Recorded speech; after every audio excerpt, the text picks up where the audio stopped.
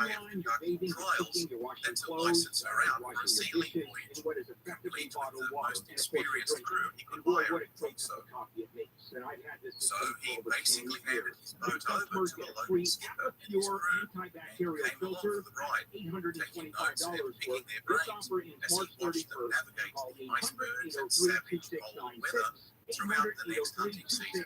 It was a masterclass well worth paying for. RightSourceWater.com. Taste and feel the difference. When he eventually floated his plans to Manson back home, he received his full support and blessing, and Amundsen wrote that it was at that point he truly felt the Northwest Passage was always for the taking.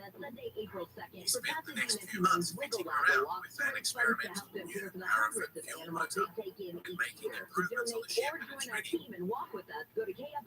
Very conscious of his days spent with Octopus and his unusual snow clothing, he also negotiated with the nomadic Lapps in the north of the country to purchase furs and skins that would be used in custom manufacturing the weatherproof clothing he would take with him. Ever the perfectionist, he made his way back south and, with Manson's help, organized a lab to perfect the recipe for his intended rations of pemmican, a kind of jerky that was the staple high-energy survival food of explorers. Of course, the entire project was overseen by a professor of chemistry, an old buddy of Manson's, keen to help out and rack another one up for Norway. It was around this time that he met Otto Sverdrup, a brilliant explorer and fellow countryman who had traversed Greenland together with Nansen and had skippered Nansen's ship, the Fram, while he made his famous dash for the pole. In recent years, he had taken the Fram all across the Canadian Arctic, charting enormous lengths of coastline, both wintering there among the Inuit 3 seasons in a row, and through their tutelage, mastered the Eskimo art of dog sledding. It was Sverdrup who convinced Amundsen that dogs should be an integral component of any polar exploration, having pioneered the combination of skier and dog sled team into a finely tuned partnership that revolutionized polar travel. Amundsen once again absorbed everything Sverdrup could teach him and determined to add dog sledding to his growing resume of skills. Sverdrup, for his part, delighted in Amundsen's intensity, gifted him his own dog team, a huge show of support, having himself just returned to a hero's welcome from his own adventures in Canada, where he controversially even claimed a few newly discovered islands for Norway. It's been said that luck is what happens when preparation meets opportunity. If it could be said about anyone, it was definitely true of Amundsen, a man who left no stone unturned in his relentless preparation for the task at hand. As it happened, Nansen now introduced him to Sir Clements Markham, president of the Royal Geographic Society in London, who regularly came to Norway to take the waters, as it was then called. By that I mean he used to visit a local health spa to treat his gout and other urban ailments that affluent society suffered back in England. Sir Clements Markham was also impressed by Amundsen's youthful dedication and gave him a number of letters of recommendation to call in on British men of consequence should he find himself in London. Among these were officers of the society itself, as well as within the Admiralty. Amundsen took off at once and visited anyone who could give him insight into what to expect on the frontier. At the Admiralty, his new contacts helped him obtain the latest charts of the regions he would venture into. But he also took the opportunity to call on a number of well-respected, though aging navigators who had thoroughly mapped the waterways leading into the unknown west. Among them was Admiral Sir Leopold McClintock and Sir Alan Young, both legends of their time, to whom he listened intently and paid his reverent respects. By now, the cat was well and truly out of the bag, and news reports began to circulate about the lucky young Norwegian who would be attempting to break through the Northwest Passage, but few took him and his tiny project seriously. Amundsen, uncomfortable in the spotlight, laid his cards close to his chest. But mounting debts forced him to take some interviews, give some talks, and seek the sponsorship of rich businessmen. Nansen once again kicked in and appealed directly to the king back in Stockholm for support. a It year. was there, no right? trifling thing to About ask at a time $13,000 when in his Norway's envelope. agitation for He independence from eventually pleaded Sweden guilty to was at a receiving crescendo. $4,100. Nor Right, was because it the a other small guy was the one who gesture actually for picked King up the Oscar envelope. I II, mean, cameras when he showed showed the considerable the magnanimity agent was the in one who picked up granting the a envelope. So 10,000 Tony Bland krona only got personal donation part, like a at a third of it time when in many terms of. Swedes. He never got the $13,000, and in fact, the FBI eventually said that Bland received less than that $4,100 because he had to spend it at a bachelor party that night, or he gave it to Bland to spend it at a bachelor party that night. In the meantime, the FBI team rents a poolside cabana at the Cosmopolitan. They decide to use the cabana for themselves, they do. They learned that the $1,500 they paid for the space was actually a food and beverage minimum. Well, you might as well. At this point, right? Well, let's enjoy ourselves. Go hammer those chicken fingers and vodka Collins all day at the pool. It was an alcohol-filled afternoon at the cabana, and after they went back, showered, and changed their clothes, the FBI agents walked next door to the Bellagio. Ended up in a high-limit lounge. Because remember, they're armed with all this cash, right, to ensnare these coaches. The Scott Carpenter, the lead FBI agent on this case, bought $10,000 in gambling chips with the government cash he had taken from the safe. Started playing blackjack. The three other agents watched him gamble from afar, from a bar, took turns visiting. And then he pressures the other undercover agent to give him some extra money. Hey, it's not yours, it's the government's anyway. Carpenter played for 2 to 3 hours, placed an average bet of $721. By the time he walked away, he had lost $13,500. That's a bad night.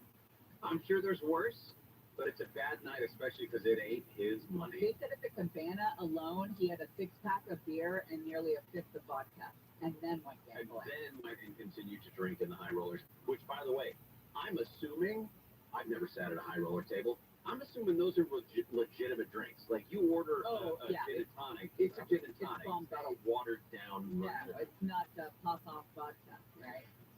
Um, What does that feel like the next day? What does that feel like? I mean, I had a couple Coors Lights out at the ballpark yesterday, and you almost didn't wake up. I almost didn't make it. After the alcohol wore off, he realized that he was in deep, the FBI calls it poo at that time. And he's pacing back and forth in this incredibly opulent penthouse at the Cosmo. And they're asking, what are you going to do? Does your hangover feel better if you're in a penthouse? I think not.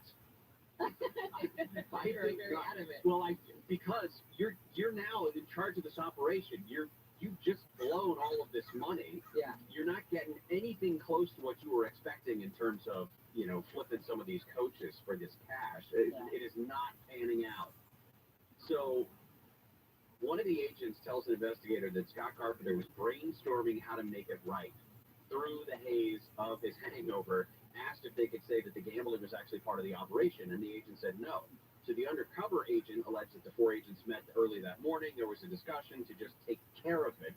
The supervisor, the junior agent, hotly contest that such a meeting occurred. In fact, Scott Carpenter's attorney wrote that his client vehemently disagrees that he intended in any way to conceal his conduct or evade any sort of responsibility. So, flies back to New York, takes a scheduled day off, and then meets with his supervisor, fesses up about the missing money, tells the undercover agent and the junior agent that he was going to try to pay it back, asked if they could split the cost. The other agents and Scott Carpenter's supervisor was in Vegas, aren't identified, but guess what? Scott Carpenter transferred out of the public corruption squad, college basketball investigation, and then checks into an inpatient alcohol treatment program the following week. He eventually, after serving time in the program, did get sentenced for this. Very contrite during his remarks at the hearing 5 years ago. He said, I made a terrible and stupid mistake. While there's no excuse for what I did, there's an explanation. The combination of job stress, alcohol, and lingering issues from my military service. So he was sentenced to 3 months of home confinement, ordered him to repay the government money. The status of the other 3 FBI agents who went with him to Vegas, unclear. A couple of them shifted out. One of them had to go take care of an ailing mother in Italy. Sure, of course he did. Sounds about right. All right. When we come back, we will dive into Washington's Swamp Watch. What did Mike Pence say about his former boss, President Trump? Mean comment over the weekend. Mean? Mike Pence? Mean? I know. Very Put on your seatbelt. We'll continue. Deborah Mark is live in the KFI 24-hour newsroom. We follow the news. You follow us. KFI. The KOST HD2. Los Angeles, Orange County. Live everywhere on the iHeartRadio app. Local failure on Deborah Mark, live from the KFI 24-hour newsroom. A regional bank that operates in Southern California has failed. With more than $110 billion in assets, Signature Bank's collapse is the third biggest bank failure in U.S. history. All of the bank's former customers have automatically become members of a newly created bank run by the FDIC. Signature Bank had locations in the LA area and at least one location yesterday follows the recent failure of California-based Silicon Valley Bank, which collapsed because customers fearful of the bank's financial health rushed to withdraw their money. Officials say both banks' customers will be able to access all of their money. In Beverly Hills, Blake Trolley, KFI News. Americans should have confidence that the banking system is safe. President Biden says his administration has taken quick action in response to the bank's failures. All customers who had deposits in these banks can rest assured they'll be protected and they'll have access to their money as of today. That includes small businesses across the country that bank there and need to make payroll, pay their bills, and stay open for business. And he says taxpayers will not bear the losses. He says the management of banks taken over by the FDIC will be fired, and investors in the failed banks will not be protected. The S&P 500 has gone virtually unchanged in morning trading, but still tumbled 1.4% at the open. The sharpest drops came from banks as Silicon Valley Bank collapsed last week and Signature Bank collapsed yesterday. Shares of First Republic, a regional bank, still a large bank that sort of got caught up in all of this, down about 60% last check. PacWest, Comerica, Zion, a lot of the smaller regional banks are really getting hit, but also the big guys too. ABC's Alexis Christoforous says JP Morgan Chase, Bank of America, and Wells Fargo stocks are lower because investors don't want to place any big bets on the banking sector right now. Investigators are asking for help finding a hit-and-run driver who killed a woman in Pico Rivera. LA County Sheriff's Deputy Raquel Utley says 3 women were walking on Rocks Road when 2 were hit from behind. LA County Fire Department paramedics responded and began providing life-saving measures. One female was pronounced deceased at the scene, and the other was transported to a local area hospital for serious injuries. Investigators say the women were leaving the Pico Rivera Sports Arena and looking for a rideshare last night when they were hit. Deputies say a vehicle description has not been given. People with information are being asked to call police. A new event is springing up in Woodland Hills, and every bunny is invited. The Bunny Cafe is a traveling pop-up where people can eat and drink in the company of, yes, real rabbits. The owner of Joy Grab, Kevin G, said these bunnies are rescues from a shelter in Buena Park. During COVID, people adopted bunnies, when they were bored and a little bit lonely. The owner says after the pandemic, many people gave up their fur babies because they were too busy, but new adoptions will be coordinated if visitors are interested in rehoming the pets. The cafe will be in town from March 25th to April 29th, and tickets are available at the Bunny Cafe website. Chris Adler, KFI News. Been a long time coming. Former President Trump's personal attorney, Michael Cohen, is set to testify before a Manhattan grand jury investigating testimony. This is not what you think, right? What this is about accountability.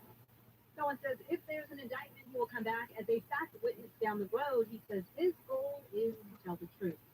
The Texas Department of Public Safety has issued a warning to people in the state to avoid traveling to Mexico during spring break, and even after that, officials say drug cartel violence and other criminal activity represent a significant safety threat to anyone who crosses into Mexico right now.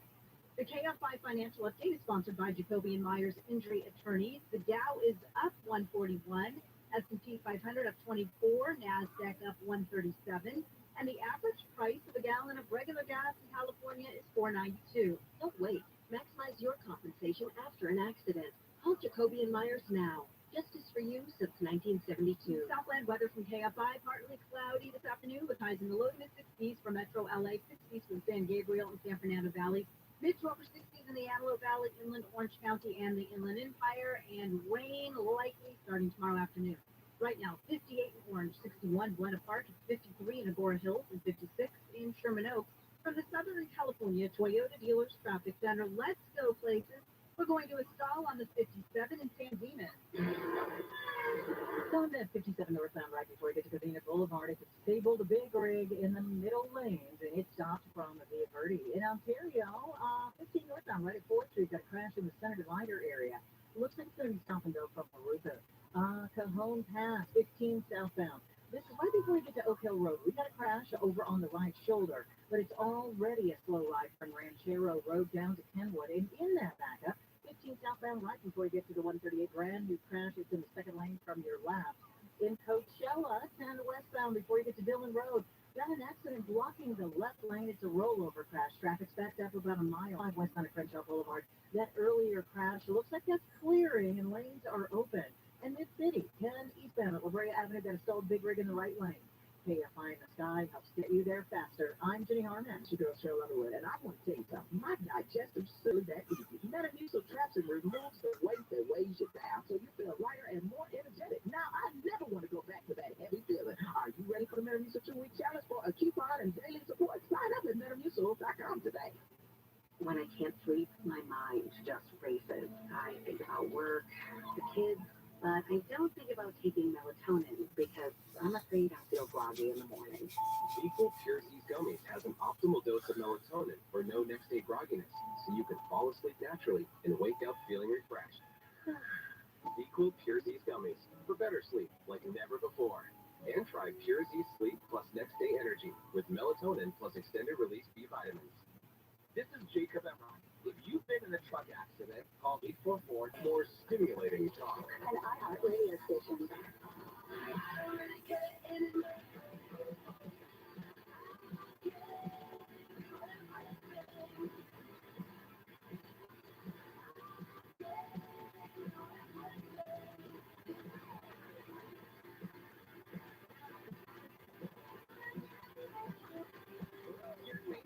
So serious when you asked Mondo for that. Like you asked like you were Bob Woodward and yeah. Full blood panel. You were very serious when you said there was a zebra attack in Ohio. Can you get me that? And your face was super serious. Never seen someone be so serious over an Ohio zebra attack. I just thought it would be a fun story to No, it's great. yell at me. I'm sorry. There's a lot going on. We will keep our eyes on what's going on in Northern California. The sort of the Monterey area is the area of the state that's dealing most with too much rain, too much water right now. The Salinas River is causing some problems in Monterey County. There are areas that have flooded. There are areas, the Pajaro area, for example, a couple thousand people had to be evacuated. Flooding and mudslides shut down stretches of highways around Watsonville and Santa Cruz County, including Highway 1, eastbound, westbound, State 152. Even like Tahoe, they're talking about 52 feet of snow this season. 52 feet of snow. And there is more expected today and tomorrow. In terms of our rain, we're not expecting to see much until probably tomorrow. And even then, it's going to be nowhere near as significant as we saw up in Northern California. 11 o'clock, we get you caught up on all things Washington. Swamp is horrible. The government doesn't work. Oh, man.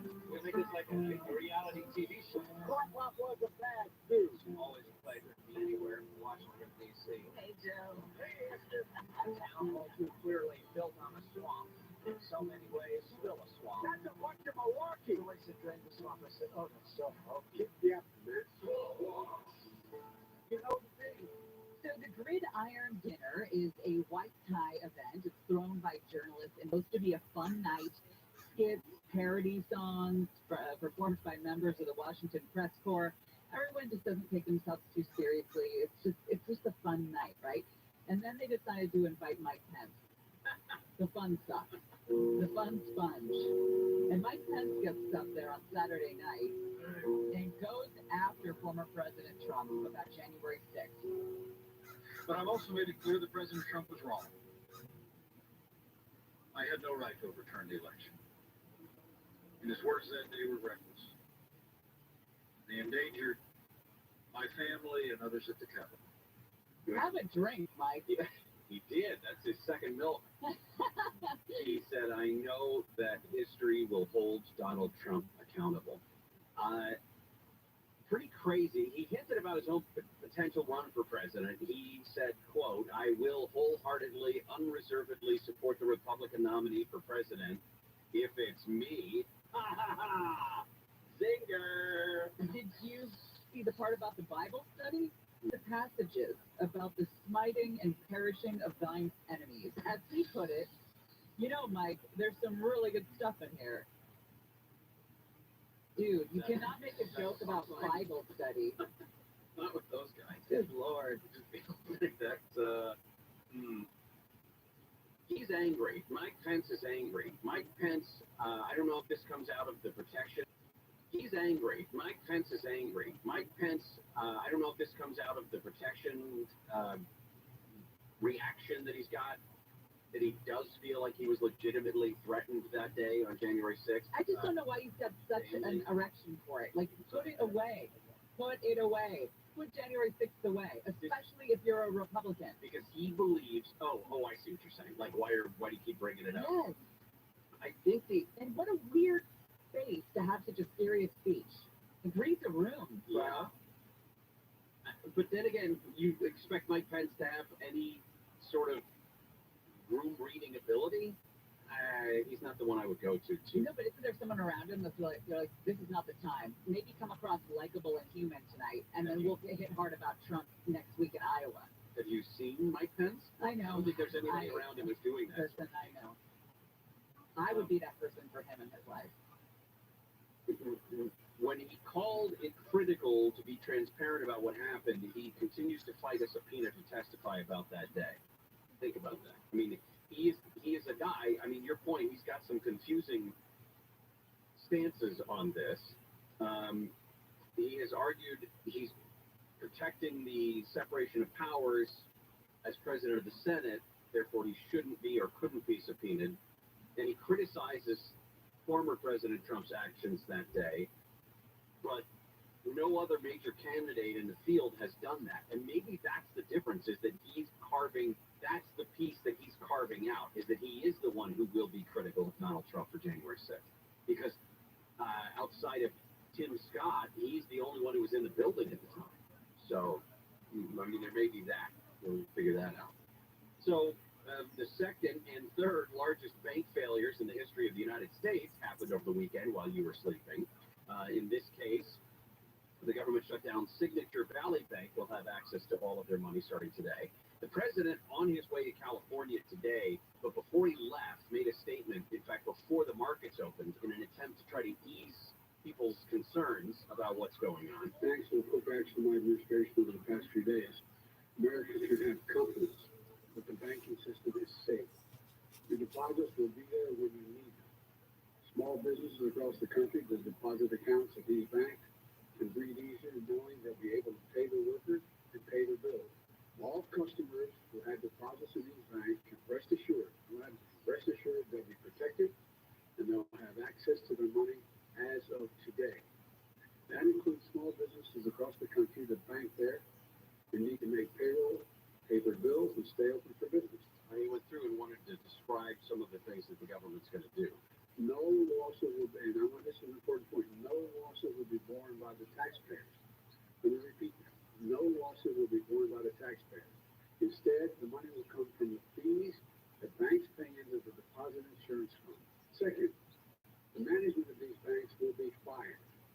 If the bank is taken over by FDIC, the people running the bank should not work there anymore. Third, investors in the banks will not be protected. They knowingly took a risk, and when the risk didn't pay off, investors lose their money. That's how capitalism works. And fourth, there are important questions of how these banks. We must get the full accounting of what happened and why those responsible should be held accountable. Napping day, In my but you're administration, hitting it a little hard. no one is above the law. You're giving me a serious nap over here. We have been on Wall Street seeing regional banks really take it in the shorts. We're actually going to be on Wall Street seeing regional banks with Jason Middleton coming up at the bottom of the hour, more on what this means, and for everybody else. I mean, if you have your money in a big named bank, you're probably going to be just fine. If you do bank with one of these smaller places, Jason will let us know if this is something we got to keep our eyes on. You want to try to, protect yourself, maybe put money in different banks, or just take a nap, just forget it all. I think we should limit Biden clips to 12 10 seconds. And just have a hard and fast rule. Keep it. Not a joke. To keep everyone from careening into a wall while they're driving listening to this show. Do you want your Jeopardy question, or we'll wait and do it on the way back? Okay. Carrie Channel will continue. Deborah Mark is live in the KFI 24-hour newsroom. President Biden will be in Monterey Park tomorrow to talk about his efforts to reduce gun violence. Monterey Park was the site of that mass shooting in January, in which 11 people at a dance studio were killed. The president will be in San Diego later today. The FDA has approved a new nasal spray to treat migraine. The drug made by Pfizer is the first and only migraine treatment of its kind to be offered in the spray. A new Gallup poll shows people are split on the state of the COVID-19 pandemic. 51% of people surveyed, not quite over, 49% said it is. 62% say they believe the situation with the virus in the U.S. is getting better, and only a quarter of those polled say they worry about catching it. From the Southern California Toyota Dealers Traffic Center, let's go places. Actually, we're going to go to a stall on the 105 in Linwood. Yep. So the 105 westbound, right after Long Beach Boulevard. This stall is blocking the carpool lane. Mid-city, another disabled vehicle. This time a big rig 10 eastbound right of La Brea Avenue. The right lane is taken out. Downtown LA on the 101 northbound at Victor Street. That stall blocking the right lane. The abandoned card hood is up and you've got slow in there. And in San Dimas for about a half an hour. 67 northbound before you get to Covina Boulevard. That stalled big rig in the third lane from your left. You're hoping to get that out of your way in about a half an hour. You're still going to see some stop at the traffic from Via Verde. KFI in the sky helps get you there faster. I'm Jenny Harmon. This report is sponsored by churches. There are so many reasons to get hooked on churches. They can be shrimp deals. It's dippable, crunchable, downright irresistible. And it starts at $5.99. The only catch is only here for a limited time. Church's Texas Chicken. Welcome to the great state of flavor. Hey, it's Ian Sharp. Water softeners add sodium to your water without even filtering it. Here is something better. A LifeSource salt-free water system. LifeSource filters water from every tap and keeps all the healthy minerals without maintenance, salt, or servicing. And right now, new customers can get a free AquaPure antibacterial filter with a qualifying purchase, a savings of $820. But the offer ends soon, so call LifeSource at 800-803-2696 or go to lifesourcewater.com. Games live from the Hayes bedroom. It's another eventful night, Bruce. It sure is, Ron. Steve has been struggling with his CPAP. His wife, Michelle, is trying to keep Steve arranged. Michelle throws an elbow. She's leaving for the couch. Steve should get Inspired. Absolutely, Bruce. Inspire's a sleep apnea treatment that gives you comfortable, restful sleep with the click of a remote. There's no mask and no hose. Just sleep. Learn more at inspiresleep.com. Inspired is not for everyone. Talk to your doctor to see if it's right for you and review important safety information at inspiresleep.com. Bank of America has powerful digital solutions for local and global businesses. You can make every move matter. Visit bankofamerica.com/banking for business to learn more. Bank of America, NA. Copyright 2023. Hi everyone, I'm KTLA's Samantha Cortese, here to tell you your afternoons just got a lot smarter. We're live here at Crestline. Got the latest here at Union Station. Reporting live here in Laguna Beach. Seriously, KTLA 5 News is now live from 3 to 7 every weekday. Really heavy rain come through. We're covering more stories from more places more often with the Southland's most sought-after news team, the most local news in Southern California. KTLA 5 News. Join us weekdays from 3 to 7. Another reason why KTLA is LA's very own. Plus, I love it. Saturday and Sunday on the CW. It's a party. After an incredible start to the season in Mayakoba, Mexico, Live Golf returns to the U.S. Live from Tucson, Arizona. Live Golf is live all season long. It's the battle for the most prize money in golf history. It's Live Golf on the CW. Are you ready for this? Stream Friday on the CW app and watch live Saturday and Sunday on your CW network. Saturday and Sunday morning starting at 10 on KTLA 5, the CW. Pray.com's Meditative Prayers podcast is the best way to bring God's perfect peace into your life. Each meditative prayer helps you focus on God, fight anxiety, sleep better, and more.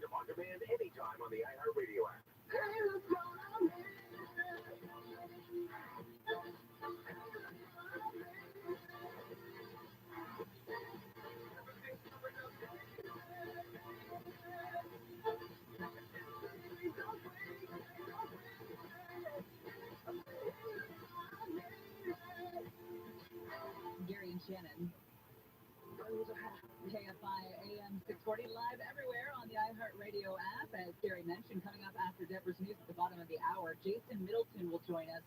All the important things we need to know about these banks.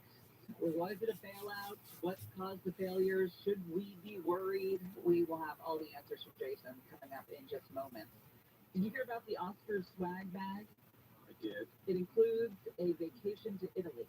Jacob, you got a vacation to Italy? A plot of land in Australia. What? Let's see, a gilded box of dates. Chocolates. It's in 3 suitcases, apparently, that get wheeled up to these people's doors. It's like a gift trunk, not a gift bag. And it's only like the acting nominees and the directing? It's the nominees in the top 5 categories, a total of 26 people. Each swag bag is worth $126,000. Yikes. Yikes is right. And these are the people that sit there and cry about the income inequality in this world, and in this state, and in this city. And they're sitting there opening up their gift boxes worth $126,000. Gilded dates. Okay. I have a follow-up on the gridiron dinner. Okay. Mike Pence's cutting-edge humor. Get it. White House Press Secretary Karine Jean-Pierre is calling on Pence to apologize for jokes he made about Pete Buttigieg. Really? What did he say? Pence said... Got into that? No. Okay. Pence said Pete Buttigieg took maternity leave, and everyone else got postpartum depression in his absence. Oh my God, that's terrible. Yes, it is. It's awful. It's just, but Karine Jean-Pierre slammed Mike Pence, saying that they were homophobic, that they were inappropriate. Quote, the former vice president's homophobic joke about Secretary Buttigieg was offensive and inappropriate, all the more so because he treated women suffering from postpartum depression as a punchline. He should apologize to women and LGBTQ people who are entitled to be treated with dignity and respect. Millions of travelers were stranded in airports. The air traffic system was shut down. Airplanes nearly collided on our runways. Pete is the only person in human history to have a child, and everyone else gets postpartum depression.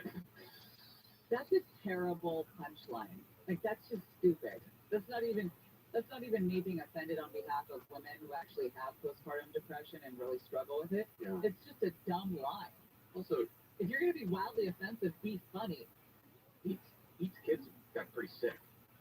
Oh, really? Yeah, they had respiratory viral infection a year ago, a little more than a year ago. And the twins were in critical condition at one point. So he and his husband spent, every waking moment at the hospital, which I'm sure there's plenty of people who do that, but it's not, you give them a couple of years before you start cracking jokes about the kids. I mean, and it wasn't about the kids. Yeah. Michael Cohen, longtime fixer for former President Trump, is at the Manhattan courthouse now. His appears before a grand jury investigating hush money payments that went to Stormy Daniels. This is on the heels of Manhattan DA Alvin Bragg and the offer they extended to the former president to have him testify before the grand jury. That's not always an indicator that charges would be filed, but it is often. So there is the potential for that to be an issue going forward. The Biden administration has approved a very controversial oil project in Alaska. It would represent, according to the administration, an economic lifeline for some of those communities in the region. Environmentalists say this is not at all along the lines of Joe Biden and his stated climate goals. The decision on this project, it's ConocoPhillips, the Willow project, is a federal oil reserve that's about the size of Indiana. And they said it would produce 180,000 barrels of oil a day, about 1.5% of our total production. It's the largest proposed oil drilling on U.S. public land and the biggest oil field in Alaska in decades. Very unexpected out of this administration. Do you remember when Elizabeth Warren went on a Boston radio show in late January, and she was talking about Biden running for re-election? And she was asked if Biden should keep Kamala Harris as his running mate. And she said something like, he could do what he wants? Or? Yeah, the direct quote was, "I really want to defer to what makes Biden comfortable on his team." So everyone ran with that, right? And apparently, as you can imagine, it did not go over well with Kamala Harris and the people in her office. One person describing it as pretty insulting. Apparently, Elizabeth Warren has called twice to apologize, but Kamala Harris won't call her back. Oh, hi, China. This is the United States. Yeah, several people close to Elizabeth Warren said the senator was calling to explain her statement as purely a mistake, a fumbling, unintentional attempt to avoid stepping on a campaign announcement from the president. Warren made her case to Kamala Harris's chief of staff, Lorraine Bowles, who returned the senator's call in place of Kamala Harris. Oh boy. You know, when I knew our country was headed for some strange times, is when I was walking down this hallway. And ran into a coworker who was in tears because Elizabeth Warren was out and she was crying in the hallway. I said, "What's wrong, so-and-so? Are you okay, so-and-so?" It's not that you see your coworkers crying. No. And she said, "It's just Elizabeth." And I thought, what happened to Elizabeth? At the time, Elizabeth Espinosa worked here. And I was like, what happened to Elizabeth? And she's like, Elizabeth Warren. And I'm like, oh, okay, that's where we're at. We're now crying. We're not personally, we're shedding personal tears over politicians. That is a problem. Well, what I think is interesting about this is that Kamala Harris, even as vice president, I don't think is getting the respect of the people in her party. And I don't know if it's that Elizabeth Warren's been in the Senate for 12 years, 18 years. She may feel like Kamala Harris was a newcomer and was out of order. Like the Hillary Clinton aspect of maybe yeah. you haven't paid your dues yet. It wasn't your turn. Right. And I wonder if Elizabeth Warren feels that. Well, Elizabeth Warren is a heavyweight. She is a thinker. She is cerebral. She is a serious person. That's not Kamala Harris. Those two would not break bread. They would not be in the same friend circle, so to speak.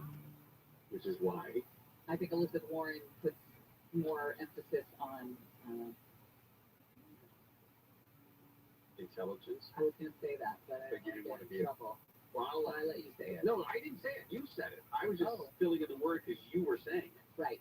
I didn't want you to hung out there. Breakfast of Champions is your category for $200. The answer. Sorry.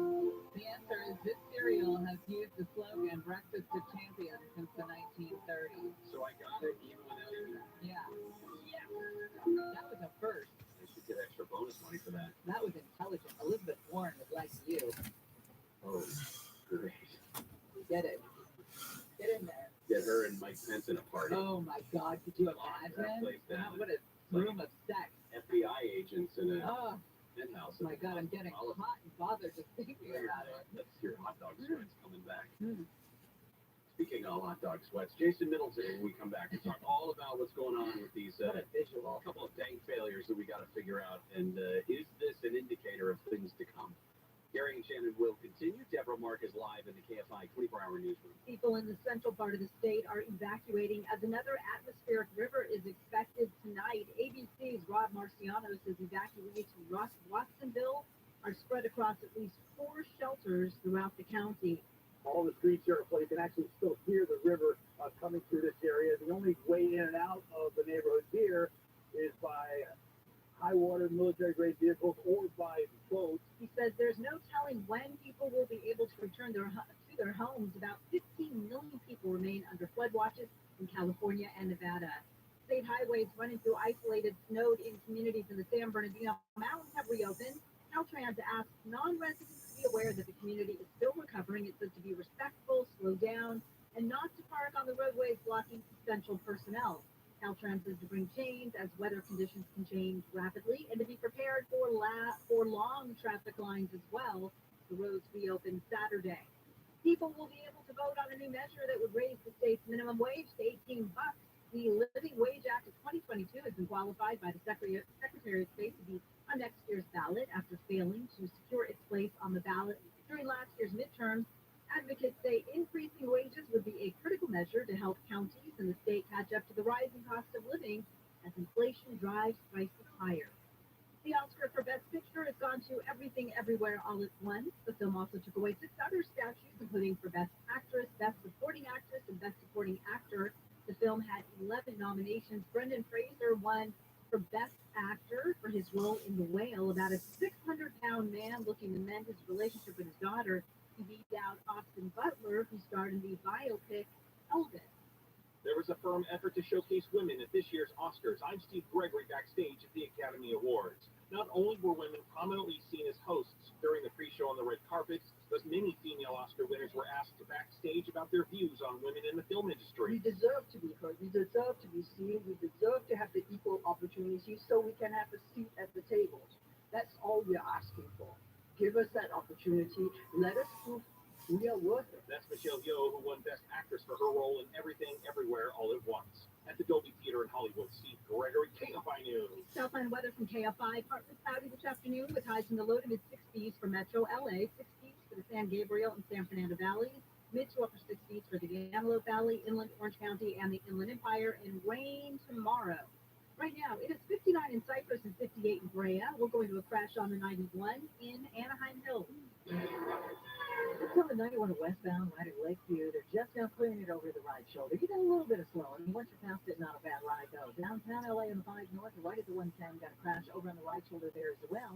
Some good news in San Dimas. 57 northbound, right before you get to Covina Boulevard, they got that sold-out big rig from the lane. And good news in Coachella as well. 10 westbound before Dillon Road. That earlier crash has cleared. The left lane has been reopened. KFI in the sky helps get you there faster. I'm Jimmy Harman. How much do you think your home is worth this year? Do you think it's going to be worth the same next year? If you're thinking about borrowing on your home equity, your odds of getting more out of your home is probably higher now than it will be next year. I certainly believe that. Some experts predict that property values might decline over the next few years, making it more challenging for borrowers to tap into that home equity. If you need $75,000 or more, HMS Capital can help you borrow the money you need with the equity you've built. So whether you want to consolidate debt, make home improvements, or whatever your situation may be, HMS Capital may have the best solution to help you. No appraisal, credit report fees to apply. I've done 2 mortgages with HMS Capital. Clearly, I'm a fan. I believe they are simply the best at what they do. Call 833-255-5698, 833-255-5698. Visit hmscapital.com.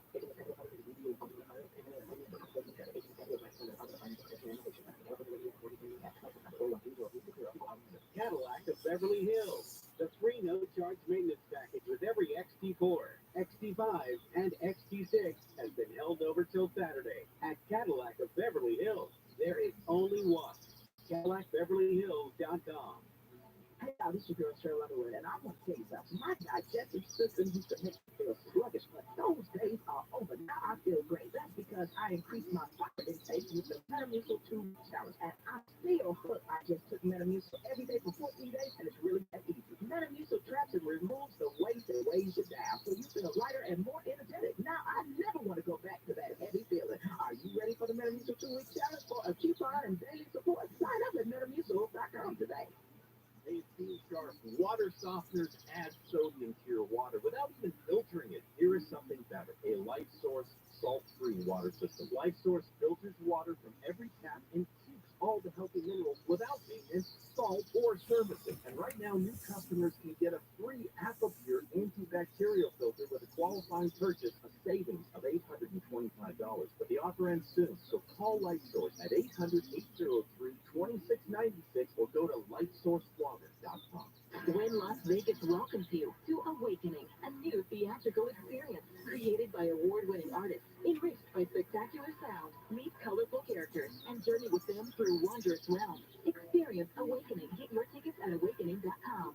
Welcome to the CPAP Games live from the Hayes bedroom. It's another eventful night, Bruce. It sure is. Ron Steve has been struggling with his CPAP. His wife, Michelle, is trying to get Steve a raise. Michelle throws an elbow. She's leaving for the couch. Steve should get inspired. Absolutely, Bruce. Inspires a sleep apnea treatment that gives you comfortable, restful sleep with the click of a remote. There's no mask and no hose. Just Learn more at inspiresleep.com. Inspire is not for everyone. Talk to your doctor to see if it's right for you and review important safety information at inspiresleep.com.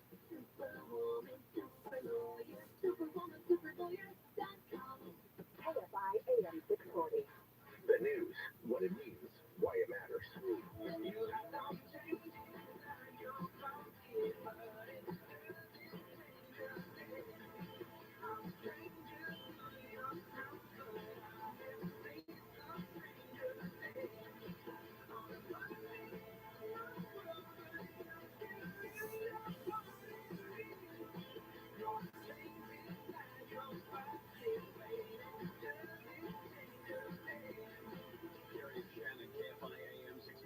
Everywhere on the iHeartRadio app.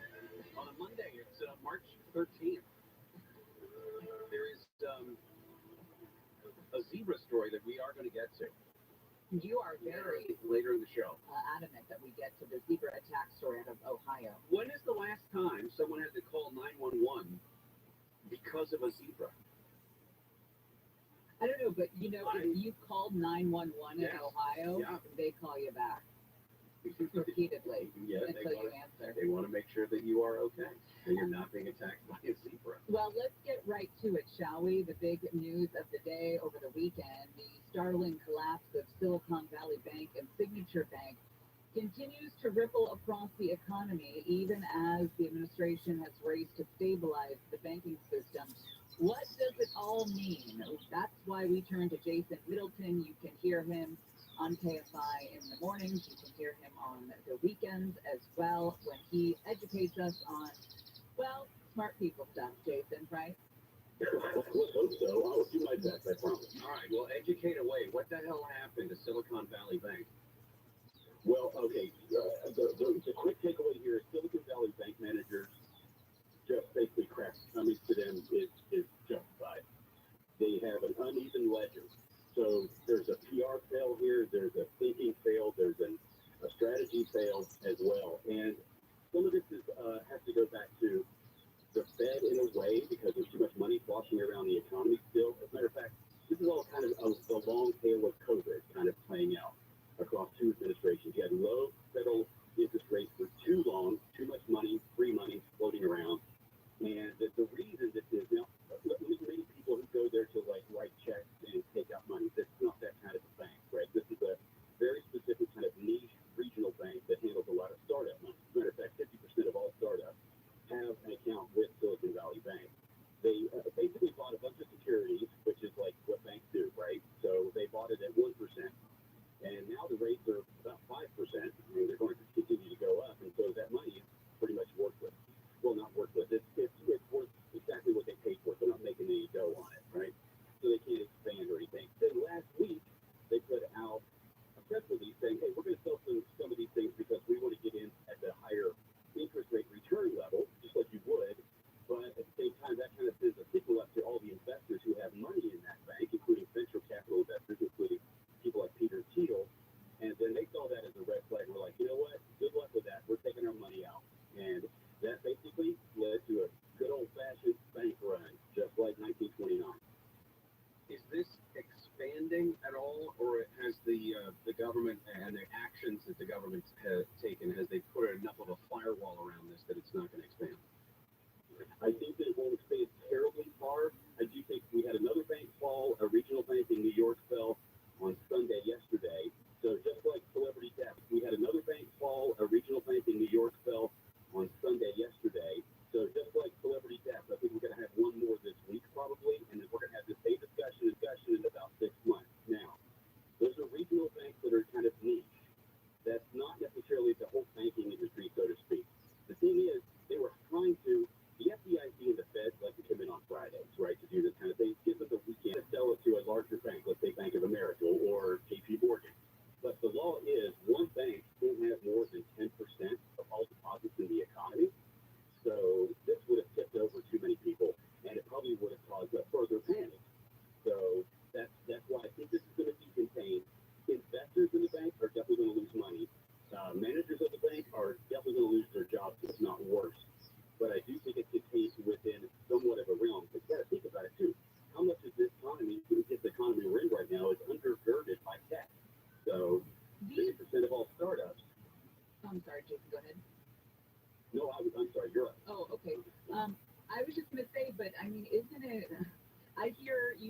these managers made bad bets, and I got to believe that it's not just contained to this bank. There's got to be other people that saw what was going on, and the right environment for making these bad bets. I can see your point for there for sure. There's a difference here. You're probably thinking back to like 2008, right? A lot of this. Okay, great. So a lot of the securities that I mentioned earlier are mortgage-backed, but they're not junk mortgage-backed like those ones in 2008. That's why this money is secure. So they paid $100 for a treasury bill at $100, but they were only getting like 0.4% back. Well, now you can get 5% back. Okay, so let's say you're selling a puppy, Gary's selling a puppy. They're exactly the same. I'm going to get 5% more love and affection out of the puppy I buy from you than I will from Gary. Well, I'm going to buy the puppy from you. That leaves the one that Gary's holding kind of like sitting there, and that's exactly what happened to Silicon Valley Bank. That may not be a great thing because you guys love puppies. Yes, but if the Fed Reserve is boosting interest rates, and right, I just felt like there was a flash of knowledge that I lost. But if the Fed is raising interest rates, then well, absolutely. I don't think it's as big as a lot of the as long as they're getting, but they should have seen this coming. Yes, absolutely. They let free money run for way too long. But there's two sides to this, right? There's the monetary policy. They let 0% happen for a lot too long. Then you have the policy side of it, which is where the Trump administration and the Biden administration pumped billions of dollars into the economy, sloshing around. And basically, everybody felt like these were going to last forever. And that's never the case. And this goes back, I mean, honestly, bank runs go back to the 100 Years' War. And the fact that we haven't learned from any of this kind of like freaks me out a little bit, but at the same time, the bank managers will tell you this is a black swan event. That's not true, because you could predict this was coming. Now, does it have huge ramifications? Absolutely. Will they hit us? Like anybody who has less than more than $250,000 in a savings or checking account, you're fine. Nothing to see there. Okay, that's all good. But if you have more than that, you're probably handling your own risk anyway. But that's why they bought all these securities at really low rates. And then when the Fed starts raising them, well, nobody's going to rebuy those, and you can't sell them. You can't sell at a loss in the market. That's capitalism. So that's why, to your point, the Fed should have acted a little bit quicker to ease this.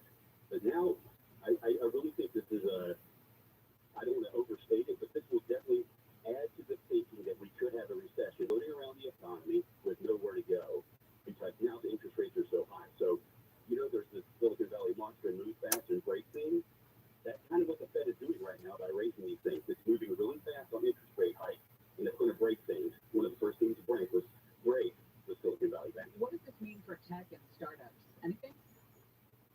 Sure it does. It means startups are basically going to go into a coma for 2 to 3 years. Wow. I don't think there's not enough capital to roll around.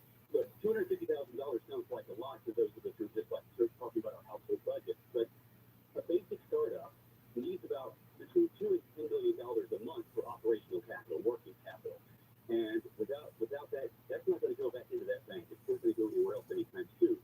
JP Morgan and Jamie Dimon over there, they have to diversify, and they're really good about doing that. The reason Silicon Valley had so much money was because they said, "Oh, you don't have credit, you don't have a track record because you're a startup, but we understand that. So here's some money." And then they go out and do it. But then when they close their doors into startups to get their money, well, then you have that bank run thing. all right. Jason, thank you. Appreciate it. It's great. Oh, fantastic. Thanks for calling. By the way, today was leg day. So anytime you guys wanted me on the show and it's leg day, please call me. I was just going to say, it sounds like you're doing some calisthenics while you're talking to us. I just got out of the gym. I'm sorry. No, it's great. Leg day is great because you get those big muscles pumping, and it just keeps you going for the rest of the day. Also, my puppies do give more love. Whoa. They do. Okay, let's talk off mic then, because I'm in the market for a puppy. I'm just saying 5% more on that payback. I'm into it. All right, enjoy leg day. Okay, thanks, guys. Middleton there, the latest on all of this. And like President Biden said earlier today, this is not a bailout. This is not the government coming in to prop up Signature Bank or Silicon Valley Bank. They're gone. It's just a matter of making sure that, A, those managers get fired, and like Jason alluded to, the potential criminal charges that could come from that. I'm glad he broke it down, though, and separated this from what happened in 2007, 2008, because it's an important distinction to be made so that people don't freak out. All right, coming back. sunshine, Coors Light, baseball. Gary and Shannon will continue in just a moment. Deborah Mark is live in the KFI 24-hour newsroom. A Downey police officer has been hurt in a head-on collision between the patrol SUV and a car. The crash happened early this morning at Lakewood Boulevard and Columbia Way. The officer was taken to the hospital. The other driver was also hurt. A hit-and-run driver has crashed into a group of women walking in Pico Rivera. Three women were on Rocks Road yesterday approaching Rose Hills Road when they were hit. The driver kept going. One woman died at the scene. Another was taken to the hospital in serious condition. The Red Cross is trying to get more people to donate blood. Those who donate this month will get a $10 gift card. They will also be entered for a chance to win a $3,000 prepaid pizza gift card. We're going to go to the 60s next. Here's an issue. Water damage in your house. Think about this. If you've got a pipe in the wall that bursts, or even worse, maybe there's a toilet on the second floor, something happens, and water just cascades through the walls onto the floor. It's an absolute mess. And when you need your homeowner's insurance company, right, you're going to find out that the insurance adjuster is trying to pay you so little you probably won't even be able to repair the damage. Well, this is when you call Abner Gatt, because Abner Gatt is looking out for you. Abner Gatt is a public insurance adjuster who is on your side. And you could try to negotiate with the insurance company yourself, but you're going to find pretty quickly it is not that simple. Abner Gatt negotiates on your behalf to make sure that you are getting the best possible outcome, not the insurance company. He and his team, they've been dealing with insurance companies for years. This is all they do. They've got the experience, they've got the industry know-how you need on your side. They also rated 5 stars on Yelp, Google, Better Business Bureau. No one messes around with Abner Gatt and his team. So give Abner a call, 818-917-5256. 818-917-5256, or visit AbnerGatt.com, ABNERGAT, AbnerGatt.com, or call them directly, 818-917-5256. Southland weather from KFI, partly cloudy today with highs in the 60s. This report brought to you by Santa Monica Hewitt GMC. We're going to install on the 60 in Diamond Bar. It's the 60 westbound right at Grand. If you're nipping over the right shoulder, but you're 60 westbound, you're going to see delays from the 71. 57 south, it is going to be slow from Temple. In Anaheim, 91 eastbound from Magnolia to Brookers. You got the mail transport going on. The carpool lane is closed for drain cleaning. You're going to see some delays from Norwalk Boulevard. Santa Fe Springs, 5 south of the 605. That is a quarter of a stall in the lane. It's already a slow ride coming away from the 60 and an Island Park on the 110 northbound at the Amerisol. Got a crash blocking the right lane.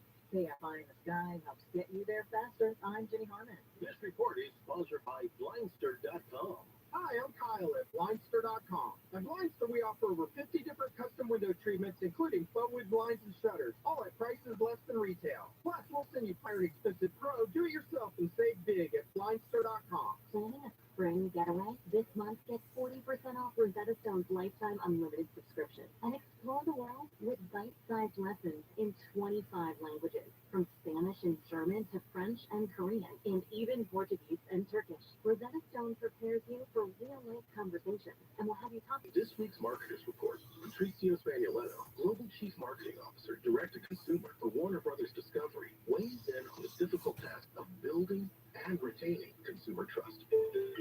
Trust is a really hard thing to build and a really easy thing to destroy, and we have to be very respectful about that. Our partnership with iHeart has really helped us build that trust and that relationship with the on-air talent. The best thing for us to do is to build a relationship with our consumers. And if those consumers have a relationship with the DJs that are on air, then we want to build on that. House of the Dragon, which was one of our most successful, if not the most successful campaign we've ever done for a show, audio is a core part of that. As the #1 audio company, iHeartMedia gives marketers access to all. Every audience, live conversations, trusted influencers, and the insights and data you need to grow. Not just a media company. iHeartMedia is your access company. Go to iHeartResults.com for more. Hi, I'm Kyle at Blindster.com. Want to save big on custom faux wood blinds, shutters, cellular shades, and more? Shop Blindster today and save up to 50% over comparable blinds from brick-and-mortar stores. Get custom blinds at low prices and free shipping at Blindster.com. You've heard this saying, penny wise, pound foolish, right? It means you do something that saves you a little bit right now, pennies, but then ends up costing you big time in the end, pounds. This is Leland Smith, founder of Service Champions Plumbing, Heating, and AC, and we see this all the time. People putting off tuning up their furnace because they don't want to take the time or spend the money to get it done. But it only takes about 90 minutes and costs just $88, which is just pennies compared to the huge problems and expenses that can rack up if you don't get your furnace tuned up. You'll also save money on your energy bills, and your system will last longer. Don't be penny wise and pound foolish. Call Service Champions for a precision furnace tune-up today. Our number is 833-777-7777, or find us online at servicechampions.com.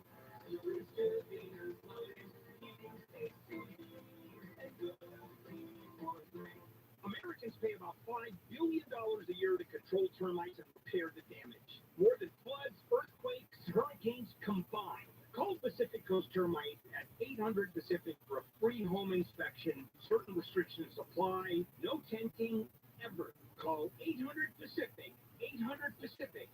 Visit PacificCoastTermite.com. Call 800 Pacific. Pacific Coast Termite, kills termite. The clean, friendly way.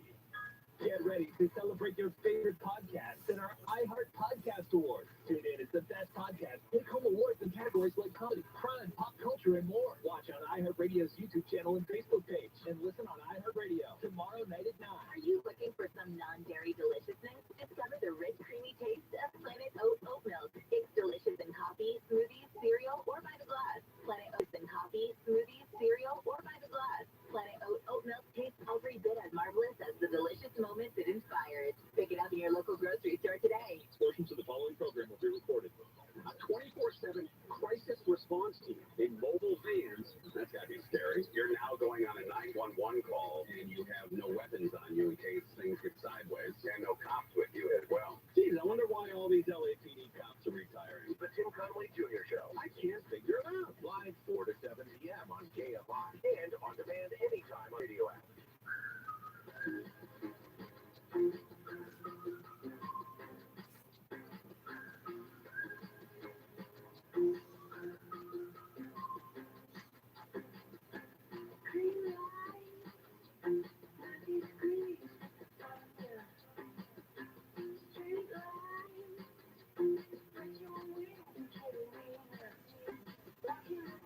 Gary and Shannon, KFI AM 640 live everywhere on the iHeartRadio app. Two large banks that cater to the tech industry have collapsed after a bank run. Government agencies trying to take emergency measures to try to backstop the financial system. They say the president reassured us this morning that the money that you have in your bank is safe, but they are saying that it is very weirdly reminiscent of the financial meltdown that we saw, the burst of the housing bubble 15 years ago. Jimmy Garoppolo headed to Raider Nation, got a 3-year, $67.5 million deal, including $34 million guaranteed. Of course, the Raiders broke up with Derek Carr last month, never really got along with Josh McDaniels, who, of course, was the Pats OC when Garoppolo was there in New England, so they are reunited. The Biden administration has approved the major Willow Oil project on Alaska's North Slope. As you said, surprising for this administration. Well, it's big. I mean, the decision is one of the president's most consequential decisions when it comes to climate change. Did draw some condemnation. They said allowing oil companies to move forward with a drilling plan by ConocoPhillips would break the Biden campaign promise to stop new oil drilling on public lands.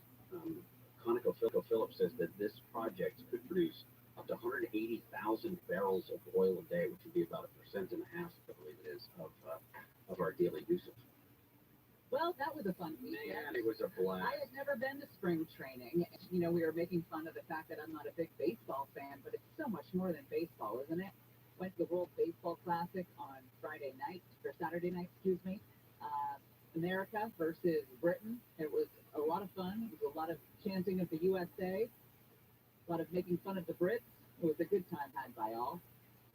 You sat in the nosebleeds, too. Yeah. The picture you had was pretty far away. When my husband buys the tickets, we sit at the top. Okay.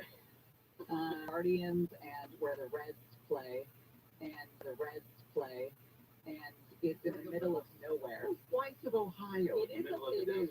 And I had been talking to you about how I thought it was going to be super low key, and you're like, yeah, they're built at Camelback Ranch, like Camelback, Ranch. Big deal, and I was kind of not looking forward to it, but I didn't know that the game that I was going to was at Ohio Spring Training Facility, which was super low-key, crowd of 9,000, beautiful 80 degrees, breeze, Coors Light, sunshine, and the tickets that my husband's buddy got were about 6 rows back from home plate. A different experience. Yeah. I went with my wife on Saturday. We went to the Giants game. They played the Dodgers on Saturday afternoon, and we were right behind the dugout. She got these tickets months ago for my birthday. We were right behind the dugout. It was great because you get to see the players come in and out of this. I mean, you're 10 feet away from them if they're coming in and out of the dugout. And the takeaway from my wife, at least, was these are baby people. Like, the guy playing third base for the Dodgers on Saturday looked like he was 17 years old. Yeah. And, I mean, just huge, but still, little baby-faced kid. The thing that's funny is they're built like grown-ass men. Oh, yeah. I mean, they're huge. They're granite. They are athletes. And when you get that close up, you realize how built they are. And then you see their face, and you're like, that's a grown man? Or what's that? A baby person? It's very odd. There's also something about spring training where it's loose. I mean, you will see coaches and managers sitting in folding chairs on the field. Yeah. And sometimes there's pitchers, running lines out in the outfield or whatever. In the middle of I shouldn't say the middle, by about the 7th or 8th inning of the game, Chris Taylor, Jason Hayward, Miguel Vargas, a couple other guys for the Dodgers had started the game. They're out. They hit showers. They're in street clothes, and they come popping out of the dugout during a pitching change, and they're going to walk out to center field where the gate is for them to catch their bus and go back to the facility. And my wife was irate. What are those guys doing? Oh, they're done today. But the game is not over. So listen, I agree. Like, I am proud that you're feeling this, but it's spring training. Like, these guys. She said, but there's 9 other guys on the field right now. Those are their teammates, and they're leaving before the game is over. You're like, yeah, they met today. They met today, and they will never see him again. Yeah. It was the pitch clock. I love the pitch clock. Like, it's a legit game changer for me watching baseball. I loved the way it moved, the pace of the game. I thought that was going to be a big difference for me in my decision to go to a game or not. Because part of the reason is I don't want to commit to going to a game if it's going to be a 5-hour game. Yeah. I mean, I'd leave. My husband would never leave. So that's why if it's 5 hours, I'm going to have to sit there for 5 hours. But with this pitch clock, there were 4 pitch clock violations in that first game on Saturday. Yeah. I think 2 balls and 2 strikes. So the pitcher wasn't ready or the batter wasn't ready. And we had one batter not ready, but I mean, it's a great afternoon when there's I think there were 15 hits. The Dodgers have 15 hits. There's constant pace and action and wonderful. Can I say this? You can say whatever you want to say. Within the law. Or I think if you're going to ask for autographs before the game along that front row, you have to be under the age of 16. Yeah. That's what I think. People like to sell this crap. I know, and it's annoying. I know. I agree. Watching grown men with 8x10 glossies is a problem. Flipping through their binder. Right. Exactly. All right. We'll talk trending when we come back to Gary and Shannon. More stimulating talk without even lifting a finger. Bang, wrong finger. Just tell your smart device to play KFI AM 640. KFI. And the KOST HD2. Los Angeles, Orange County. Live. Has failed. Officials say Signature Bank customers, members of a new bank run by the Federal Deposit Insurance Santa Clara, also failed. Officials say customers of both banks will be able to access all of their money. The Federal Reserve says clients of Silicon Valley Bank will also get access to all their money, not just the $250,000 insured by the FDIC. ABC's Andrew Dimbert says that bank closed Friday when depositors started withdrawing their money, creating a run on the bank. Senator Bernie Sanders blames Silicon Valley Bank's collapse on successful Republican efforts in recent years to relax regulations on small and medium-sized banks. British officials worked throughout the weekend to find a buyer for the UK. British officials worked throughout the weekend to find a buyer for the UK subsidiary of Silicon Valley Bank. They say the UK Treasury and the Bank of England have to facilitated the sale of Silicon Valley Bank UK to HSBC. President Biden has tried to reassure people that the banking system is safe despite the failure of two banks in less than a week. He says his administration has taken quick action to protect customers and says they will have access to their money. Second, the management of these banks will be fired. Running the bank should not work there anymore. He says investors will not be protected and that the bank losses will not be covered by taxpayers. President Biden is traveling to California to meet with the prime ministers of the UK. And Australia. They're expected to talk about a three-way pact to assist Australia with nuclear-powered submarines. The meeting will be at Naval Air Station North Island on Coronado. The OC Fair and Events Center is planning a $229 million facelift that will take place in 8 phases over the next 10 years. The first phase involves bringing all of our employees together under one building. OC Fair CEO Michelle Richards says the administration building and other upgrades are needed because most were part of the Santa Ana Army Air Base during World War II. In phase 2, expanding our free education programs to the communities, then upgrades to our exhibit buildings, the Pacific Amphitheater where our headline concerts are held, and finally a modern agriplex for livestock-related shows. Richard says most of the upgrades will be paid for through existing cash on hand. In Orange County, Corbin Carson, KFI News. A large group of migrants in Mexico has been blocked from crossing the bridge leading to El Paso, Texas. U.S. Customs and Border Protection says the migrants were posing a potential threat to make a mass entry. They were all in right here. They were running with shields and their helmets. Calixto Malero was at the border yesterday and says he saw a lot of Homeland Security cars going up the bridge. Physical barriers were put up to restrict entry to the hundreds of migrants at the Paso del Norte International Bridge. The Border Patrol says there have been no reports of anyone breaking through.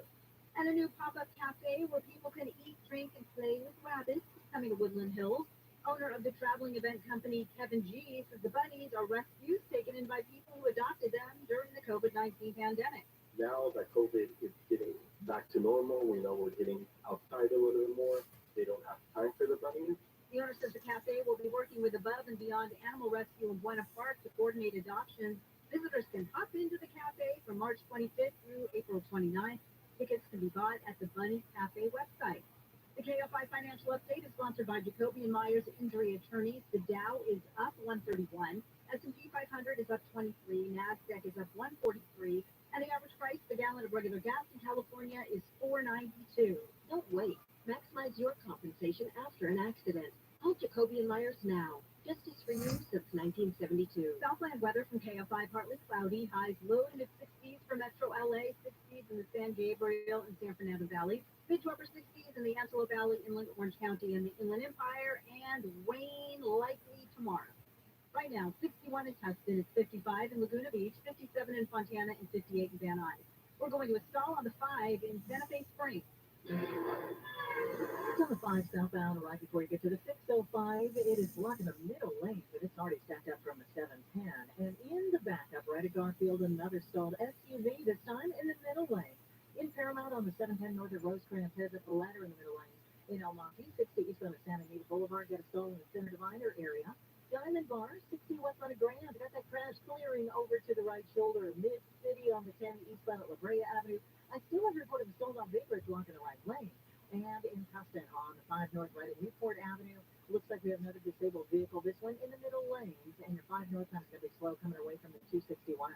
KFI in the sky helps get you there faster. I'm Jenny Harmon. This hour of the Gary and Shannon Show is brought to you by SolarMax Technology. Get a 12-panel system for $0 down and $59.99 a month. Go to solarmaxtech.com. This is what you got. Is it over the princess? Medication. Decrease risk of complication. That's a 1, 2, 3. Stop COVID from multiplying. Isolate so you don't run Peter. Hip treated, you can beat it. Yeah. Visit youcantreatit.org or call 833-422-4255 to ask for medication to treat COVID-19. Sponsored by the California Department of Public Health. Losing your air conditioning on a hot summer day can be a sweaty old nightmare, and no one wants that, Zach. Help your air conditioner last longer and reduce breakdowns with a rejuvenation. We'll make 6 critical adjustments so you'll stay cool, use less energy, and increase the life of your system. And we'll clean the outdoor coils the right way, not the easy way. Rejuvenation, just $129. Gale Air Conditioning and Plumbing.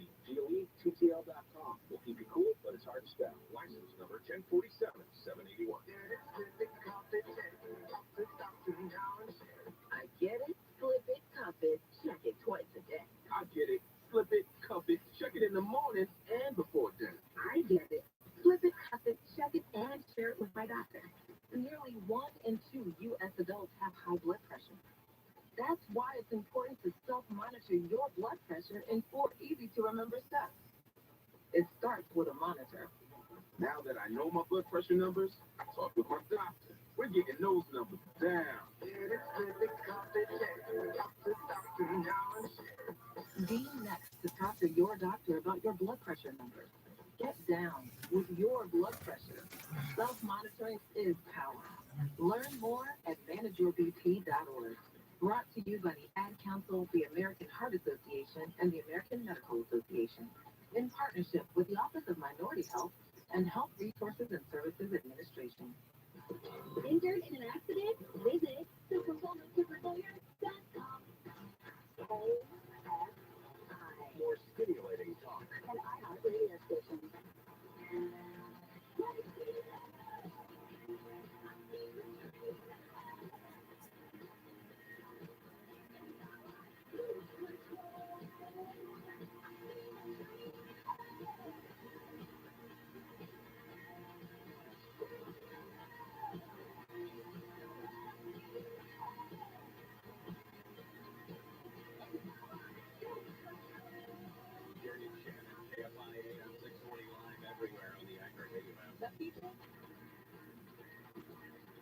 I love opening mail just like haphazardly. Remember when they were sending like rice into newsrooms? Oh, yeah. And you would always be the first one to go get it. Oh, that's nice. Is that a mouse pad? Yeah, it's a mouse pad. That's my original artwork. Oh, that's right. Yeah, Howard made these for me. Very cool. Yeah. We will, at the bottom of the hour, get into Mixtape Monday. Found a new passion over the weekend and listened to an album that just come out on Friday that I didn't know was coming out. I've seen this group perform at the Troubadour. I saw them in Nashville a couple of years ago. So I'll tell you about it next week. And then also the story about, you said, the Christine McVie tribute. Yeah. From over the weekend in Bingle. Yeah, SoFi, yeah. Like SoFi? Mm-hmm. I thought it was at the Forum. No. Maybe you're right. Okay. Billy Joel and Stevie You're Nicks? right. That makes more sense. Last time I went to the Forum, it was for Def Leppard, and they're like 82.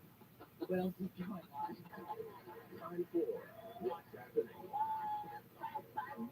At least 8 people were killed when 2 suspected smuggling boats approached a beach in San Diego. 1 capsized. Crews are searching for an estimated 7 additional people. A woman on one of the Panga-style boats called 911 late Saturday to report that the other boat had overturned off the waves of Black's Beach down there.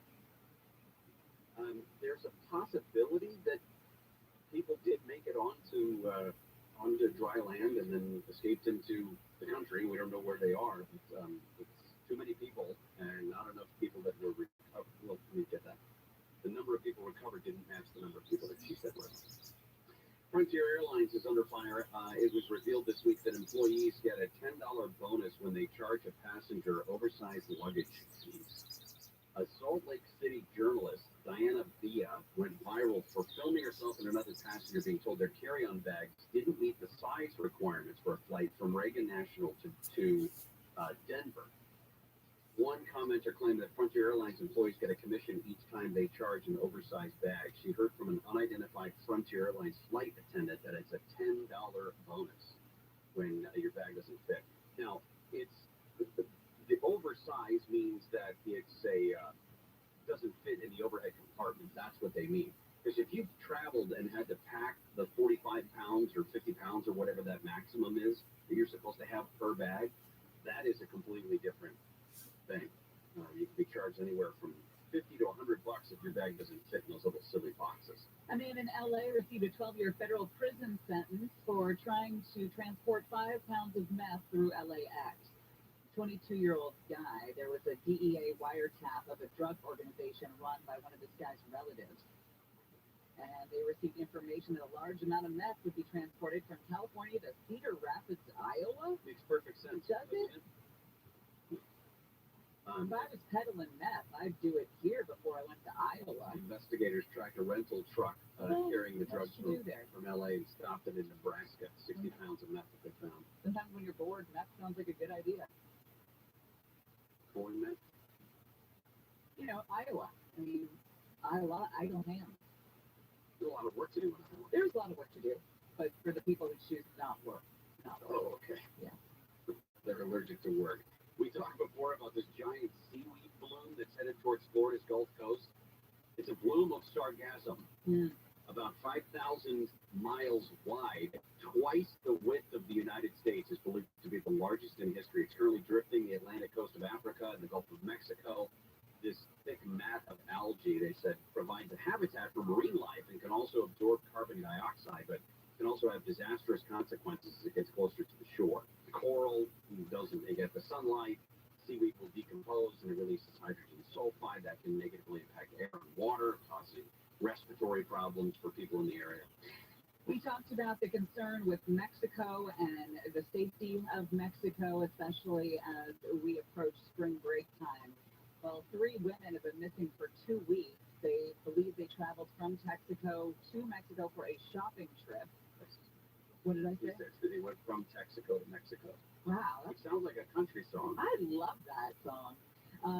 But yeah, these women in late 40s, early 50s apparently went to go shopping, and the husband of one of them contacted the FBI saying, they don't know where the hell they are. Well, this is weird that the FBI has not, U.S. authorities have not intervened because the women are not American citizens. They're Mexican nationals living in the United States.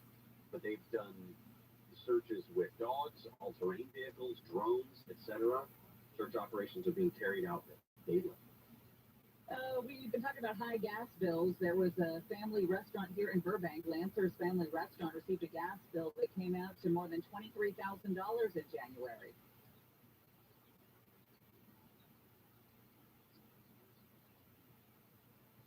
According to the owner, prior to the prices skyrocketing, the gas bill would have been significantly lower. Channel 7 actually interviewed somebody who's been dining at Lancer's restaurant 7 days a week for years. She says with restaurant prices going up, she might have to dine out less. Well, I think she goes so. 7 days a I week. think now it's time to do some meal prep at home. That's too much. Meal prep. Big sports news is that Jimmy Garoppolo is going to be headed to the Raiders. Everybody should send Shannon messages about that. It's so by funny. the way, you'd be the first. It's so funny how people think that they're like it came out 2 hours ago. Of course I know about it. Ooh, I just heard. I should tell Shannon. In baseball news, though, the Dodgers spring training is here. You can listen to every play from Arizona in HD on the free iHeartRadio app. Use the keyword AM 570 LA Sports. This afternoon, the Dodgers are taking on the Cleveland Guardians. First pitch at 1:05. Your home of Dodger baseball, AM 570 LA Sports. Are we finally going to do the story that you've been longing to do all day ever since you heard about this zebra? Yes. A zebra attack when we come back. Gary and Shannon will continue. Prime time. Zebra. Texaco, Mexico. Zebra. Mark has an update on the news. Like that. Yeah. Governor Newsom has proclaimed a state of emergency to support storm response and relief efforts in 6 more counties. He'd already proclaimed a state of emergency in 34 throughout the state, including LA and San Bernardino. More than 130 citations have been issued in a statewide operation to crack down on underage drinking. Officials say in the Shoulder Tap program, a child under direct police supervision stands outside a liquor store and asks customers to buy them alcohol. If the adult agrees, they're cited. The operation Saturday involved 44 local police and sheriff's deputies across California. An international bridge in Texas linking Mexico to the U.S. is back open after over 1,000 migrants rushed it. Most of the Venezuelan migrants stormed the bridge yesterday after hearing word that the border may be open for express asylum. We're going to go to the 405 next. Let's talk about an upsetting issue, water damage. If you've dealt with this nightmare, you know it is just that. Maybe it's a broken pipe, a toilet overflows. So you run to your paperwork somewhere in a closet and you open up a claim with your homeowner's insurance company. You find out that your insurance adjuster is trying to pay you so little you will not be able to repair the damage. Don't worry about it. Don't deal with them. Just call Avner Gat. Avner Gat looks out for you. Avner Gat is a public insurance adjuster who is on your side. You can try try to negotiate with an insurance company yourself, it's like beating your head against a wall. Abner Gat fights on your behalf, make sure you get the best possible outcome, not the insurance company. He and his team have been dealing with insurance companies for many years. This is all they do. They've got the experience and the industry and the dog in them you need on your side. They're also rated 5 stars on Yelp, Google, and Better Business Bureau. No one messes around with Abner Gat and his team. Give Abner a call, 818-917-5256, 818-917-5256, or visit abnergat.com. That's AVNERGAT, abnergat.com, or call him directly, 818-917-5256. From the Southern California Toyota Dealers Traffic Center, let's go places. We're going to a crash on the 405 in Westminster. On the 405 northbound Riding Valley View, straight down, clearing that over to the right shoulder. And a little bit news in Charleston, that earlier stall in the lane cleared to the shoulder. It's going to be on off the brakes from Jamboree. Even down 85 southbound before the 605. Got a disabled big rig in the middle lane. It is stopped now from Atlantic Boulevard, and in the back of the Garfield, we got a stall in the middle lane there as well. Pacific Palisades, PCH. It is going to be northbound right at Sunset Boulevard. Got a work zone there, and the right lane closed until 3 p.m. It is stopped coming away from Tenasco Canyon Road. KFI in the Sky helps get you there faster. I'm Jenny Harmon. This report is sponsored by JSX Airlines. Enjoy private jet perks at airline prices when you fly JSX. The hop-on jet service changing the way you fly from Burbank and LAX. Check in 20 minutes before your flight and save time flying between private terminals on 30-seat jets. Leave the crowds, lines, and stress behind. Visit JSX.com and book your flight today. When you want the best deal on the best meal, choose Wendy's 2 for $6. Pick from Dave's Single, spicy chicken sandwich, 10-piece crispy nuts, or a medium strawberry lemonade. Pair any 2 for just $6. Choose wisely. Choose Wendy's 2 for $6. In this week's Marketers Report, Patricia Spaniello, Global Chief Marketing Officer, Direct-to-Consumer for Warner Brothers Discovery, weighs in on building trust.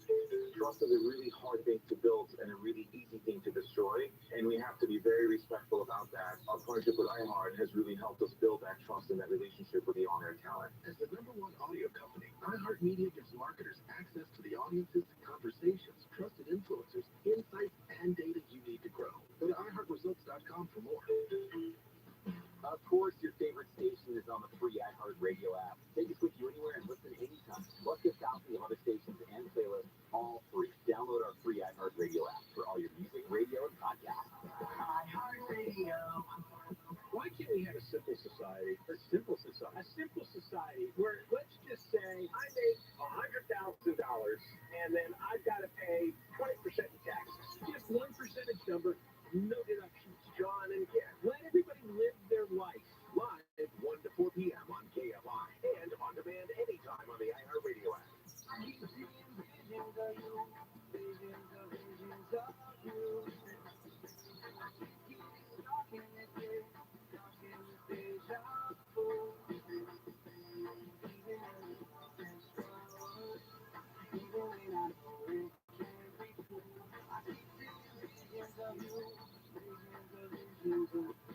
Jerry and KFI AM 640. Live everywhere on the iHeartRadio app. The Biden administration is going to allow thousands of Ukrainians who left Ukraine when Russia invaded a year ago to stay in the United States longer. The administration announced the decision today. It's going to provide relief to a bunch of people whose otherwise one-year authorization to stay in the U.S. is set to expire. Thousands of people came from Ukraine to the United States last year. We used a program called humanitarian parole as a quick way to allow them into the country, but that program is just for a finite amount of time, and you have to be renewed in order to stay a little bit longer. We also saw the banks, 2 large banks that cater to the tech industry that collapsed after a bank run. Government agencies are taking emergency measures to backstop the system as a result of these 2 meltdowns. There's some concern that the Silicon Valley Bank and the other bank that was based in New York, that their collapse was going to set off a chain reaction. At this point, it hasn't happened, but still a lot of tension on Wall Street today.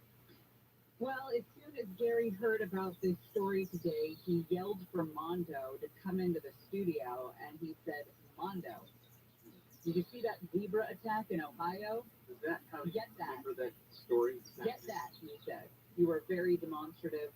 You were demanding. And Was you it? were smitten with the zebra attack story out of Ohio. It's worth it. Yesterday, about 5:30 in the city of Circleville, about 20 miles south of Columbus, Ohio, the Pickaway County Sheriff's Office got a 911 call from a guy who had been bit by a zebra. Well, a zebra. You got your zebra. What? Zebra squad split. Okay, what attacked you? A zebra. A zebra? Yeah, the horse. Oh, yeah, it's a horse. I love that this 911 dispatcher is like, did you?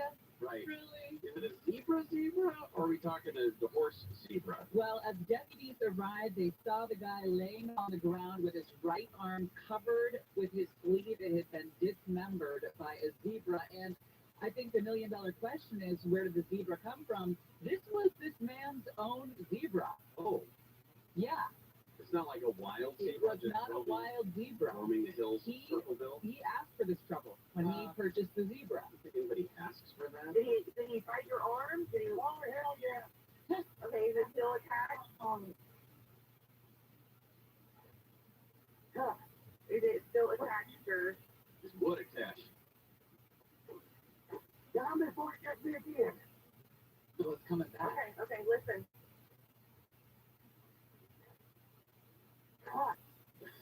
Give me an helicopter. Get me a helicopter. Is your arm still attached, sir? I don't think so. You don't think so? Are you heavily bleeding? No, he's not. Okay, do you have any kind of cloth or anything you can put around your arm and hold pressure? I can't even get up. Can't even get up. He said the zebra reportedly continued to charge at deputies and fire crews when they showed up, as well as the other members of the victim's family. Yeah, apparently the zebra continued to act aggressive, and they had to use their deputy cruisers to block the zebra from the guy and to use their cars. I still think that this is his own fault. Why is that? Because he owns the zebra. How many times have you heard of a zebra attacking somebody and chewing their arm off? Well, they said that the zebra was aggressive due to being protective of about 5 or 6 female zebras that were in the field. Oh, so this is a love triangle. I mean, it's zebra. It's possible that he was making eyes at one of the lady zebras, and this guy got jealous. Perhaps. You think the owner was going to engage in some bestiality? Deputies, I don't know. Deputies were blowing their air horns, yelling at the zebra, trying to scare it away from the guy so they could put him in the ambulance. And like you said, they had to they had to use their cars to get between the zebra and the guy so that he could be put into the ambulance. And then they told deputies not to turn their backs on the zebras. The family that lives with the zebras, don't turn your backs on them, since that's when it attacks. And they actually had to give permission to put down the zebra if necessary, and that's when the deputy shot the zebra because of the continued aggressive behavior. I had to look up Circleville, Ohio, because I was unfamiliar with where that is. It's just south of Columbus. And did you know that Circleville, Ohio is famous for the Circleville Pumpkin Show? I've heard of the Circleville Pumpkin Show. It's an annual festival held since 1903, right there. In Circleville? Yeah. Wow. Zebras are not considered exotic animals under Ohio's law. There's even a Little Miss Pumpkin Show. It would require exotic animals to be registered with the state's Department of Agriculture. The law was passed in 2012 after an incident 12 years ago in which a Zanesville, Ohio man released a number of exotic animals he owned before dying by suicide. Do you remember that story? I think that guy released big cats and stuff and then committed suicide. Like, he wanted his animals to be free, and then it took him several days to collect all the animals and get them back into the cage. George Haswell, mayor of Circleville at 1903, was also the superintendent of the waterworks and had an office on West Main Street. He decided it would be a great idea to try to get the country folks and city folks together, so he invited the country folks to bring the best of their produce to town on the designated dates and display them on the streets of Circleville so that the city folks would be able to appreciate their efforts. The county animal farm was a private zoo in Zanesville. The farm had been repeatedly reported for inadequate and unsafe housing of the animals. The owner, in October of 2011, set free 50 of the 56 exotic animals before committing suicide. Lions, tigers, bears, and wolves were the animals that were let out and then had to be hunted by local law enforcement on fear of public safety. They got 48 of the animals by police. 2 were presumed eaten by other animals. Every year, Lindsay's Bakery prepares a huge pumpkin pie 6 feet in diameter. It weighs over 400 pounds, and they display it in their bakery right there on West Main Street. 18 Bengal tigers, 6 black bears, 2 grizzly bears, 2 wolves, 1 macaque monkey, 1 baboon, 3 mountain lions, and 17 African lions. 3 leopards, a small grizzly bear, and 2 monkeys were left caged inside the home. In a recent survey, they found visitors to the Circleville Pumpkin Show come from 34 different states and 13 foreign countries. Welcome to America. Specifically, welcome to Ohio. I think that's an important, we have to throw that in there. So, there's egg tossing, there's the big wheel race, Miss Pumpkin Show, Little Miss Pumpkin Show, hog culling. Yeah. That's when you... Maybe we should take the show to the Circleville Pumpkin Festival. That's probably not going to happen, but we can ask. We can always put in the request, right? What are they going to do? Say no? No, you can't go to Pumpkin Holler, or wherever it's called? Circleville. Did you learn nothing? I learned nothing. Now you're watching live footage of...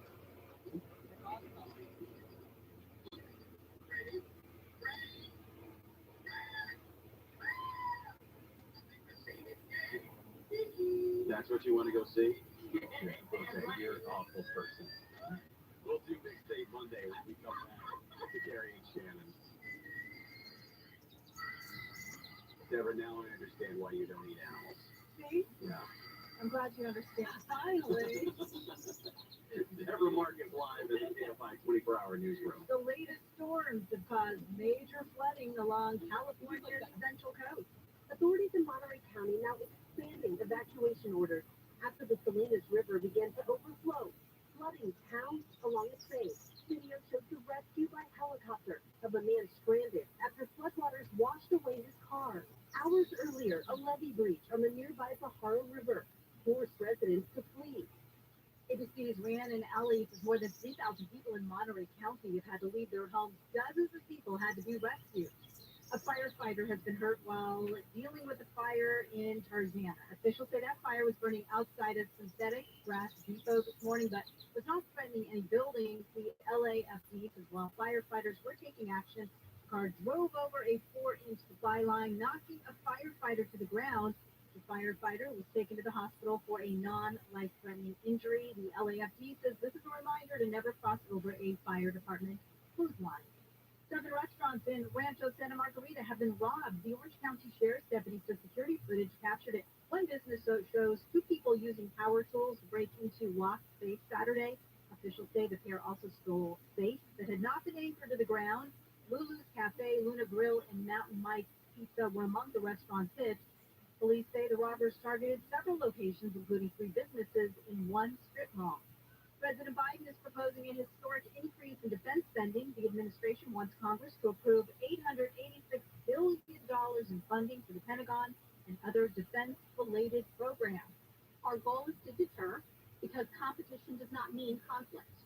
Still, we must have the combat credibility to win if we must fight. Deputy Secretary of Defense Kathleen Hicks says this is the largest defense budget request in nominal terms that the U.S. has ever put forward. She said it will include pay raises that help the U.S. compete for top military and civilian talent, as well as new funding for universal pre-K at DoD schools worldwide. Southland weather from KFI, partly cloudy, highs low to mid-60s for Metro LA, 60s for the San Gabriel and San Fernando Valley, mid to upper 60s in the Antelope Valley, Inland Orange County, and the Inland Empire, and the rain is coming tomorrow. Right now, 62 in La Habra and 56 in Laguna Niguel. We're going back to the 5 in Downey. 5 southbound right before I get to 605. Got a disabled vehicle in the middle lane, and it is a crawl coming away from Atlantic Boulevard. In Anaheim, 91 East Harbor Road. rollover accident in the carpool lane. Anaheim Hills, not even west side of Lakeview. Got a crash clearing over the right shoulder. Also in Anaheim Hills, 241 south, just past the 91. Got a brand new wreck. The right lane is blocked. In Ontario, 60 westbound before Haven. Got a car fire over on the shoulder, and it's something slowing on the 15 southbound. You're going to be hitting the brakes coming away from the 10. KFI in the sky helps get you there faster. I'm Jenny Harman. Hey, it's Dean Sharp. Clean and healthy water is essential for living your best life. Light Source is the whole house water system that will change that life. Light Source gives you filtered and delicious water from every tap, filtering out the bad, keeping the good, no maintenance needed. And right now, new customers can get a free AquaPure antibacterial filter with qualifying purchase. That's an $825 value. So call Light Source today at 800-803-2696 or go to lightsourcewater.com. Light Source, taste and feel the difference. The experts at Amco have been fixing cars for almost 60 years. Over that time, they've gotten more complex than ever. That's why our techs undergo rigorous training and certifications, so they can fix anything, including the most complicated repairs that come with some of the latest technologies. After 60 years, there's nothing we haven't seen or fixed. It's how we know cars inside and out. AA, MCL. Check engine light on? We'll check it for free. This week's Marketers Report. Patricia Spanioletta, Global Chief Marketing Officer, Direct-to-Consumer for Warner Brothers Discovery, leans in on building trust. Trust is a really hard thing to build and a really easy thing to destroy, and we have to be very respectful about that. Our partnership with iHeart has really helped us build that trust and that relationship with the on-air talent. As the #1 audio company, iHeartMedia gives marketers access to the audiences, conversations, trusted influencers, insights, and data you need to grow. Go to iHeartResults.com for more. If you own a small business and you got through COVID and you were able to retain 5 or more employees, you could be eligible for a payroll tax refund of up to $26,000 per employee. Do the math on that one. That's real money. So let me suggest getrefunds.com. You answer a few questions, takes under 10 minutes, and you'll see if your business qualifies for this tax refund. There's no charge up front. They don't get paid until your business gets paid. And businesses of all types can qualify, including those that took PPP and nonprofits, even if you've had increases in sales during COVID. They are experts in this little known payroll tax refund program, and they've already returned over $3 billion to businesses. In my business, a 6-figure refund. So to find out if your business qualifies, go to getrefunds.com. Click on the Qualify Me button. It only takes a few minutes. Go to getrefunds.com, getrefunds.com.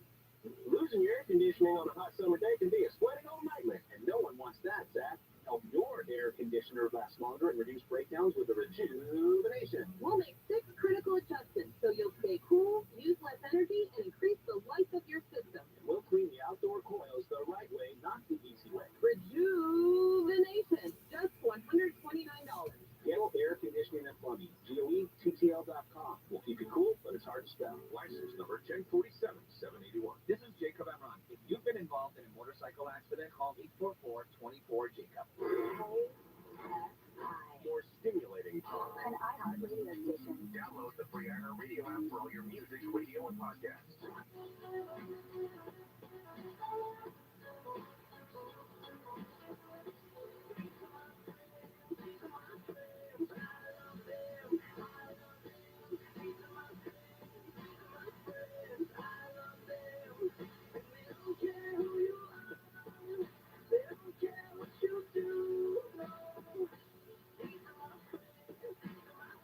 I found out something very dangerous. That there's hog calling here in California. If I'm coming up to work from Orange County, that burrito place is right on the way. Oh, no. Yeah. Did you just see all the weight I gained? I just gained 9 pounds. Was that the sound? That... Yeah, I just gained 9 pounds with that knowledge. I thought somebody dropped a piece of wood or something. The Salinas River continues to rise up in Monterey County. We're seeing another atmospheric river roll through. And after this, I think we'll stop saying the term atmospheric river. But officials are predicting that the river would crest at Highway 68 today.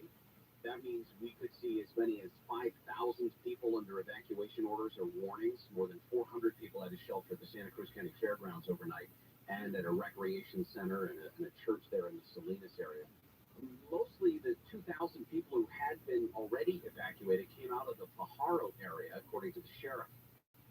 flooding, mudslides had shut down several stretches of highways around Watsonville and Santa Cruz County.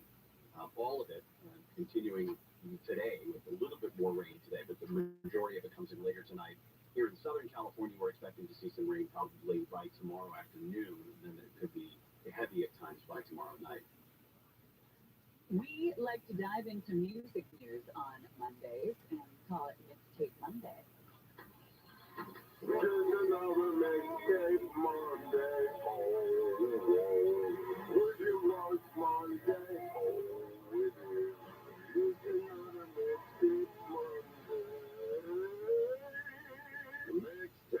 Monday. There's no reason not to sing along. I love to sing along. I know. So does Eric. No, not that Eric. Oh. Our friend Eric. Oh, our friend Eric. You know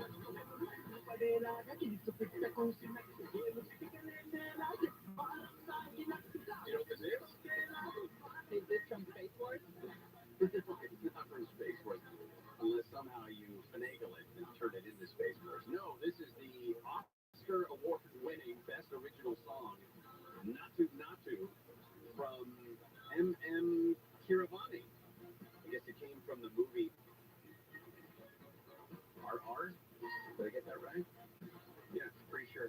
I like it. This was up against a lot. I saw it win Golden Globe. It was up against Rihanna did a great performance last night of Lift Me Up.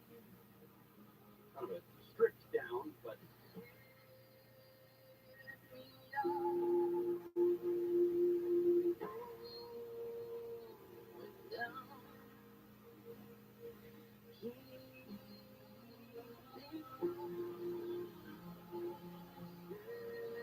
Mondo was not impressed with the musical performances.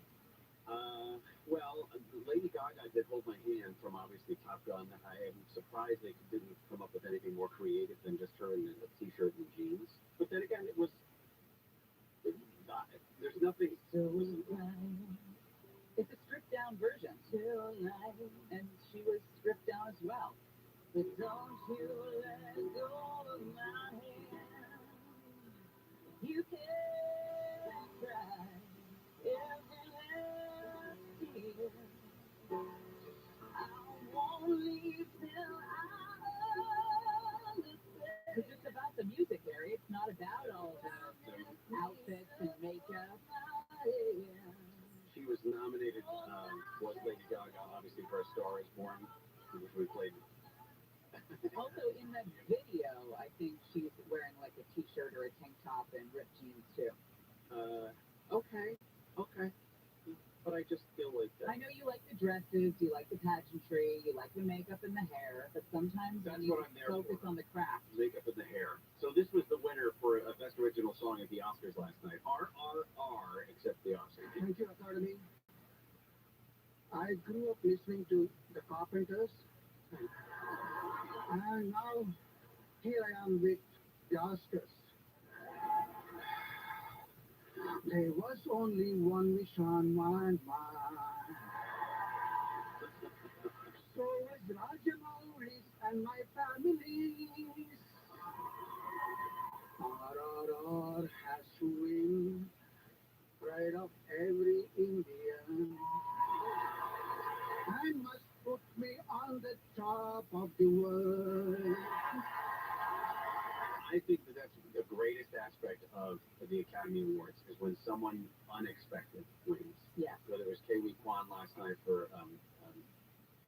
supporting everywhere, all at once, just together. Right now. Listen, you can I said multiple times, Jamie Lee Curtis's role in that movie was great, but she's been around. She's a fixture when it comes to Hollywood. It's kind of cool that somebody who was epitomizes Hollywood. I mean, you look at her parents, and she's been here for when she wins. Kind of cool. It's a throwback almost. Billy Joel, Stevie Nicks had an incredible performance at SoFi Stadium.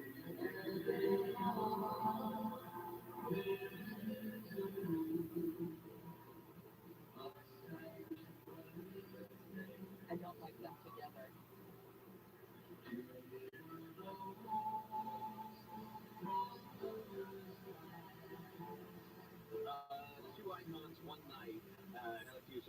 interesting story. They said each artist made an appearance during the other's set. I just don't like them together. Like their voices to me do not go together. I've never. If you're going to have somebody, so iconic artists like that, do something together, it's got to work. And that, I agree. It's not. No. It was not the thing. But Stevie Nicks ended the set with Landslide in honor of Christine McVie, which was the tribute. And again, you better be able to handle this song. She goes, okay. Did you say Stevie Nicks says okay, handling the landslide? Okay. Okay. For anyone who can't hear the sarcasm, it was sick. You know this is about cocaine? It is. Oh. And Stevie's problems with cocaine. And it's not about the Dixie Chicks? About no Covered Hills? No. Oh, yeah. Covered Hill? Yeah, listen to it on the way home.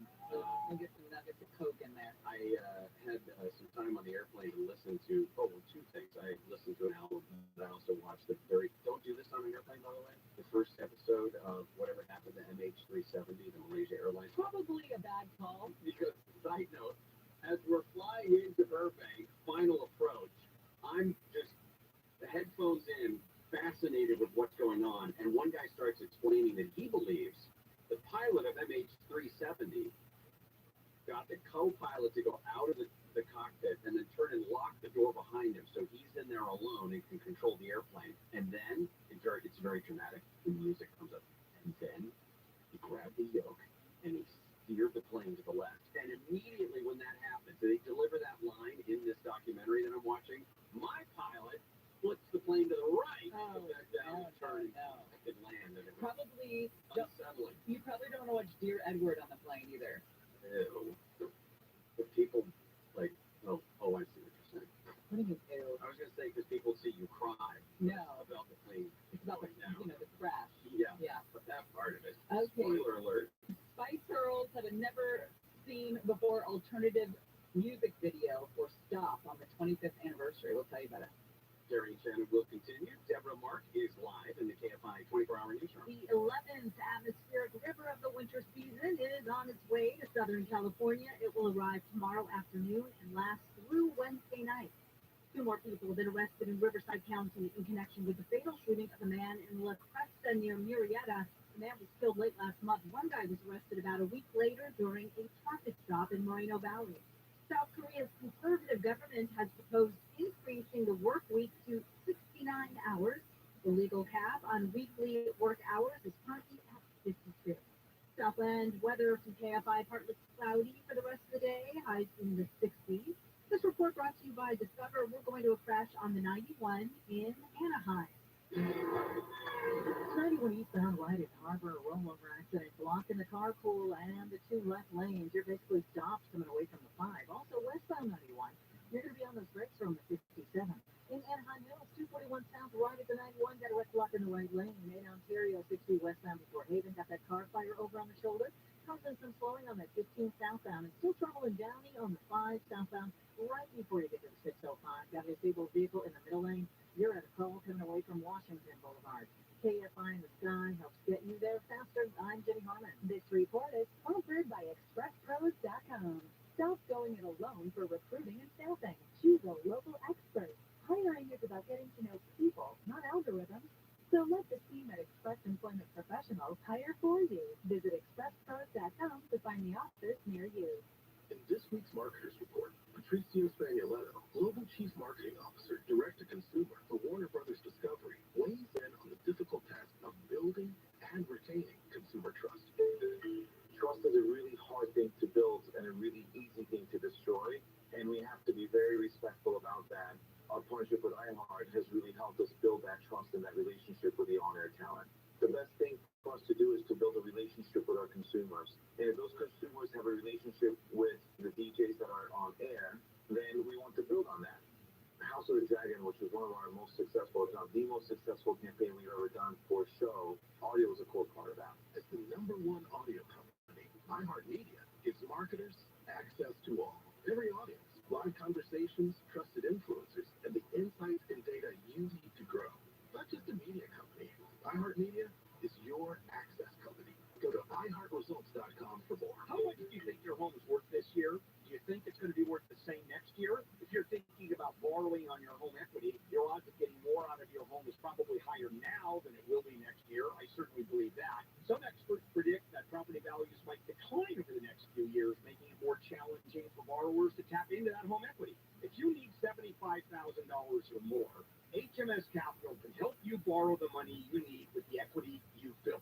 So whether you want to consolidate debt, make home improvements, or whatever your situation may be, HMS Capital may have the best solution to help you. No appraisal, credit report fees to apply. I've done 2 mortgages with HMS Capital. Clearly, I'm a fan.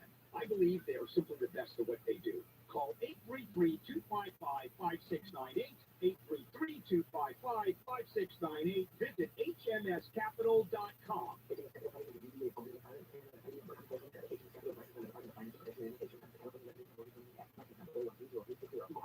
Discover credit cards do something pretty awesome. At the end of your first year, they automatically double all the cash back you've earned. That's right, everything you earn doubles. The cash back from trips, restaurants, all double. Seriously, though, see terms and check it out for yourself at discover.com/match.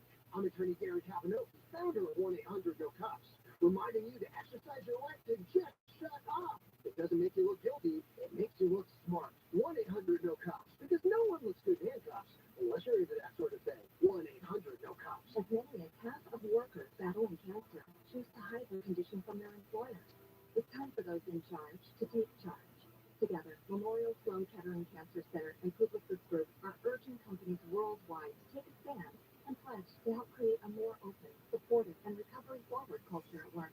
Half of us will get cancer during our lifetime, but we all have a role to play.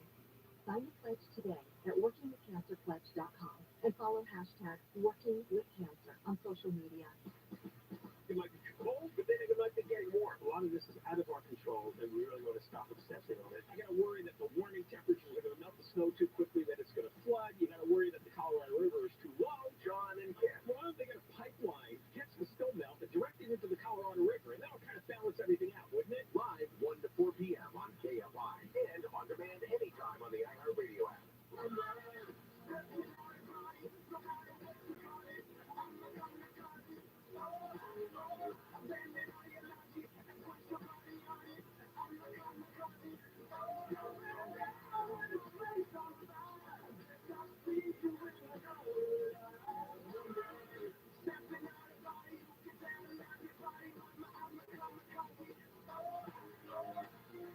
Gary Shannon, KFI AM 640 live everywhere on the iHeartRadio app.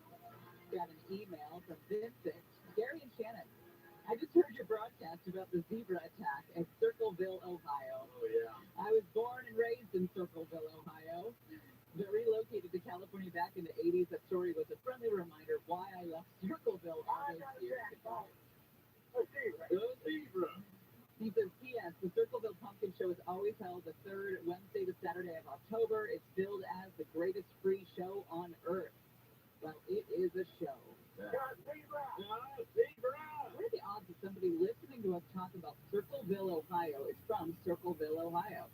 That's astonishing to me. Well, I'm sure there are plenty of people who have come from the great Circleville, Ohio. P.S. Vince has a Hotmail address. When's the last time you saw a Hotmail address? I love Hotmail. Circleville. Is there a way for us to see, famous people, notable people? Caleb Atwater, known as the father of Ohio's public school system. Who doesn't know that? And Shada Farrell. Who's that? She played Bertha the housekeeper in 2.5 Men. Tony Laubach, Storm Chaser. Ted Lewis, vaudeville performer and band leader. Ralph Haswell Lutz, historian, chair of the board of directors of the Hoover War Library. Did you know that for nearly 2 decades, an anonymous letter writer terrorized the town of Circleville, Ohio, sent threatening letters that exposed alleged secrets about neighbors and friends? Wonder if it was Dwight Radcliffe, the longest serving sheriff in U.S. history. I think I watched a show about this or listened to a podcast. It sounds familiar. No, you're thinking of or is it the one that was sending letters to the house? Yes. Did we do that story for True Crime Tuesday or something? Well, it's the story that was eventually made into that, was it HBO or Showtime show? Where they kept getting threatening letters, and right. The letters were coming from within the house, and then it was somebody who had a fascination with the architecture or something like that. Oh, what was that? Remember the name? Gosh darn it. That's going to bother me. Old people talking about TV. Oh boy. While you look that up, I'll play some more zebra sound music. Zebra! Spice Girls news. Damn it. Look up Bobby Cannavale. He was in that show. Oh, okay. And then The Watcher.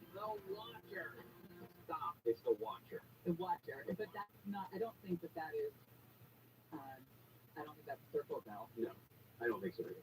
But I do remember that we talked about the letter writing thing. I don't think it was the Circle Bell thing. We're really bad. Stupid. Spice Girls.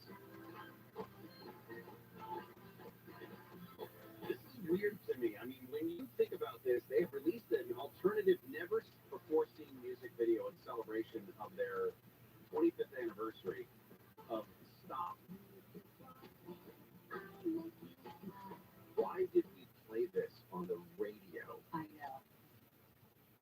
know. It was a different time. Oh. It is kind of catchy. It's just like something that Mondo would enjoy. Yeah, I love this song. I know, and you love it unironically, and that bothers me more than if you loved it ironically. Can we hear more?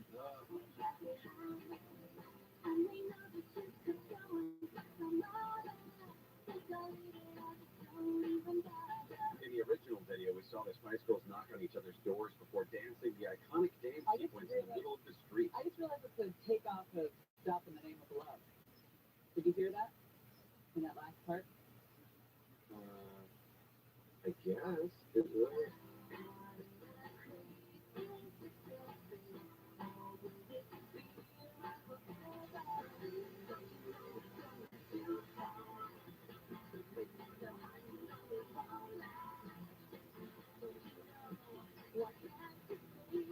It's just the whole thing about it.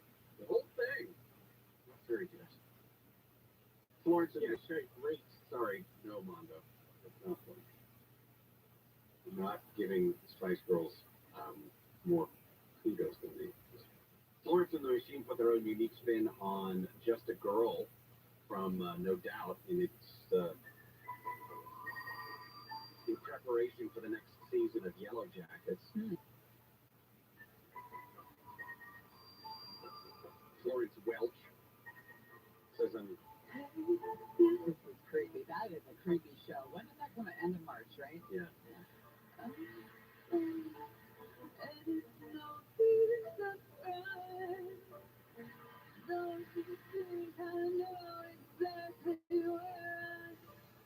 She said she's such a huge fan of Yellow Jackets and this era of music in the 90s.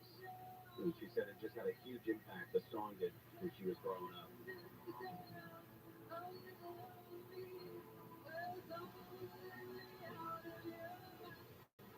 And they tried to put in the horror elements to the song to fit the tone of the show. It's a creepy ass show. She said someone whose first musical love was pop punk and Gwen Stefani, that this was a dream job. Yeah, that's pretty cool. I like it when songs are completely reworked like this. They did a lot of that on.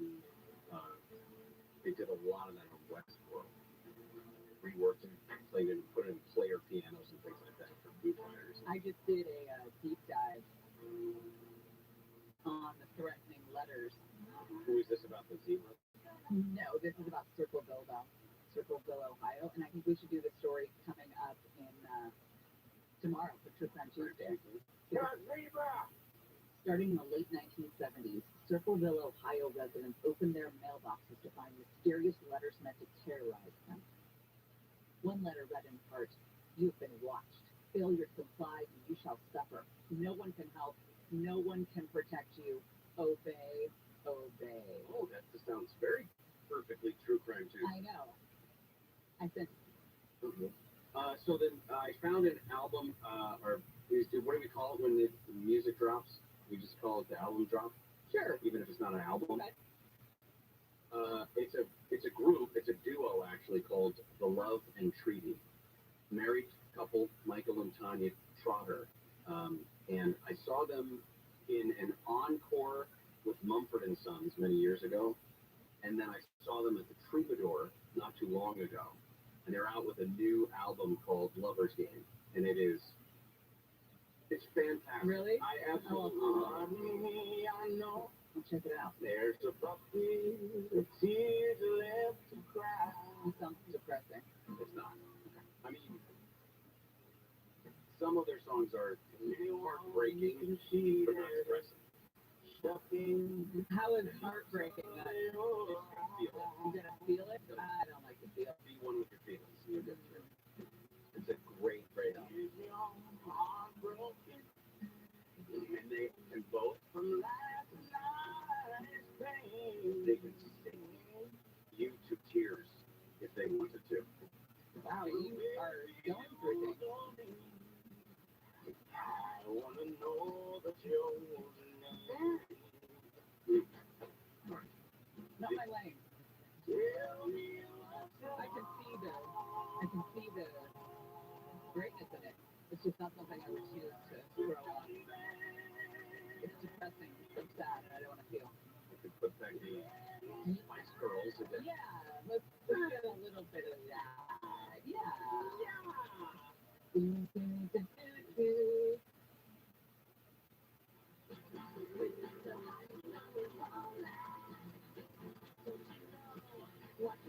don't do that to the chair.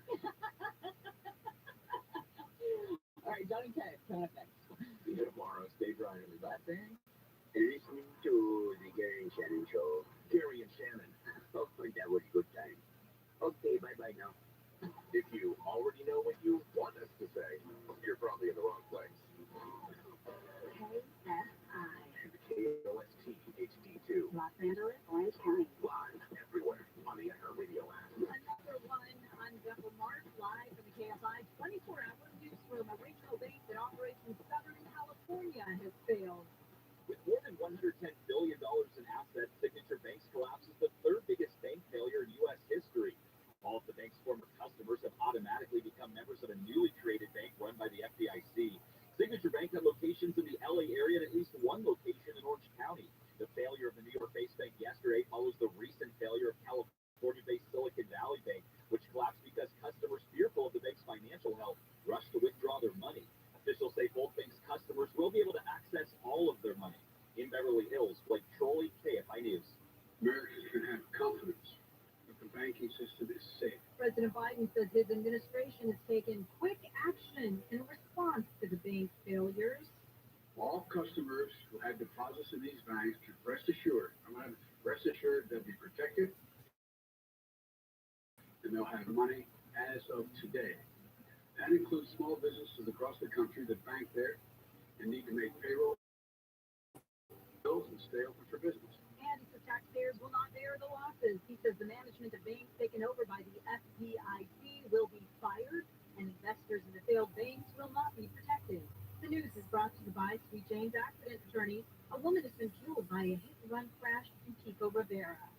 Three women were walking on the curb of Brooks Road, approaching Rose Hills Road, trying to find their Uber. The three ladies were coming from an event that had taken place at the Pico Rivera Sports Arena. LA County Sheriff Captain Jody Dutak says two of the women were hit last night. When the fire department responded, they ultimately pronounced one of the females on scene deceased. The second woman was taken to a hospital. A description of the vehicle has not been confirmed.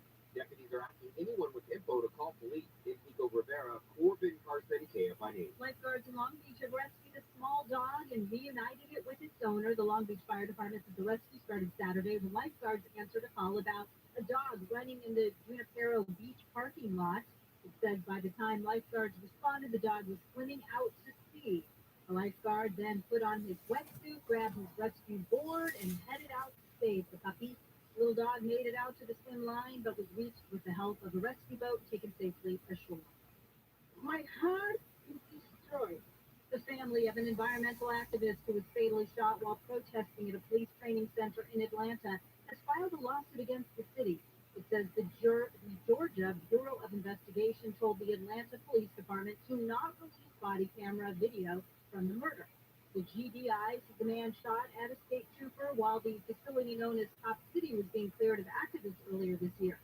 It says officers killed the man in self-defense. I'm asking for answers to my child's homicide. The man's mom says her son died in a meditation position, probably while sitting cross-legged. Lawyers say a private autopsy has revealed the man was shot 14 separate times in various locations. Everything, Everywhere, All at Once has taken 7 Oscars at the 95th Academy Awards. Michelle Yeoh won Best Actress for her role in the movie, and Jamie Lee Curtis got Best Supporting Actress. Brendan Fraser won Best Actor for his performance in The Whale. The World War I film All Quiet on the Western Front took away 4 Oscars, including Best International Feature Film and Cinematography. It was a night for comebacks. I'm Steve Gregory backstage at the 95th Annual Academy Awards. Never forget where you came from, because if you forget that, all humility goes out the window. That's Ke Huy Quan, who won the Best Supporting Actor Oscar for Everything, Everywhere, All at Once. Quan was a child actor who starred in The Goonies and in Indiana Jones. Then no one would hire him. Here's Brendan Fraser, Best Actor winner for his role in The Whale. You put one foot in front of the other, those who life, they'll beat me. If I can do it, you can too. After starring in a string of movies in the 80s and 90s, he left acting for personal reasons. At the Dolby Theater in Hollywood, Steve Gregory, KFI News. The KFI Financial Update is sponsored by Jacoby & Myers Injury Attorney. The Dow is down 91, S&P 500 down 6, NASDAQ up 50, and the average price of a gallon of regular gas in California is $4.92. Don't wait. Maximize your compensation after an accident. Call Jacoby & Myers now. Justice for you since 1972. Southland weather from KFI, partly cloudy, highs in the low to mid 60s for Metro LA, 60s in the San Gabriel and San Fernando Valleys, mid to upper 60s in the Antelope Valley, inland Orange County, and the Inland Empire. And we're getting rain tomorrow. Right now, 59 in Steel Beach, 63 in Buena Park, 61 in Agora Hills, and 62 in Sherman Oaks. We're going back to 91 in Anaheim. 91 eastbound right at Euclid Street. Looks like they're opening up a few more lanes. So right now, this rollover accident has the carpool and the left lane blocked. It was going to be stacked up coming away from the 5. Also, Anaheim Hills, 241 southbound. Right after the 91, got an injury accident blocking the right lane. In Montclair, something new here. This is going to be on the 10 westbound before you get to Central Avenue. Brand new accident in the second lane from your left. In El Toloma, 210 westbound before Carnelian, the left lane is taken out with a crash. You're going to be on the brakes for Haven Avenue. Into the home pass, a reminder, 15 southbound to the 138 connectors. Those are closed. Those are off-ramps. In Downey on the 5 southbound before you get to the 605. Good news, the cleared up stall truck from the middle lane. Still going to be slow, though, from Washington Boulevard and Mid-City on the 10 eastbound La Brea Avenue. Stone Big Ridge still in the right lane. KFI in the sky helps get you there faster. I'm Jim Harmon. One of America's most popular news channels is Newsmax. You watch Newsmax for news we have, and you'll get perspective you won't hear from other networks. Try Newsmax and discover why the left is twat. Try Newsmax and discover why Newsmax says the left is trying to silence their voice. Newsmax says it's for good reason, because it's becoming one of the most popular channels in America. Tune in every night for Greta Van Susteren, Rob Schmidt, Eric Bolling, Greg Kelly, and much more. And Newsmax says, no surprise, Newsmax is already the 4th highest rated cable news channel and growing fast. You can get Newsmax on most cable systems. Just check your channel guide. And if they don't carry Newsmax, switch to one that does. And remember, Newsmax is also free on streaming. Go to Samsung Plus, Roku, Xumo, Pluto, this is it. And you can download the free Newsmax app on your smartphone and start watching now.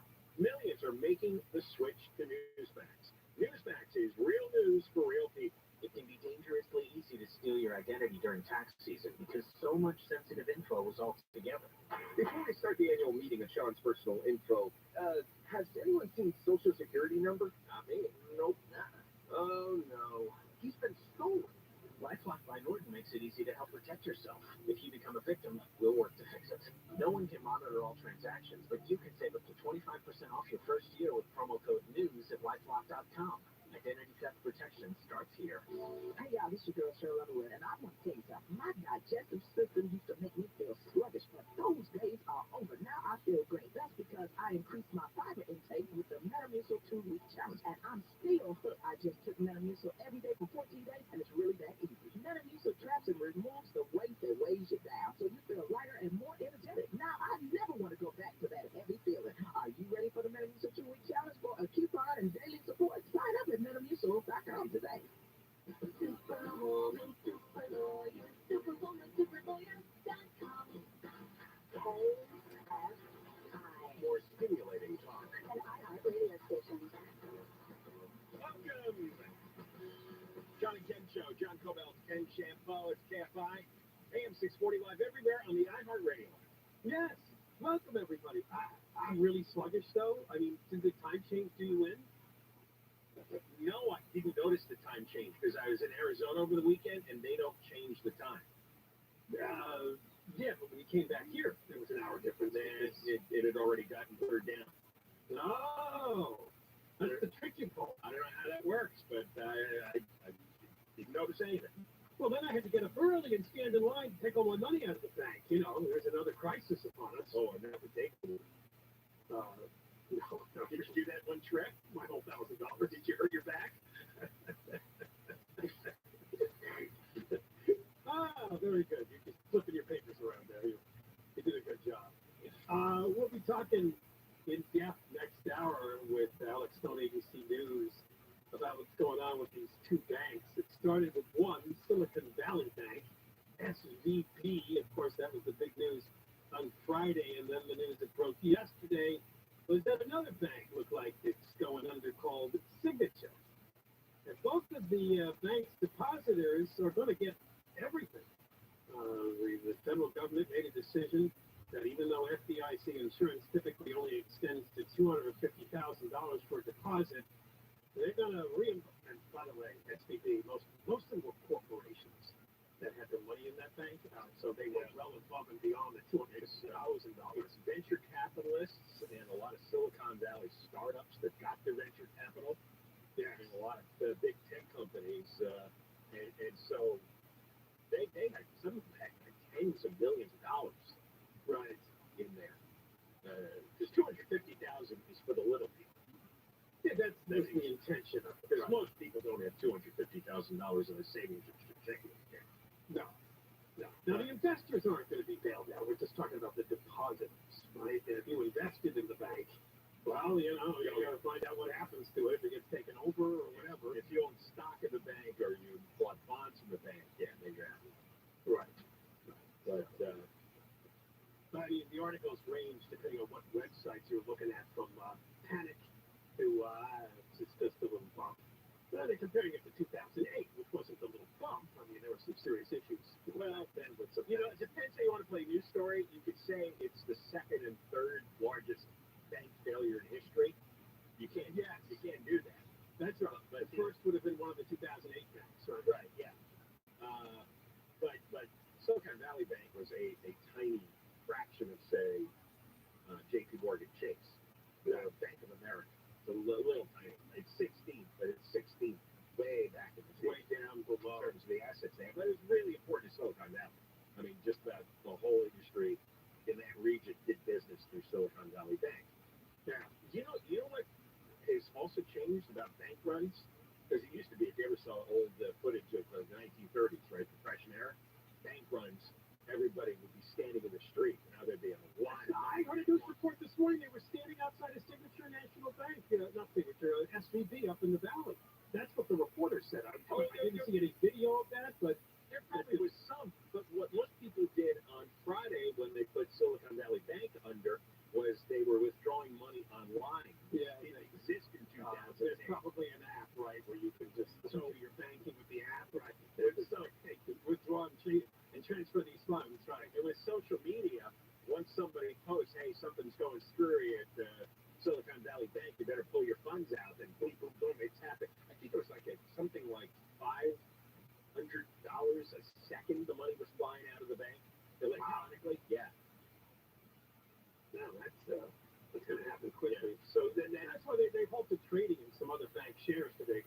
thing was going to happen with the investment, not the deposits, but the same kind of idea.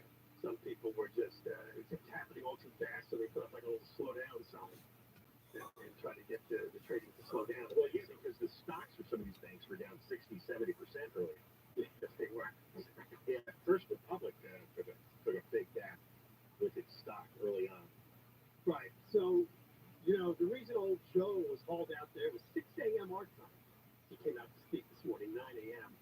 Was to do the old thing, please, don't run on your bank. We got this. We're going to make sure that these two banks depositors are made whole, and don't, is what they're trying to do. A lot of what this country runs on when it comes to the economy is consumer confidence. Sometimes there's too much of it, and we get inflation. Sometimes everybody panics together, and we head towards recession, or even worse, like we did back in the bad recession in 2000. This is an after effect of the COVID lockdown. This still is another reverberation because they locked down the economy, so they had to print a lot of money and send everybody checks and send all that money to businesses. And that, of course, now they print money, they borrow trillions of dollars. Right. They dump that money into the system. It's like $6 trillion. So that created inflation. And nobody wanted to admit it. They said, no, there's no inflation. No, that's nothing to see. Inflation's transitory. Just a few months. Well, then inflation sector, so they had to raise interest rates quickly. And they raised them quickly. Now, what happens when you're lending money now, right? You're the government and your treasury bills are lending at a higher interest rate. Well, it means the old treasury bills that you lent out years ago for less than 2%, not really worth very much, are they? Now, that's the thing, because if you have a treasury bill that's getting less than 2% interest, who are you going to sell that to if you have to liquidate it? Nobody wants it. They're going to want it at a big discount.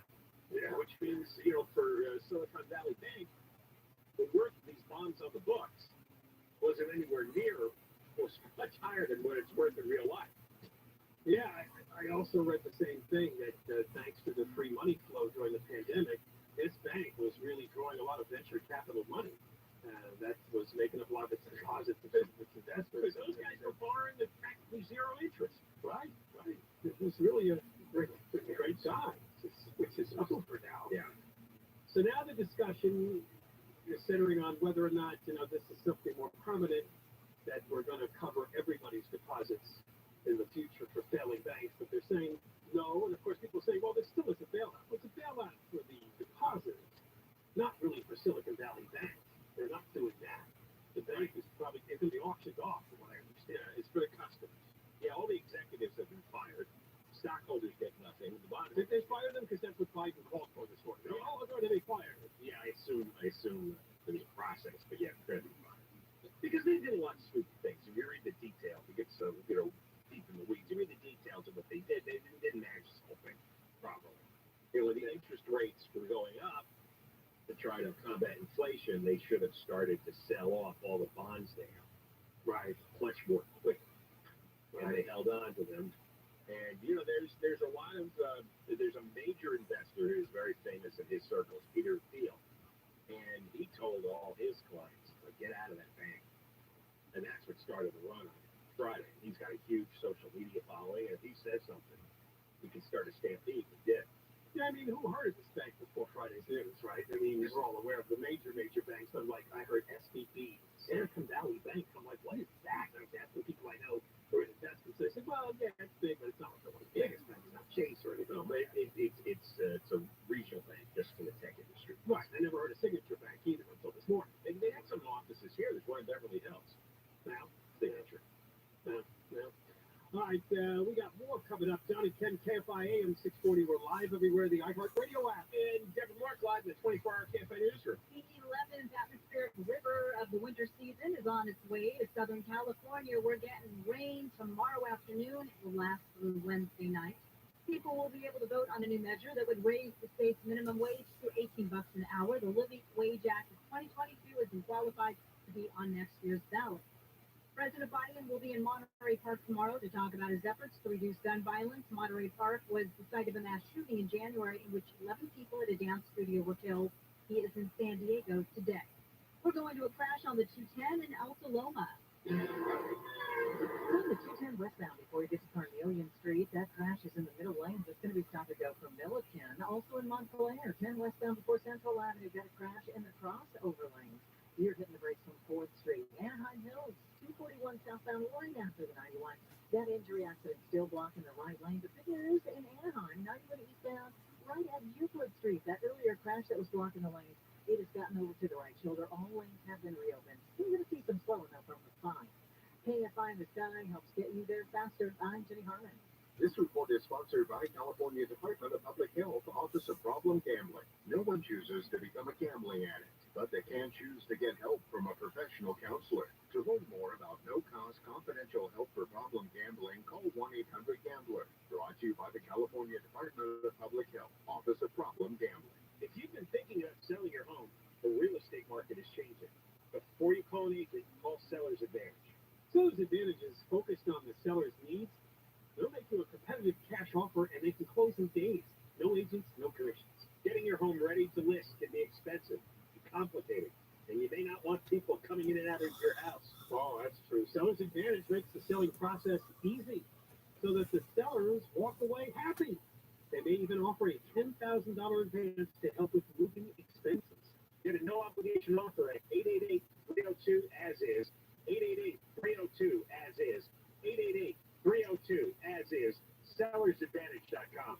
Seller's Advantage will buy your home, make it easy so that you don't have to worry. Self-happy, Seller's Advantage. DRE number 0196168. Hi, I'm Kyle at Blindster.com. If you're like many people, you may think custom blinds is a job for expensive professionals. Well, at Blindster, if you have a tape measure and a screwdriver, you can install our custom blinds and save big. Plus, we guarantee they'll fit. Blindster.com.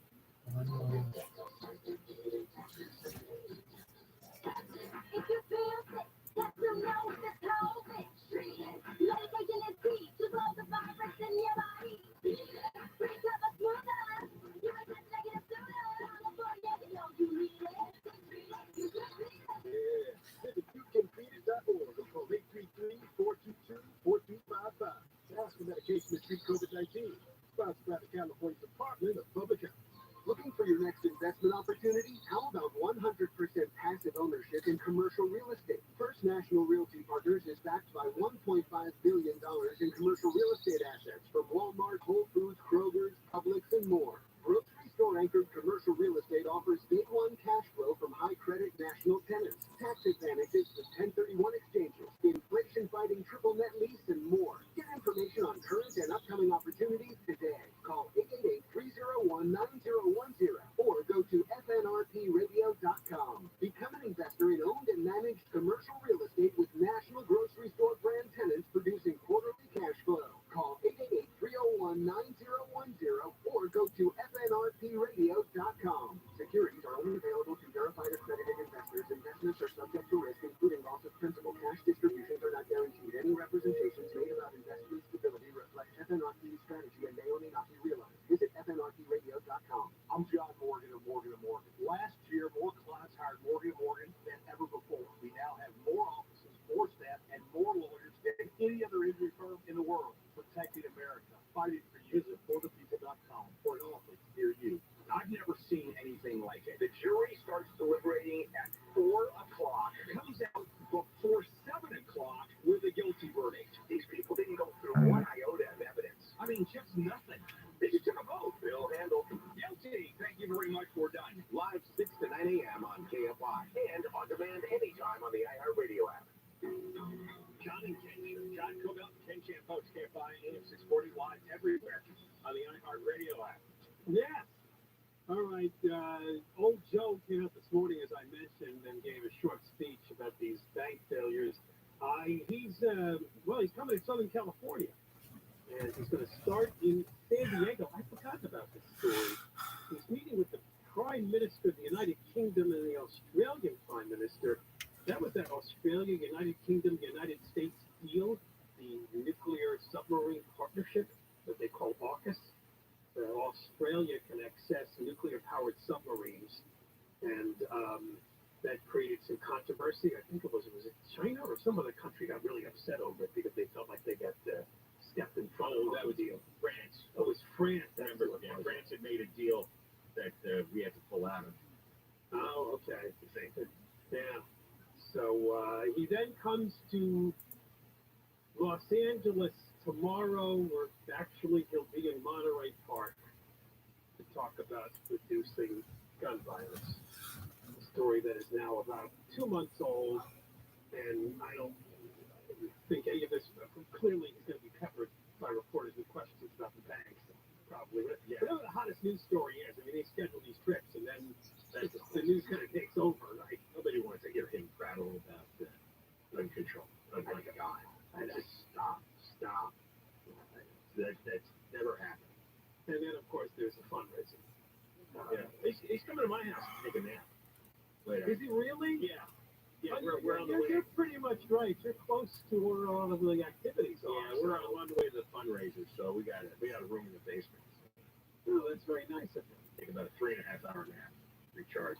The other story that came down late last week, well, we don't know where it's going to end up, but it's not particularly good news. The leader of the Democrats in the U.S. Senate, Chuck Schumer from New York, says that sometime this week or next week, the full Senate will vote on yoga pants.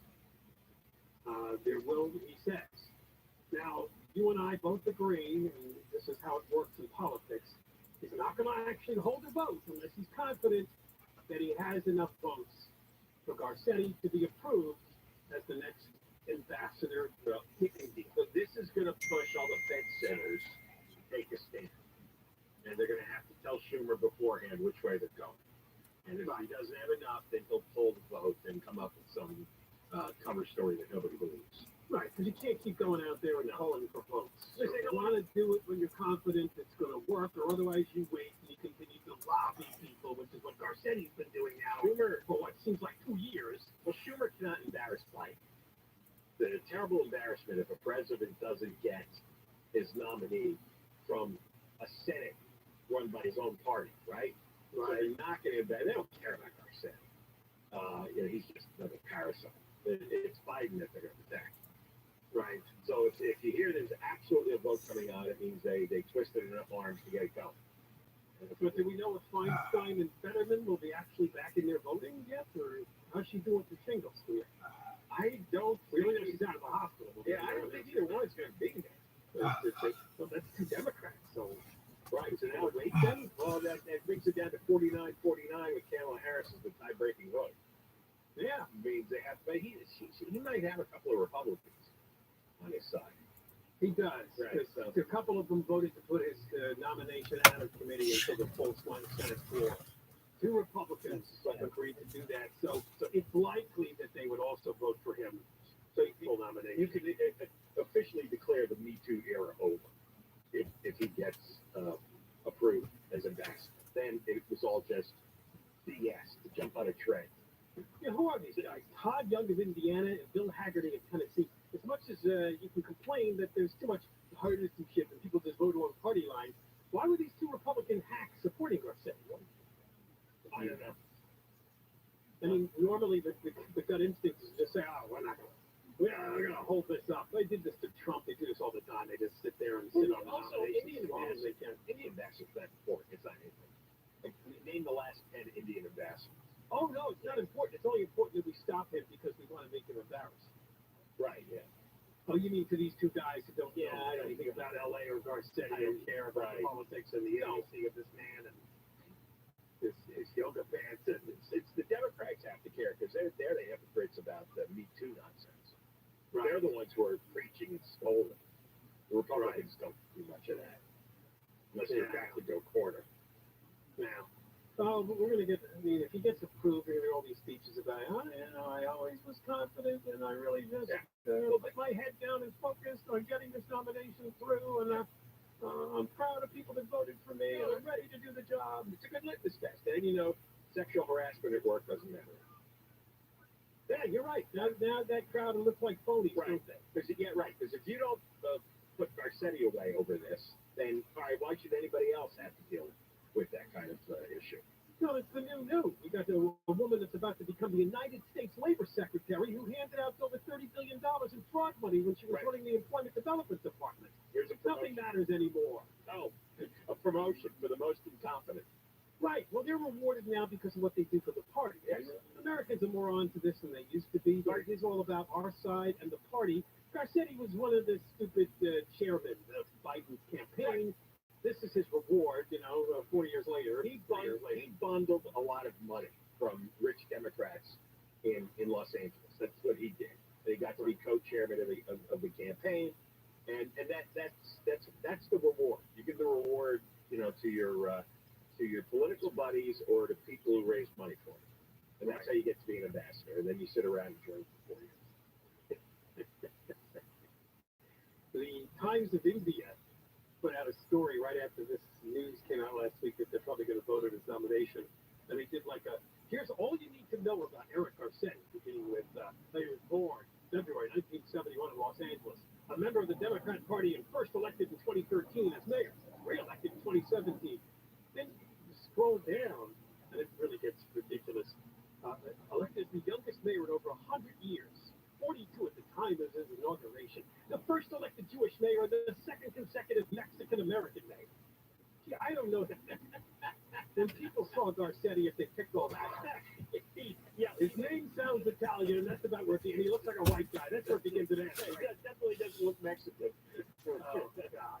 It doesn't seem, it doesn't seem anything, really. The emphasis on ethnicity is just so overwhelming now. It's hard to even work up anger over it because it's just you're pummeled with it. I know. Anything in the article about what a massive failure he was? Oh no, it's all about his endorsements. One odd one in here: a vocal opponent of the Yes California secessionist movement.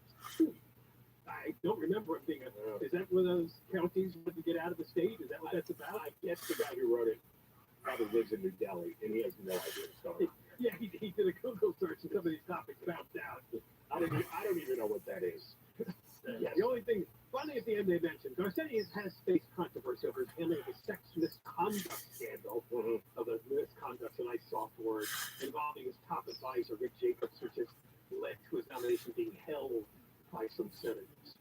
That's how they expressed it, being held by some senators. City's a disaster. Even the Democrats who are still in office here, you see how they tiptoe around the disaster Garcetti left behind? Yeah. And I wonder why is it that nobody wants to come out, somebody of prominence, somebody with a real position, come out and say that he was the worst mayor LA ever had. Right. I listened to Karen Bass talk about, the challenges we have. Why do you have those challenges? Because you had a moron acting as mayor for the last 9.5 years. That's how he ended up with 40,000 bodies in the street. Yeah, well, Prop 47 wasn't in his control. Of course, that was a big contributor, but he did nothing. That's the key point. You know when I first learned this, too? Remember back when we were doing all the garbage stories? There were garbage. Phil Ford was doing these great reports on just trash everywhere. And I thought, this is like an easy one, and he's doing nothing. Right. He's acting like he doesn't even know what's happening. And then we had the rats in City Hall. We had the fleas that play. That's right. And all of that was like he just, all the crime, the smash and grab robberies that were going on. That came a couple of years later. Right. Poor girl got stabbed to death at the furniture store. And the only thing, when I think of Garcetti and the police, all I think is him taking the knee during the George Floyd protests. Right. That's all he did. Just cut the legs out from under LAPD. That was his big contribution. I mean, he was like a toxic disaster. And now nobody speaks of him. Everybody pretends that whatever massive problems LA has, they just happen. It just occurred. Well, now India can have one, maybe. Yeah. All right, more coming up. Johnny Ken, KFI AM 640. We're live everywhere. The iHeartRadio app. Johnny Ken, Deborah Mark, live the 24-hour KFI newsroom. People in the central part of the state are evacuating as another atmospheric river is expected tonight. ABC's Rob Marciano says evacuees from Watsonville are spread across at least 4 shelters throughout the county.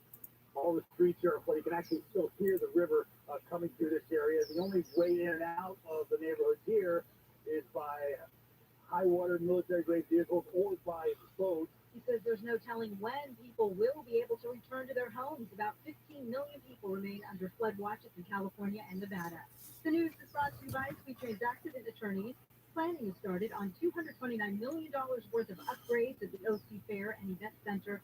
CEO Michelle Richards says Phase 1 will be a $25 million administration building expansion.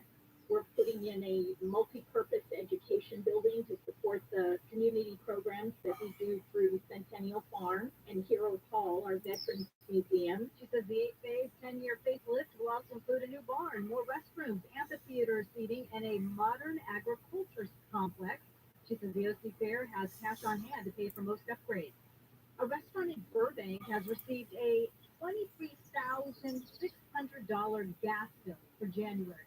Lancer's Family Restaurant says prior to natural gas prices skyrocketing, the gas bill would have been significantly lower. The owner said yesterday that he has to raise prices once again because his restaurant is losing money because of SoCal gas and other utility bills. SoCal gas says the price of natural gas has gone up more than 300% from January of last year. Former Vice President Pence has again criticized former President Trump for his role in the January 6th attack on the Capitol. ABC's Rick Klein says the timing of Pence's speech Saturday has a lot to do with the 2024 election. Pence knew exactly what he was doing when he said, and I quote, "History will hold Donald Trump accountable for January 6th. President Trump was wrong," he said. "His reckless words endangered my family and everyone at the Capitol that day." It was a very strong message. And spoke at the annual Gridiron Club dinner in Washington, D.C. Is your arm still attached, sir? I don't think so. And a man in Ohio has been attacked by one of the several zebras he owns. The Pickaway County Sheriff's Office says the man keeps the zebras in a fenced area on his property. The man suffered serious injuries to his arm in the attack. Pickaway Sheriff Matthew Happy says the zebra was put down after it became aggressive to the deputies and fire department personnel who responded to the 911 call last night. That's a question you never want to be asked. I know. Is your arm still attached, sir? I don't think so. That's the way. I don't think so. I don't know if your arm is still attached. We're going to go to the 10 next. The S&P went down 20% last year, and boy, this year's looking good, huh? A majority of economists are forecasting a recession in 2023. Well, you hear time and time again, and it's good advice. It's important to diversify your portfolio, or else you do risk taking massive losses. Yeah, some bankers are listening to this.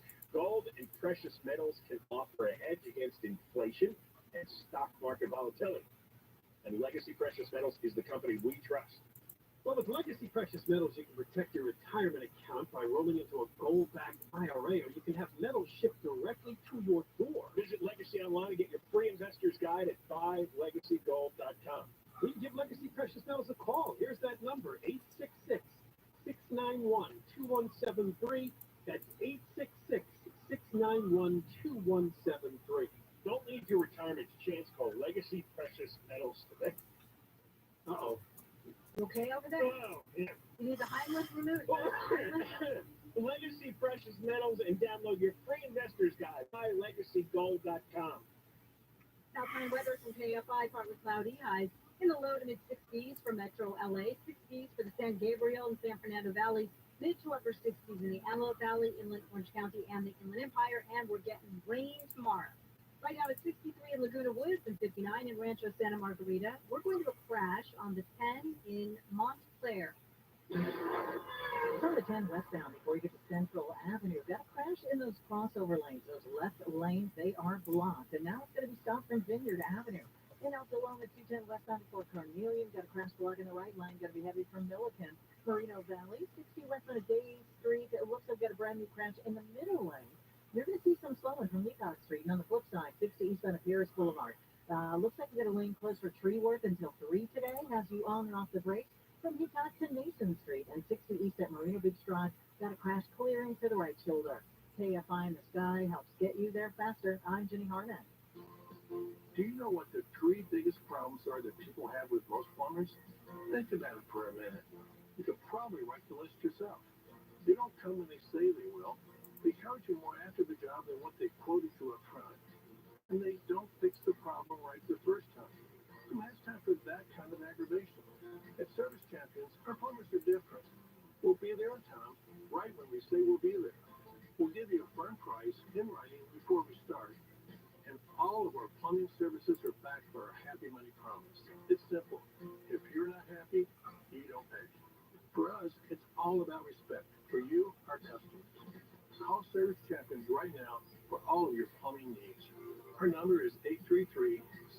777-7777 or find us online at servicechampions.com.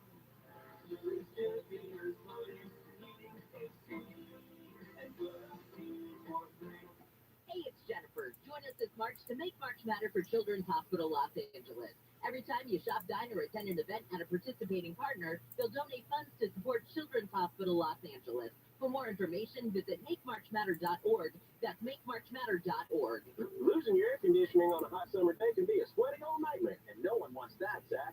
Help your air conditioner last longer and reduce breakdowns with a rejuvenation. We'll make 6 critical adjustments so you'll stay cool, use less energy, and increase the life of your system. And we'll clean the outdoor coils the right way, not the easy way. Rejuvenation, just $129. Gale Air Conditioning and Plumbing, GOETTL.com. We'll keep you cool, but it's hard to spell. License number 1047-781. Termite problems? Search PacificCoastTermite.com or call 800-PACIFIC. KFI. AM 640. An iHeart radio station. Download the free iHeart Radio app for all your music, radio, and podcasts. John and Ken Show. John Cobell and Ken Shampoo. KFI. AM 640 live everywhere on the iHeart Radio app. We're up to 1 to 4 every day. After 4 o'clock, you can hear the podcast. Same show, podcast form. The iHeart Radio app, John and Ken on demand. Yeah, oh, wait, I'm taking a quiz. Do you know the symptoms of IBS-D, which stands for irritable bowel syndrome with diarrhea? Should I take the test and see if I have it? Find out about your gut. Yeah, we will talk about the situation with the banks running into some problems. Silicon Valley Bank, and of course, Signature Bank was the one announced yesterday. We'll be talking to Alex Stone, ABC News for KFI, right after the news at 2 o'clock for the latest. Hey, you know, not long after the Chinese had those balloons flying over the U.S., yeah, guess what happened? Space junk hit Texas. Yep, a 4-ton piece of Chinese space junk apparently made free fall to Earth last week and disintegrated eventually over Texas. So I don't think anybody got hit on the ground. So this is they're again saying that they don't take care of their space rockets. Another cheap made in China product. That's like the vaccine. Yeah, there you go. So one day, if you're walking along and something weird drops out of the sky and almost kills you, it could be Chinese space junk. Was it the spy equipment? No, they said it was a rocket. Well, yeah, all right. So, oh, you're right. The remnants of a Chinese rocket that delivered a trio of military spy satellites. Yeah, look at that. They launched them in June and they disintegrated on March 8th over Texas. How many pictures do they need of us? I mean, what is it they're looking for? They want to be the dominant world power, period. So are they mapping out our entire country? Didn't Google already do that? I have no question now, and I think that the president just got another term. Yeah. President Xi? Yeah, he's pretty much a dictator now. Yeah, and I think that is their plan. It's military, economic domination, it's everything they're looking for. So, yeah, if you want to be dominant in those areas, you have to spy on other people, see if they're up to it, you know? See what you can gather from them. Yeah. And then you have to leak a deadly virus and kill millions of people. That's right. You know? They're working on another one, aren't they? Yeah, they send them a deadly drug to kill all the teenagers off. So far, so good. You're probably aware by now that it's going to rain again in Southern California tomorrow. The drought's been so terrible. It's been so many years. Hardly a drop. This is good for us. And this is all part of La Nina. Remember, that was the official prediction. This is a La Nina winter, which is supposed to be drier. But they're declaring La Nina over. I'm serious. We were ever in La Nina? We were in La Nina. It was a wet. How can we be in La Nina? It's a wet La Nina, which is kind of the opposite of what it's supposed to be. And then we're supposed to be a cooler, drier winter. We're now in a neutral state. Yeah, cooler though. It was a cooler winter, I thought. Oh, it was cold. Yeah. It was one of the coldest I remember. Why don't we just tune those people out, please? And then El Nino is coming later this year. Yes. Oh no, that means we're going to go back in the drought. Yeah, just figure it's going to be the reverse of the prediction. I mean, this really grabbed my eyes this morning. 52 feet and counting. Lake Tahoe grapples with a ginormous snowpack. 52 feet! 52 feet. 52 feet of snow has been measured up in Tahoe. So that would be what, 500 and some odd inches. The pictures are stunning.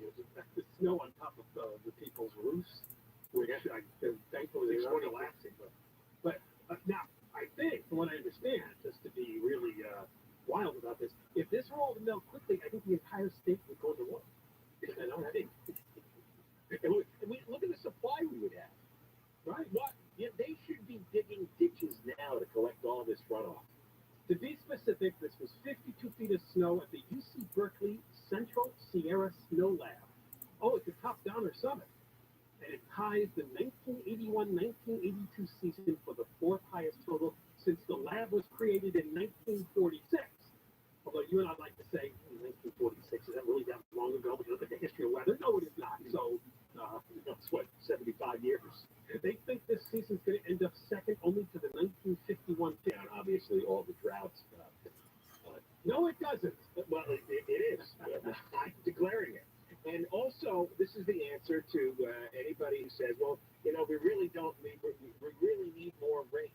You should have saved all the snow and rain from this past winter. You should have built storage systems, whatever it takes, and collected all this. And then we wouldn't have to worry for 20 years whether it rains or not. It's not a stupid government. This was your big chance. One of the reasons we hear that there is still a drought is because of the groundwater problem, but then we just found out there's a story that the Water Resources Control Board is apparently endorsing a plan to take some of the floodwaters and send them to the agricultural areas to replenish the groundwater. That's right. Stick a pipe down.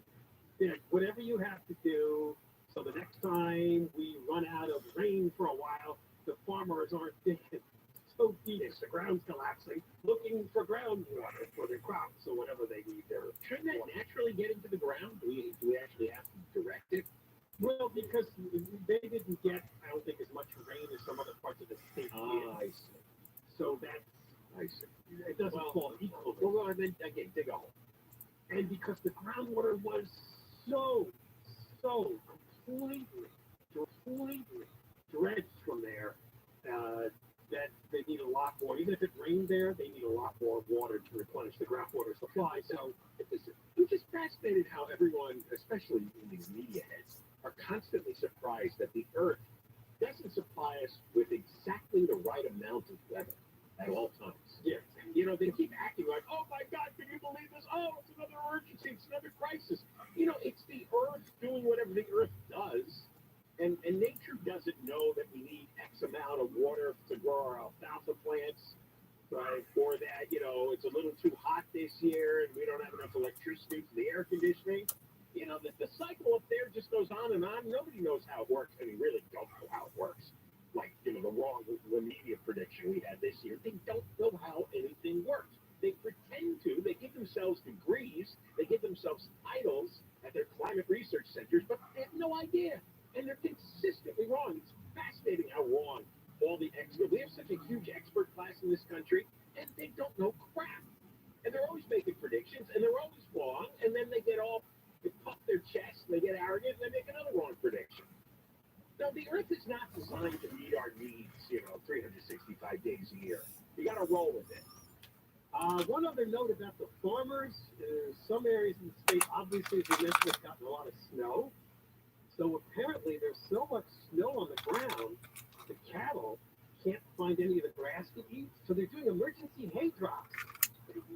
Helicopters flying overhead and dropping bales of hay for the cattle to eat. Farmers have been crying for this because some of them are out there stranded and starving. And some of these ranches have vast lands. Well, cows are kind of dumb. They are kind of dumb. They don't know they got to start scooping the snow out with their hooves. Do you think if the hay hits them on the head, they'll know they eat it? Or that they gets dropped from the... That would be kind of sad, too. The cow and it's just... Those are mean. Cows are not stupid, and I'm sure they would know if the hay falls on the ground, They walk over and eat it? Yeah. Well, they like to stare at it and wonder what If it they're is. hungry, they'll eat it. Because they're used to getting down to the grass on the ground. They're not used to something coming out of the sky that's landing in front of them. I think they'll figure it out. I have faith in the cows. Think of the Far Side, They were so those smart. cartoons. Why did they all? I don't know what that is. I'm a bomb kid, it's my man. Hey, what did you do, Charlie? Stop kicking me.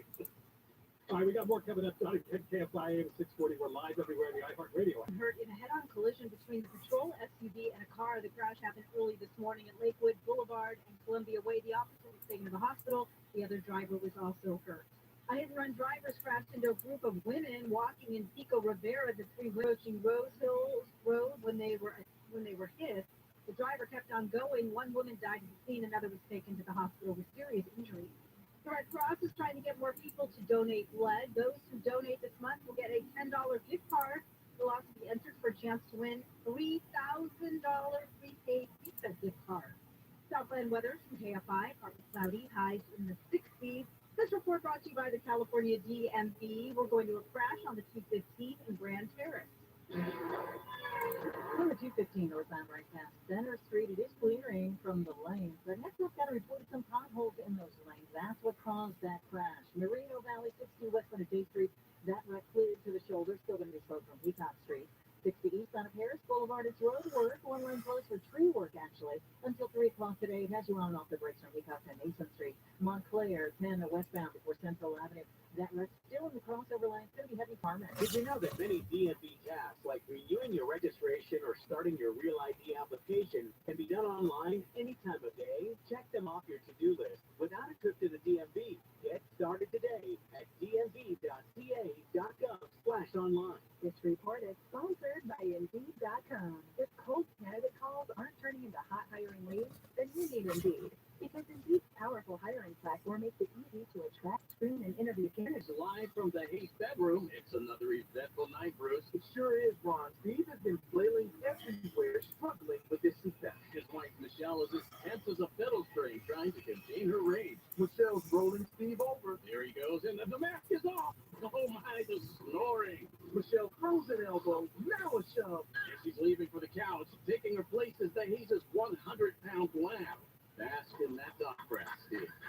With all this struggle, Steve should get inspired. Absolutely, Bruce. Inspire is a sleep apnea treatment that gives you comfortable, restful sleep with the click of a remote. That's right, a button. As you sleep, Inspire keeps you breathing normally and sleeping peacefully. There's no mask and no hose. Just sleep. Learn more at inspiresleep.com. That's inspiresleep.com. Inspire, sleep apnea innovation. Inspire is not for everyone. Talk to your doctor to see if it's right for you and review important safety information at inspiresleep.com. I love Navage. I told you about how your nose is the body's air filter. That Navage's powered suction will help flush out allergens, viruses, mucus, and germs. And that Navage will help you breathe better. But what do other people say about Navage? Like Josh, quote, "After walking around my whole life being a mouth breather, I was excited to try Navage. I read the directions carefully, pressed the button, and oh my gosh, what a sensation. So much mucus, so much crud, but oh sweet, merciful air, I can finally breathe you through my nose. Never have I ever taken such an amazing breath in my life. This is a life changer," unquote. He's one of over 100,000 online reviews praising Navage, the all-natural solution trusted by over 3 million people to help you breathe better, sleep deeper, snore less, and stay healthier without drugs. Navage is available at Walmart, CVS, Walgreens, Target, Rite Aid, and online. Navage, N-A-V-A-G-E, clean nose, healthy life. Get ready to celebrate your favorite podcast. A-G-E, clean nose, healthy life. Get ready to celebrate your favorite podcast in our iHeart Podcast Awards. Tune in as the best podcast. Take home awards in categories like comedy, crime, pop. Considering an EV for yourself or your business? Consider the benefits of subscription. I'm Scott Painter, CEO of Autonomy, where an EV subscription is like a lease but way more flexible. It's a debt-free way to get month-to-month access to a new EV. You can even pay with your credit card. Learn more at autonomy.com. I like when TV anchors who are earning $600,000 a year say stuff like this. Could go up by $8 a month. That's a lot. Yeah, that's a lot. How long do you get? I got a ton of money. I don't have me and my wife going to do it. You know, $700,000 a year. The Tim Conway Jr. Show. $8, man. That's a lot. A ton of money, man. Live 4 to 7 p.m. on KFI and on demand anytime on the iHeartRadio app.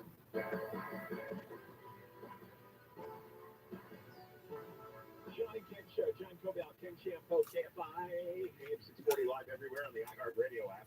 All right, a full rundown over these bank failures coming up at 2:05. Alex Stone, ABC News, with all the latest on that story, and then a couple of stories related to the Silicon Valley Bank that failed that we have to get into. They were big into climate ventures.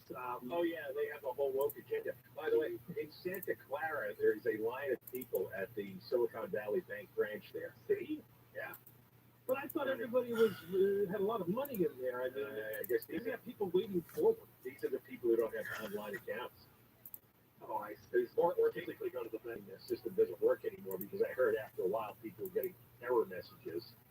And it was the kind of error message that means the server is overloaded. So, well, the number is 3. That is how many people picked Michael James Gubitosi to die in the John and Ken 2023 Gold Bowl. Who is Michael James Gubitosi? Hold on. Eric. I'll let you know. Michael James Gubitosi is Robert Blake. That was his birthday. Oh. And you may not have known Nick. Johnny was born in New Jersey, just like you. Oh, he was a New Jersey guy, definitely. You may not know this, but his father was actually his uncle. I didn't know that, did you? He learned that his biological father was actually his father's brother, his Uncle Tony, who had an affair with his mother. Oh. That's a tough way to start. So the uncle blocked his mother. Yeah. And then they covered it up all these years. Later learned. I don't know when he found out. But his father is listed on the birth certificate, James Gubitosi, but his actual father was his uncle, and his uncle was his father. Right. And his mother was taking on both brothers. It looks like it, yes. Oh, no wonder he's crazy. So as you know, he was a child actor, and then he had a lot of trouble with drugs, and he got a lot of critical acclaim because he was in the movie In Cold Blood in 1967. People thought was an incredible film. It's a Truman Capote novel. He played 2 killers, and got awards for both. Yeah. But, then he turned to television, and then his whole acting world dried up, and then he ended up with a wife by the name of Bonnie Lee Bakley, and that's where the Johnny 10 show came in. But back in 2001, she was found shot dead. They had gone to dinner at that Italian restaurant. Right. That had a Robert Blake hostage food. They found the murder weapon in a nearby dumpster. And I still remember Eric Leonard covered that story, and he said apparently he was at the scene. Yeah. And Blake was vomiting all over the place. That's right. However, Blake was acquitted of the murder. Yeah. In 2005. Another incredibly stupid jury. That was the whole era of stupid Southern California juries. Right. You could shoot somebody on video, live on television, and admit to it at the moment, and you'd find a jury to acquit you anyway if you were famous. Now that's what Blake had going for him. He was famous. They couldn't get OJ guilty. They couldn't get Michael Jackson. They couldn't get Robert Blake. I just read a story about baby Rosie. Well, now she's an adult. She wants to get into acting too. Remember, she had a daughter with Bonnie Lee Bakley named Rosie. But it was still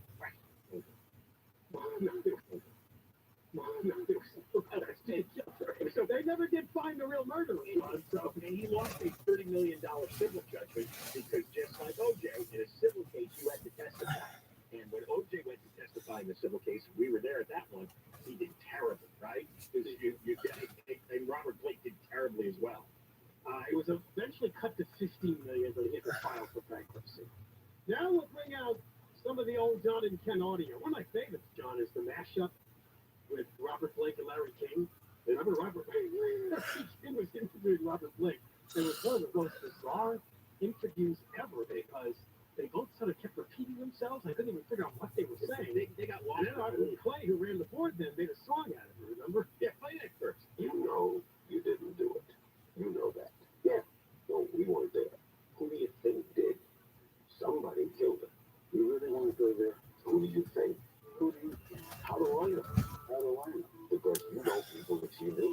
I don't know people that I don't know. Who do you think? How do I know? How do I know? Who do you think? How do I know? How do I know? Who do you think? No. How do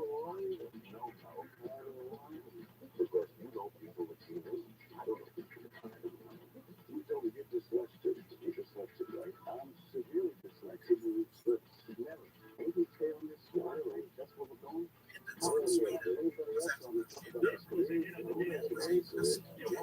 I made the mistake of the billboard charts. How do I look? How do I look? Who do you think? How do I look? How do I look? That's the best thing. It's an old trick. When you don't like somebody's questions, just kind of repeat it quizzically. What do you mean? What do you think? Is that Bonnie Lee at the end there? I think it might have been. Remember they had the recordings this time? Yeah. She's kind of like a creepy thing, and you got it pregnant. Well, remember she was sending men naked photos or something? Yeah, she had a business. Boy, she had a business back before the internet. Where you think that's what trick like You got like a mail order business. She wanted she was, yeah, this is before like the advent of the internet. So smartphones. I don't want to say she wasn't a looker, but he must have had a lot of beer then. Wow. The last interview I see was in 2013. He said he wanted to do one more big film before he goes out. Yeah. John used to see him occasionally in the deli. Yes, Beverly Glen Deli. Funny, I heard Conway the other day said he used to see Blake at that day too. In the same spot up Beverly Glen in Mulholland. Was this little shopping center. And Beverly Glen Deli was one of the last delis in LA. Really good. But he went on Dr. Phil in 2012. As a sympathetic audience. Yeah, anybody who's famous has a sympathetic audience. Yeah, it's something about and when time passes by, people don't care anymore. But she was an unsympathetic bitch. Yeah, that was another problem. Yeah, she was kind of dumpy and trashy. And like there was no emotion for her. Nobody felt bad. I'm sorry. Yeah, I don't think we ever had anybody on the air that wanted to talk about her or her family and talk about the trial. No, we couldn't. Nobody wanted to say that she didn't deserve it. Everybody acted like, well, what are you going to do? So again, 3 people did. Robert Blake and John Ken Gilpool. Coming up next, we'll get a rundown on the bank situation. Alex Stone, ABC News and KFI will be here. Johnny Ken, KFI AM 640 live everywhere. The iHeartRadio line. Ever walk live the 24-hour KFI newsroom. Your smart speaker doesn't work very smart. Hey, play KFI AM 640. So it is smart. KFI. KOST, HD2. Los Angeles, Orange County. Live everywhere on the iHeartRadio app. Moved into hotel room. More than 44 people were moved into motel rooms. The mayor vows his Inside Safe initiative. Councilman Bob Blumenfield says he thinks the effort was effective because people were offered housing. On the spot. We had a bus waiting. We were able to say that this is an incredible once-in-a-lifetime opportunity. Blumenfield also says the fact the river will soon be illegal to camp on in his district was also motivating. People who moved off the river last week are being lined up with caseworkers to help them stay off the streets. Like trolling. KFI News. The National Weather Service is another strong storm bringing more heavy rain and mountain snow moving across the state tonight. Officials in Monterey County have expanded evacuation orders after an atmospheric river caused the Salinas River to overflow, flooding towns on its banks. More than 3,000 in Monterey County have now been evacuated. First responders navigating the streets, searching for people stranded in submerged vehicles. The Pajaro River's levee was also breached Saturday by flooding from the atmospheric river. First responders of the California National offices in Beverly Hills, El Segundo, Newport Beach, and Ontario has been closed by the New York Department of Financial Services to protect depositors. The department has appointed the FDIC to run the day-to-day operations of Signature Bank. They say all depositors will be made whole. President Biden has insisted that the nation's banking system is safe. His comments come after the second and third largest bank failures in U.S. history. All customers who have deposits in these banks, rest assured they'll be protected and they'll have access to their money as of today. Biden says the deposits will be there when customers need them. Signature Bank collapsed yesterday after Silicon Valley Bank collapsed last week. Alex Stone will be on with John and Ken to talk more about this. A nonprofit in Freya has opened a free clothing store for teenagers in foster care.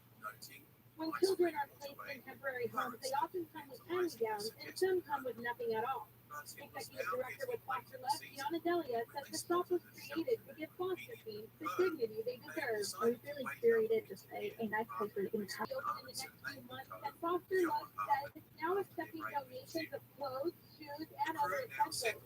Anyone looking to help can visit fosterlove.com. In Andrea Christopher, KFI News. POC Fair and Event Center is planning a $229 million facelift that will take place in 8 phases over the next 10 years. The first phase involves bringing all of our employees together under one building. OC Fair CEO Michelle Richards says the administration building and other upgrades are needed because both were part of the Santa Ana Army Air Base during World War II. In phase 2, Expanding our breathing, the specific amphitheater where our headline concerts are held. and finally, a modern agriplex for livestock-related shows. Richards says most of the upgrades will be paid for through existing cash on hand in Orange County or Biddy Carson, KFI News. If there's no need to go to Mexico, don't go to stay here. The Texas Department of Public Safety has issued a warning to people in the state to avoid traveling to Mexico during spring break. Officials say drug cartels, anyone who crosses the border. Brownsville police officer Martin Sandoval also says the drinking age in Mexico is 18, and Americans who get drunk there and come back to the U.S. can be arrested. When you cross the bridge back into the U.S., you're in violation of the law. The State Department rates spots like Cancun or Cabo a risk level 2 out of 4. It could be a car, motorcycle, truck. Victims for 18 years, and they've been winning. Sweet James accident attorneys. Yeah, Sweet James, that was 188 million this last year alone for their injured clients. And the best part is, People don't know what to do when they're in an accident. You may not be able to use the car, right? And your injury, well, you may be fine. And you can't work anymore or do your normal activities. if it happens to you, just call Sweet James and speak to someone who cares. You have nothing to lose, get the compassion you need, help with medical treatment, and the money and justice you deserve. If you've been hurt in an accident, you call Sweet James, the world's best attorneys in America. 800-500-5200, 800-500-5200, sweetjames.com.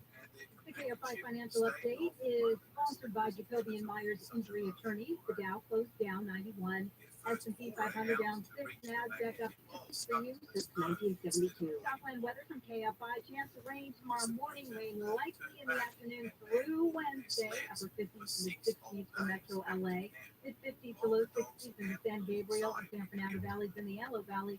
Highs in the 60s for Inland Orange County and the Inland Empire. Right now, 64 in Tuscany, it's 55 in Laguna Beach, 61 in Fontana, and 67 in Van Nuys. We're going to a crash on the 105 in Norwalk. On the 105 eastbound right after 605. Spin out and it is blocking the left lane. If you're on that 605 northbound, you're going to be on and off the brakes from the 105 up to the 60. Also in Downey and 5 south of Paramount heads up some metal debris in the middle lane. In Gardena, 110 south at Rosecrans, a bumper in the middle lane. Merino Valley, 60 west on a Day Street that crashed through to the right shoulder. And you're going to see some slowing from Utah Street and on the 60 east at Harris Boulevard. You've got some tree work going on, and the right lane is blocked. You'll be on off the brakes from Utah to 8th Street. But good news in Montclair on the 10 westbound before Central Avenue. That earlier crash in the crossover lanes has cleared. KFI in the sky helps get you there faster. I'm Jenny Harman. What's for dinner? Burgers? After last week, no thanks. Avoiding foods due to fear of diarrhea. Free hair or advancedhair.com. Injured in an accident? Visit superholisticreporter.com.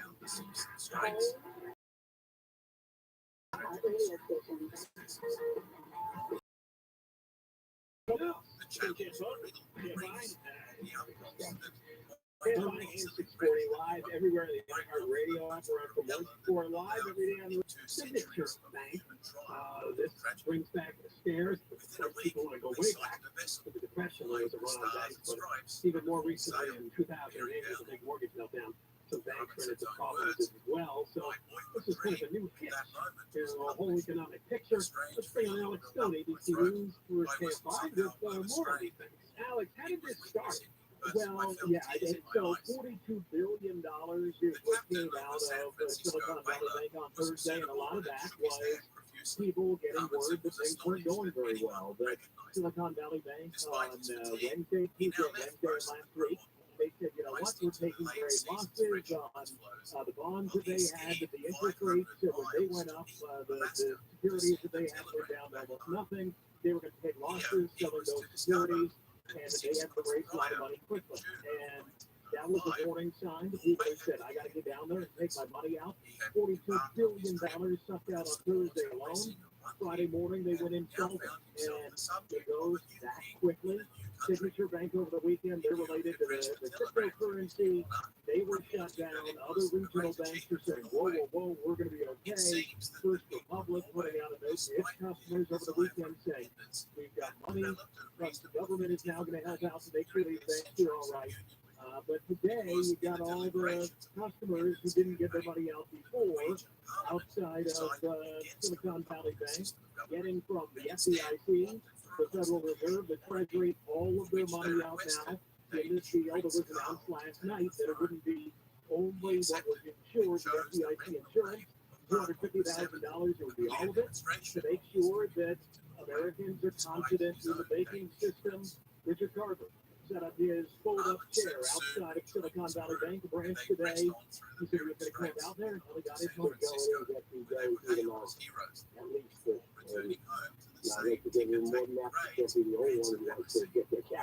Yeah, within 15 minutes, he walked in, he walked out with all of his money, and this is an individual customer. You know, this isn't a big tech company. This is the guy who said he just had an account there, and that's where his money was. Yeah, well, you knew that the people were walking out hundreds of thousands of dollars too. They did have police. They had police out there. The people are walking out, yeah, with money or in some form of money. They're transferring it, but he got one.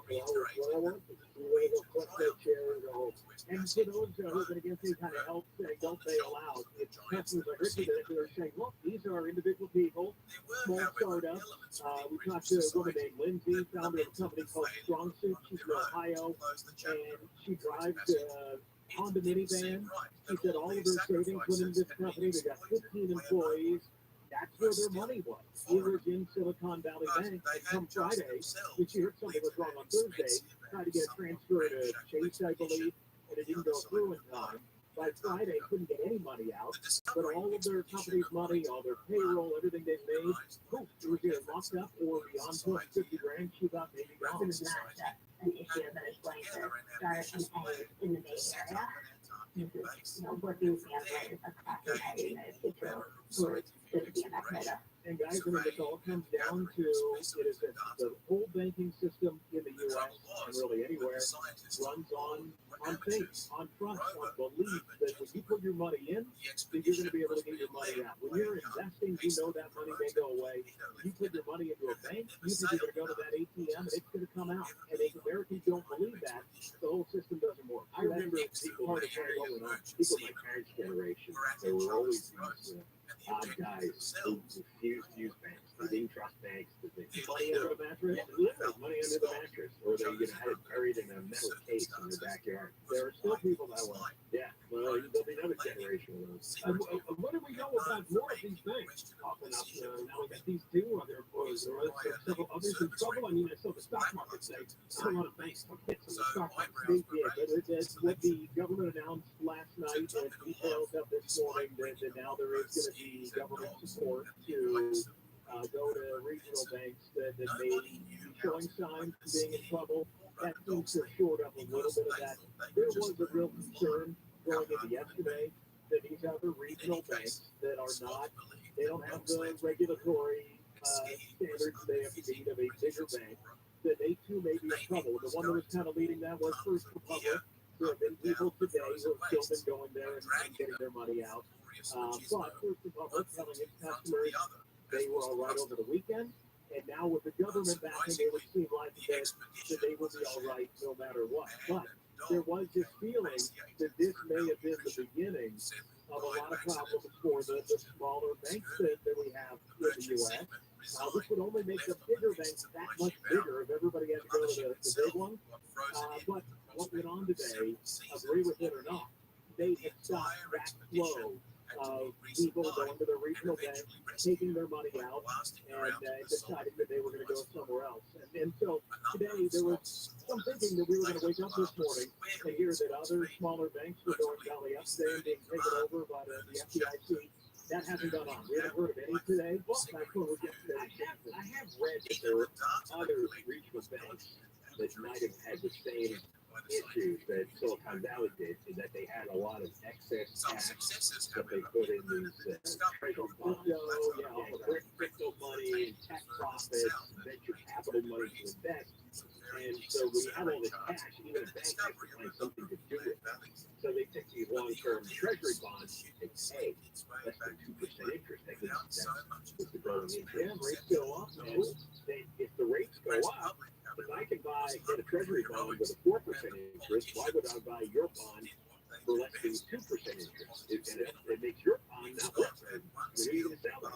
Yeah, and they sold them at huge losses, and then it's all about, PR. Then you hear something isn't right, and it all seems it's a wonderful life. Everybody, then it's a run on the bank, and this person tells that person, and that person, and then everybody goes, which they sell their money, and it's social media now.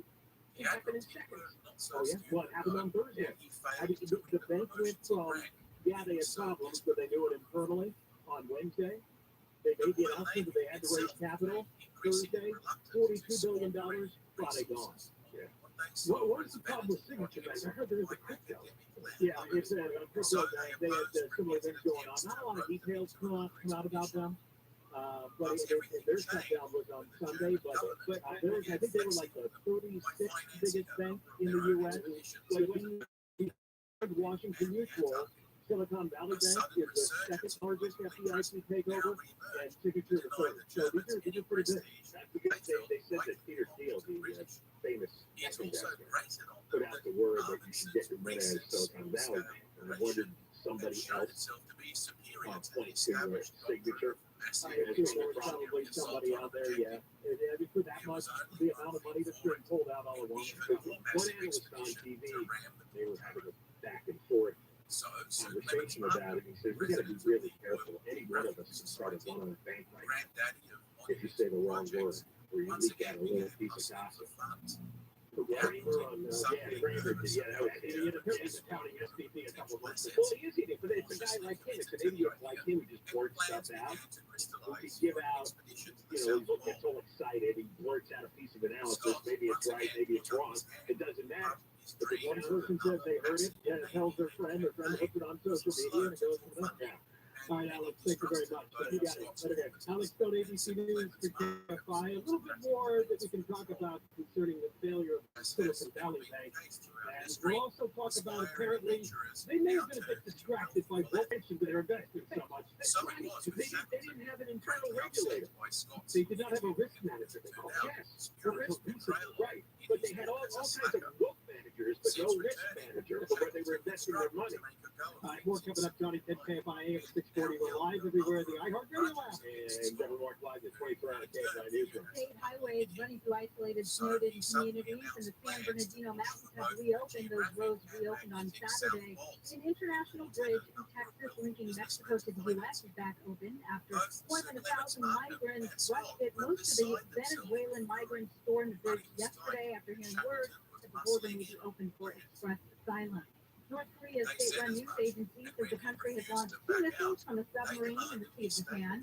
North Korea's military says the missiles traveled more than 900 miles and hit their target precisely. The launch yesterday happened 3 days after North Korea shot at least 6 short-range missiles into the Yellow Sea. From the Southern California Toyota Dealers Traffic Center, let's go places. We're going to a crash on the 15 in Ontario. This is up and right before it gets to the 10, and it wasn't the length of just everything into the center divider area, but you're going to see some flowing from 4th Street. Moreno Valley, 16 South Street, Paris Boulevard, and Mason Street, the right lane closed until 3 o'clock today. In Anaheim, 98 East on Fort Harbor Boulevard. That news crash, the right lane is still going to be kind of slow from the side. And in Norwalk, on the 105 eastbound right at the 605, that crash blocking the left lane of the connector to the 605 south. KFI in the sky helps get you there faster. I'm Jim Harmon. This report is sponsored by Waterboy Whole House Filtration System. The Waterboy Whole House Filtration System brings fresh, clean water right to your tap. Call 1-800-WATERBOY now. Clean water for drinking, showering, cooking, laundry, and more. Call 1-800-WATERBOY. That's 1-800-WATERBOY. One of America's most popular news channels is Newsmax. You watch Newsmax for news, we have it, and you'll get perspective. And Newsmax says, no surprise, Newsmax is already the 4th highest rated cable news channel and growing fast. You can get Newsmax on most cable systems. Check the channel guide. If they don't carry Newsmax, switch to one that does. And remember, Newsmax is also free on streaming. Go to Samsung Plus, Roku, Xumo, Pluto, this is it. And you can download the free Newsmax app on your smartphone and start watching now. Millions are making the switch to Newsmax. Newsmax is real news for real people. From everything you love listening to on Audible. Here's celebrity memoirs, mysteries, true crime, sci-fi, and more. Audible is the home of storytelling, audiobooks, podcasts, and originals. Sign up for a free 30-day trial at audible.com. Hi everyone, I'm KTLA Samantha Cortese, here to tell you your afternoon just got a lot smarter. Have the latest breaking news Seriously, KTLA 5 News is now live from 3 to 7 every weekday. Really having brains come through. We're covering more stories from more places more often with the Southland's most sought-after news team, the most local news in Southern California. KTLA 5 News.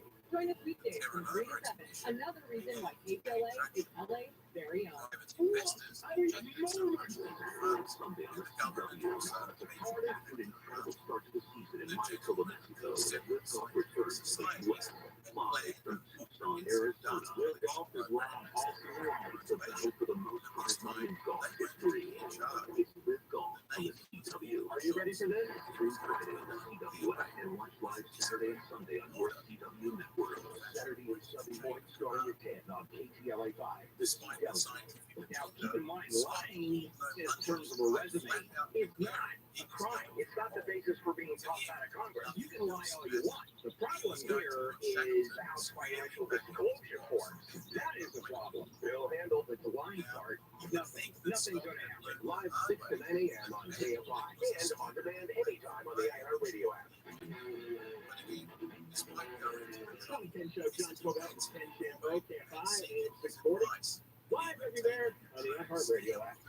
Taking a closer look at the failure of the Silicon Valley Bank, which probably most people never heard of until it popped up in the news Friday because it was failing, and there was a run on deposits. Lister forwarded us a really good synopsis of what happened in the Wall Street Journal, an opinion piece by Andy Kessler. The title of it, if you want to look for it, is Who Killed Silicon Valley Bank? Apparently, no one at the firm perceived any risk from the Fed raising interest rates. You are right, John. In January 2020, this bank had $55 billion in customer deposits. By the end of last year, $186 billion. They were taking in all of this IPO money against Silicon Valley. What do you think? SVB banked almost half of all of its IPO proceeds in the last 2 years.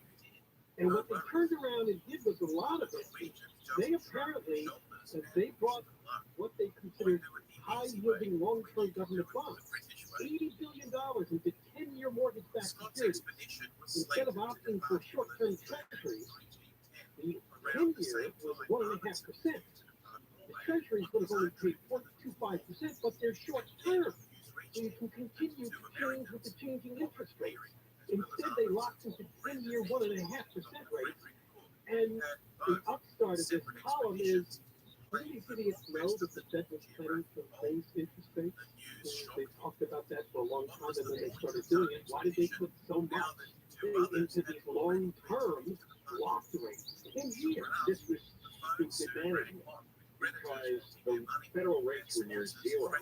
It was unprecedented, which means it's not going to stay that way very long. Right, and they looked at this and they said, oh, well, you know, we can get that 1.5% in for 10 years. If the rates stay at zero, we'll be looking for big digits. No. So as the rates are now between 4 and 5%, anybody who wants to buy a bond is going to buy a bond that's going to give you 4 or 5% interest, not 1.5%, which means your 10-year bonds that you own, you're stuck with stuff you can't sell. Now, 10 years from now, you can cash them in with the federal government and you'll get full price. Right, but at 10 years from now, if you need the money now because your venture capitalist accounts want to make withdrawals, well, what are you going to give them? So this thing, Silicon Valley, apparently in their proxy statement, they were proud to announce that besides 91% of their board being independent and 45% being women, they have one black, one LGBTQ+ person, and 2 veterans. Well, we're Where were all these geniuses? They were discussing their skin color, their ethnicity, their gender, where they put their parts. That's all on the conference board schedule, right? But locking up tens of billions of dollars in a low-interest treasury bond that you can't sell, that didn't come up at the meeting? I wonder how many meetings they spent congratulating themselves over their diversity. And how much time did they spend on, well, what happens if the interest rates suddenly go up? What are we going to do with all these bonds? Who's going to buy them?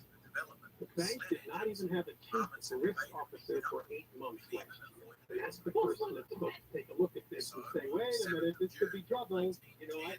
And this idiot who ran the bank, he sold millions of dollars worth of stock 2 weeks ago. And a few hours before they went bankrupt, they were giving out thousands of dollars in bonus money to employees. He knew what was coming, so he made sure he got his cash out of the system. The employees got a little bonus because he knew they were all going to be out of work soon. And, you know, he ran off. And you know, I think they're going to have another diversity meeting. Gee, they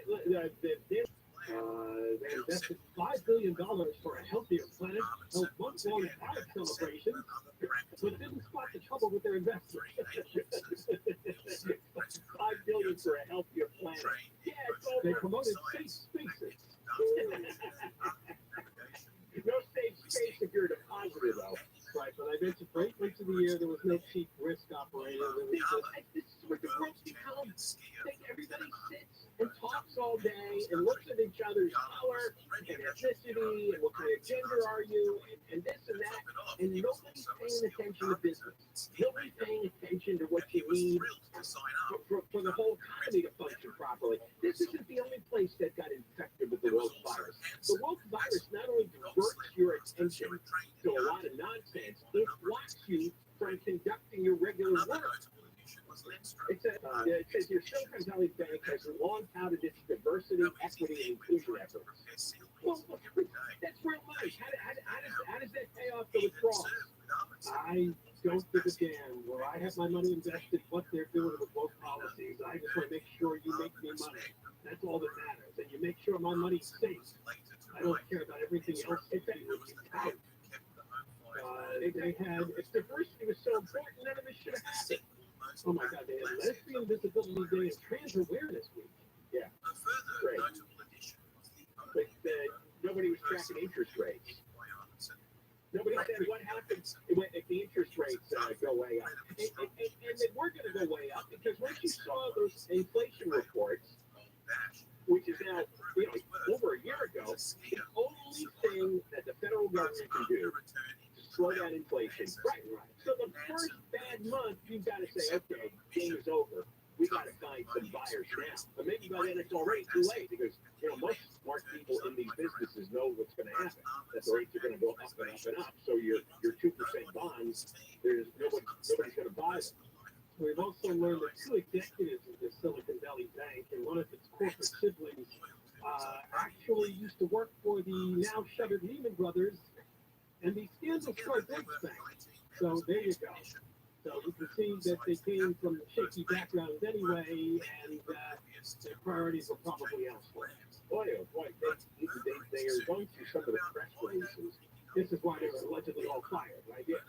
Yeah. Well, as I hired some of these woke executives from the diversity pool, the Daily Mail reprinting some of their press releases.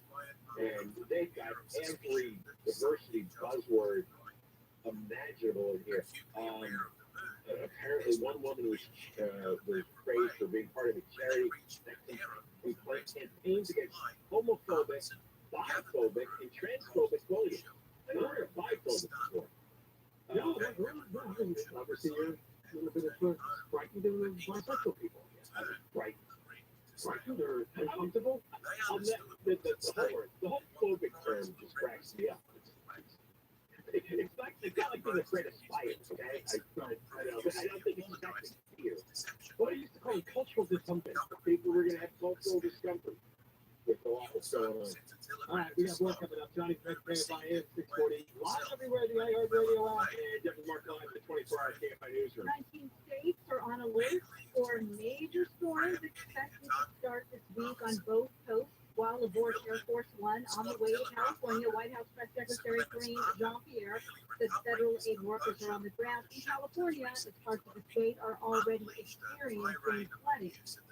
FEMA has decided to management assessment support in California are under flood alerts to cover much of the state. The National Weather Service's major wind and water impacts are expected. Biden is in San Diego today and will be in Monterey Park tomorrow.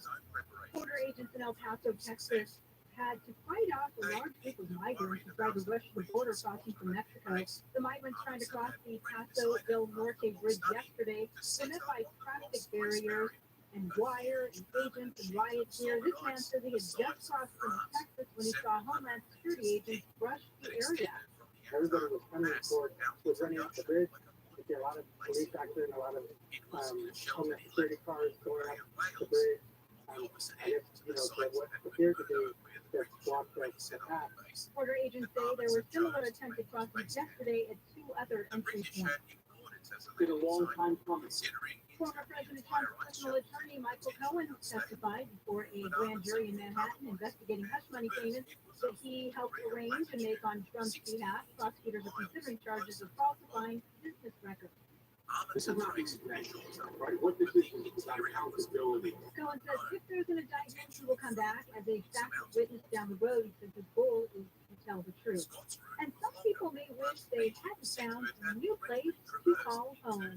If you moved in 2022 and you're having movers remorse, it's not just you. 3 out of 4 Americans who moved last year apparently have some regret. A new survey from real estate brokerage firm HomeBay found the biggest regret was a tie between people wishing they had moved to a bigger place and those who missed their old home. Other regrets were that the new home was too expensive, took too long to buy, and was too much of a hassle. Jennifer Jones, KFI News. We're going to go to the 60s next. Want to sell your home? Well, seller's advantage. Everyone has different reasons for selling. Some people want to downsize and move on. Some have inherited a property they want to get rid of. And then there's people that say, I just want to make a change. Whatever your reason, Seller's Advantage has a custom solution for your needs. They'll make a competitive cash offer that won't be any repairs needed. They can close for you in days.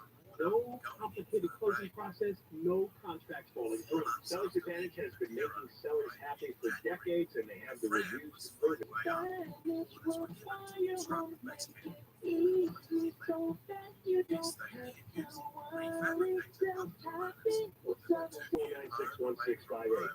weather from KFI. Chance of rain in the morning, then rain likely in the afternoon through Wednesday. Upper 50s to mid 60s for Metro LA. Mid 50s to low 60s in the San Gabriel and San Fernando valleys and the Emerald Valley. We're looking at 60s for Inland Orange County and the Inland Empire. Right now it's 63 in San Juan Capistrano and 66 in Staten. We're going to install on the 16 in Ontario. 60s right at Middletown. It's a simple big range on the left lane of that offense, but you've already got the lane from Central Avenue. Both the Valley, 60 east on a Highline Street, got a stall partially blocking the right lane. In Rosemead, 10 left side of Rosemead Boulevard. I still have reported some wooden pallets lined in the right lane. In Anaheim, 98 east on before Harvard Boulevard, got a crash with the right lane block. It's going to be stop and go coming away. To lock in the current rate, but time is running out. The deadline is April 14th. So how do you do that? You start by calling Sunluck. Even if you're not ready to install the system, it's okay. Sunluck will help you get your solar documents filed. There is no time to wait. Go to sunluck.com, sunluck.com. See if they'll do your ability. Real estate as a way to diversify, hedge against inflation, and receive consistent quarterly tax deductions. With First National Realty Partners, you'll get access to commercial real estate investments that are reserved only for elite private institutions. You'll enjoy all the benefits of fully passive real estate ownership, like tax write-offs, limited liability structures, quarterly cash distributions, and the potential for upside exit. First National Realty Partners has thousands of investors who collect rent from national brand tenants like Walmart, Target, Whole Foods, Publix, and many more. Call 888-301-9010. That's 888-301-9010. Or go to fnrpradio.com. That's fnrpradio.com. Choose your fully passive commercial real estate investment deal. Securities are only available to verified accredited investors. Investments are subject to risk, including loss of principal. Cash distributions are not securities. Any representations made about investment stability reflect FNRP strategy and may or may not be realized. Visit FNRPradio.com. Jacoby Advisors is here to help you get the justice you deserve. We specialize in serious injury cases and have been fighting for our clients since 1972. Trust Jacoby Advisors to be your guide, your advocate, and your support system. With our unmatched experience and expertise, you can rest assured that you'll get the compensation you deserve. Plus, our consultation is always free. Call Jacoby Myers today and let us help you navigate the legal process and get the justice you deserve. Jacoby Myers, justice for you since 1972. Hi, I'm Rabbi. If you're a cancer patient in the U.S. Next Territory or Canada, you may be able to help science uncover the next breakthrough by sharing your patient's data and experience with researchers. Join the movement at standardforcancer.org/helpmedia. This is Jacob and Ronnie. If you've been in an accident, call 844-24-JACOB. We're putting the media back in social media. Follow us now everywhere at KFI AM 640.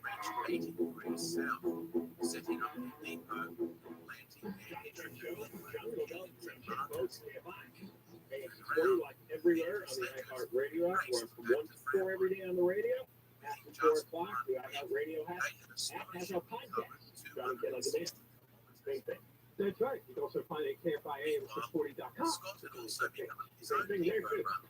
I hope it's the same podcast. I don't know if there's a different one floating around. There's no reason to miss anything. No reason, no excuse. I only market that. And now give me 3 minutes to get this out because I am the person on the show that likes to put things in perspective. There is no event in the history of coverage, no, that gets more coverage far outsized to its importance and its audience. What event am I talking about? The Oscars. We're now learning that all of 17 million people watch the Academy Awards. Back in 2002, 40 million. There's your drop. Now they'll add in delayed viewing.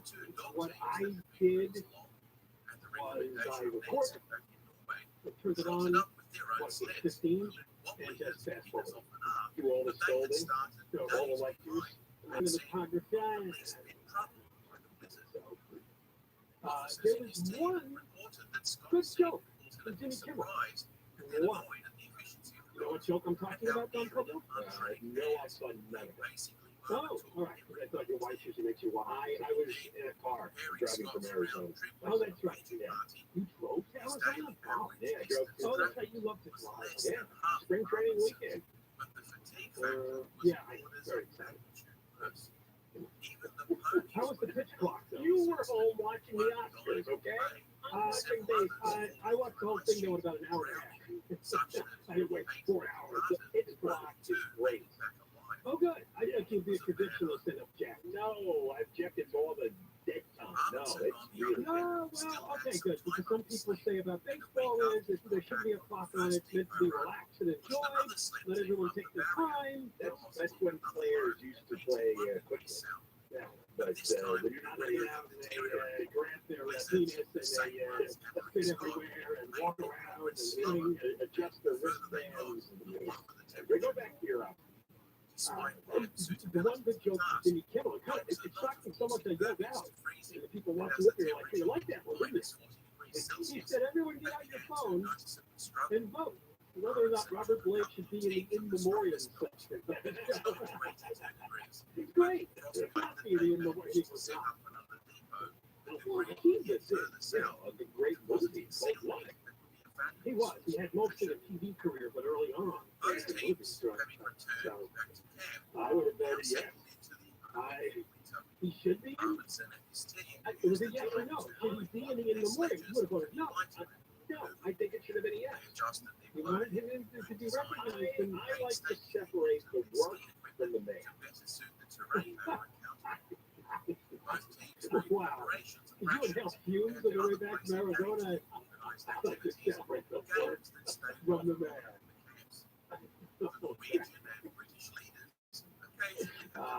All right. I mentioned mentioned last hour that Joe Biden is coming to Southern California. There was an announcement over the weekend. It's not getting a lot of media coverage, I noticed, but I dug out a few stories. The Biden administration has approved a major oil drilling project in Alaska. Why is it getting a lot of media coverage? It's apparently upsetting the climate activists. Good. 16 million, apparently it says here, it's going to be an $8 billion plan. It would produce about 600 million barrels of oil over 30 years, generate 278 million metric tons of carbon emissions, according to the U.S. Department of the Interior. It's ConocoPhillips who developed these oil plants. That is the best news I've heard on the environmental front in years. I really was excited. It makes me like Joe Biden just a tiny little bit. That's what a president should be doing. Looking for sources of oil that we can develop so that we have more energy. Now, was this from Poland? They take a look at next year and say, hey, if we don't do something to make sure gas prices don't become an issue again in 2024, what can we do to get ahead of this? Well, we've been talking about this drilling plan in Alaska for a while. All right, let's take a closer look at that. Yeah, let's approve this. These guys are doing audience research 24/7. All right, they're holding. Well, that's all they do. That's all they do, and they not only do polling questions, but they sit people down and they have discussions, and they see which way the discussion goes, and then they show them like fake commercials. They show commercials they think that the Republicans would use against them, see what the reactions are going to be. They look at the swing voters, how they're going to be influenced. Oh, it's a complex science now, and it would show the truth. Most people want oil in their lives. Because they're looking around, they're seeing all the other alternatives of the clean energy. It's not working for one reason or another. I think that's obvious. Yeah, look, people are always trying to be 40, 50, 60 years ahead. But most of us live in today's world where we have to deal with what's available, what's out there, and that's mostly still gas-powered cars. And we have to deal with the prices and the inflation as it is today. It's always people that are usually better off. Sometimes called the coastal elites here in California. They're always thinking, don't worry about it. Spend what you have to spend to save the environment. Here's a message to everybody in Santa Monica. Since I was in Arizona last night, the last station before the California border, gas was $3.59. When I stopped in California near my house, $5.09.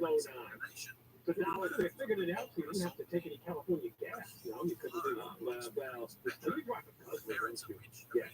I emptied my tank. I got to my neighborhood, and that's where I filled up. I blew out all Arizona gas over California. I paid under $4 a gallon in Arizona, and then I refilled here for $5.09. So you know what? I'm sick of these people, all right? Because all their nonsense cost me $1.50 times 20. Well, that's $30. I paid $30 more for my tank of gas. I could fill up on like $60 in Arizona. And I come here and it's like 90. It's like, get out. Enough of these people. So good for Joe Biden. ConocoPhillips has 3 well pads within the National Petroleum Reserve Alaska. It's a 23 million acre area, the largest expanse of public land in the United States. That's why the federal government controls what can happen. 23 million acres, we're going to dig up a tiny little corner and get tons and tons and tons of oil. That is 3 well pads. I mean, there's a picture of the protesters who've been fighting. January 10th, they were outside of the White House. Defuse the Willow climate bomb. Stop Willow. Act on climate. Stop Willow. They're all holding social losers. I'm done with the losers. I'm done with the guys who get paid by some wacky leftist woke tech billionaire, and they got all day to wave their stupid signs in the air. I'm done with those guys. I don't want to hear about them. I don't want to talk about them. It's like, this is what you do. Be a grown-up. You have to develop more oil and more natural gas to keep America going, right? Or the Chinese are going to overrun us. You don't think they're looking at us as being silly and weak? Oh, I'm just so worried about the climate. They're not worried about the climate, and they have 4 times as many people as we do. Oh, we mentioned this briefly before, but Silicon Valley Bank apparently was working with more than 1,500 technology firms on climate projects before it failed. So maybe solar, hydrogen, and battery storage.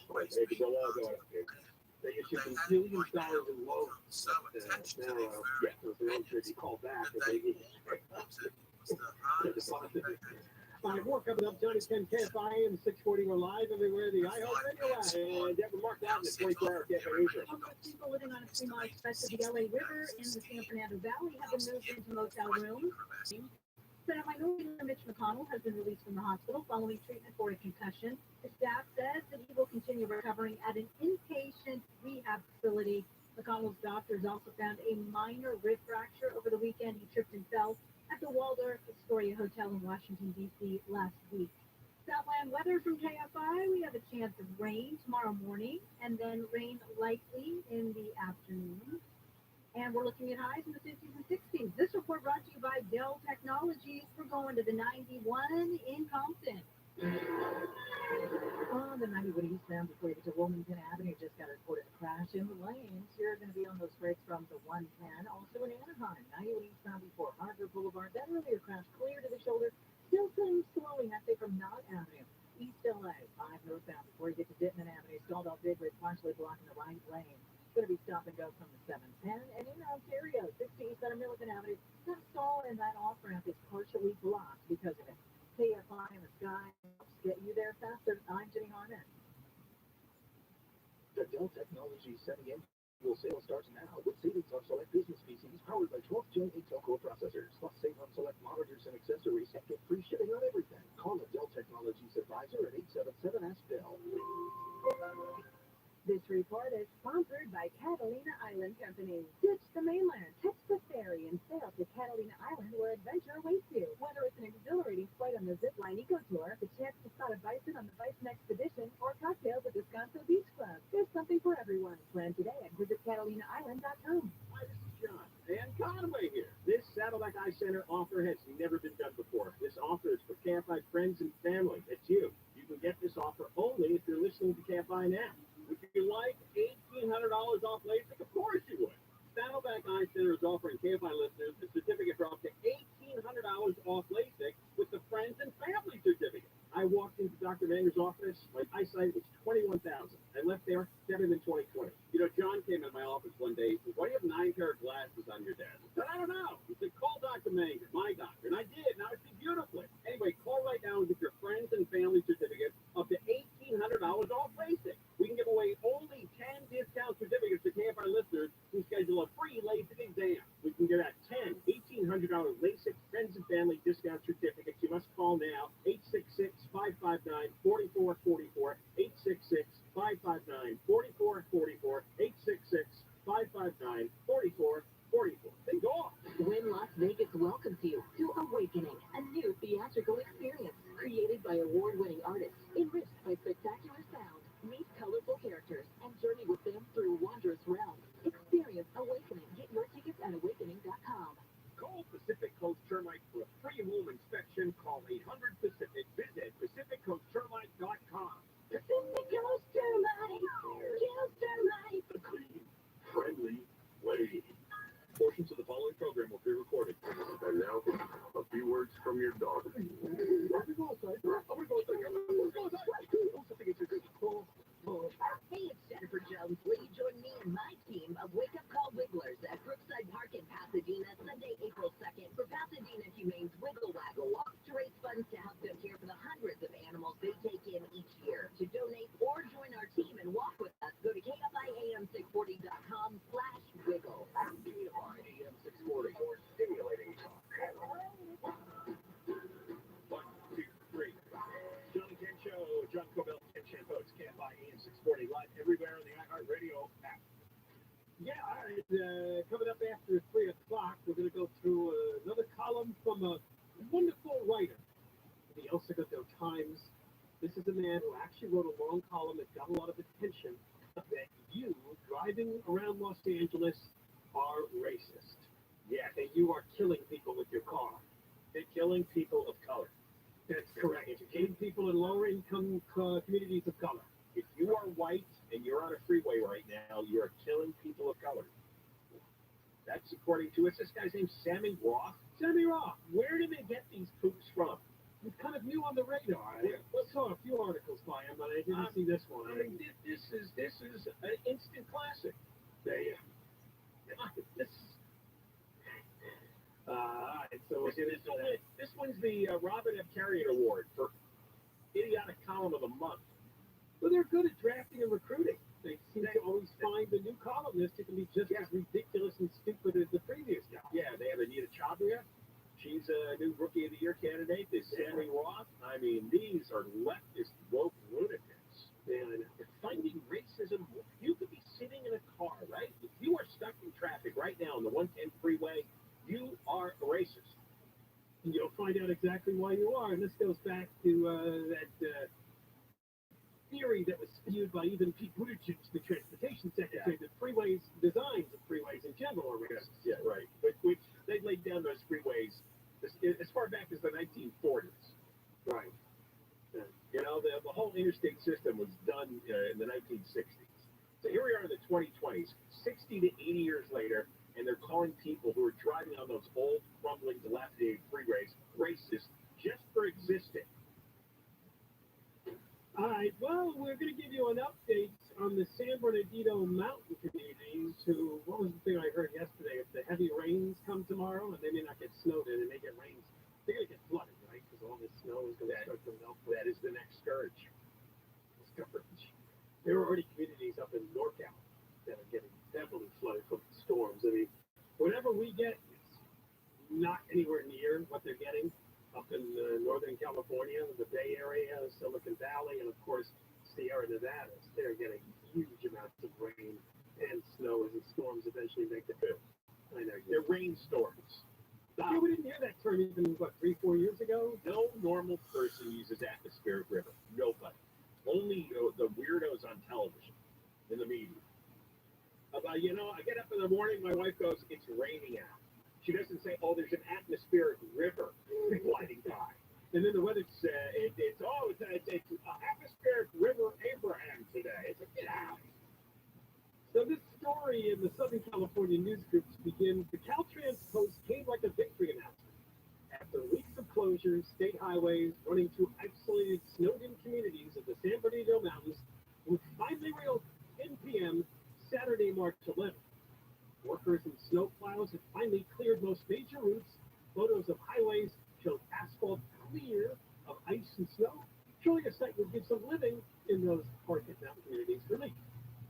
However, people up there are claiming that a lot of the roads that were cleared, and it would be the main highways, 18, 138, 330, were done to get people to the ski resort. Yeah. And people living in the off-roads are still suffering from the heavy snow that makes it impossible to get anywhere. Who do you think contributes to the supervisors' campaigns? Exactly. And, you know, it is about the economy. We got to get it.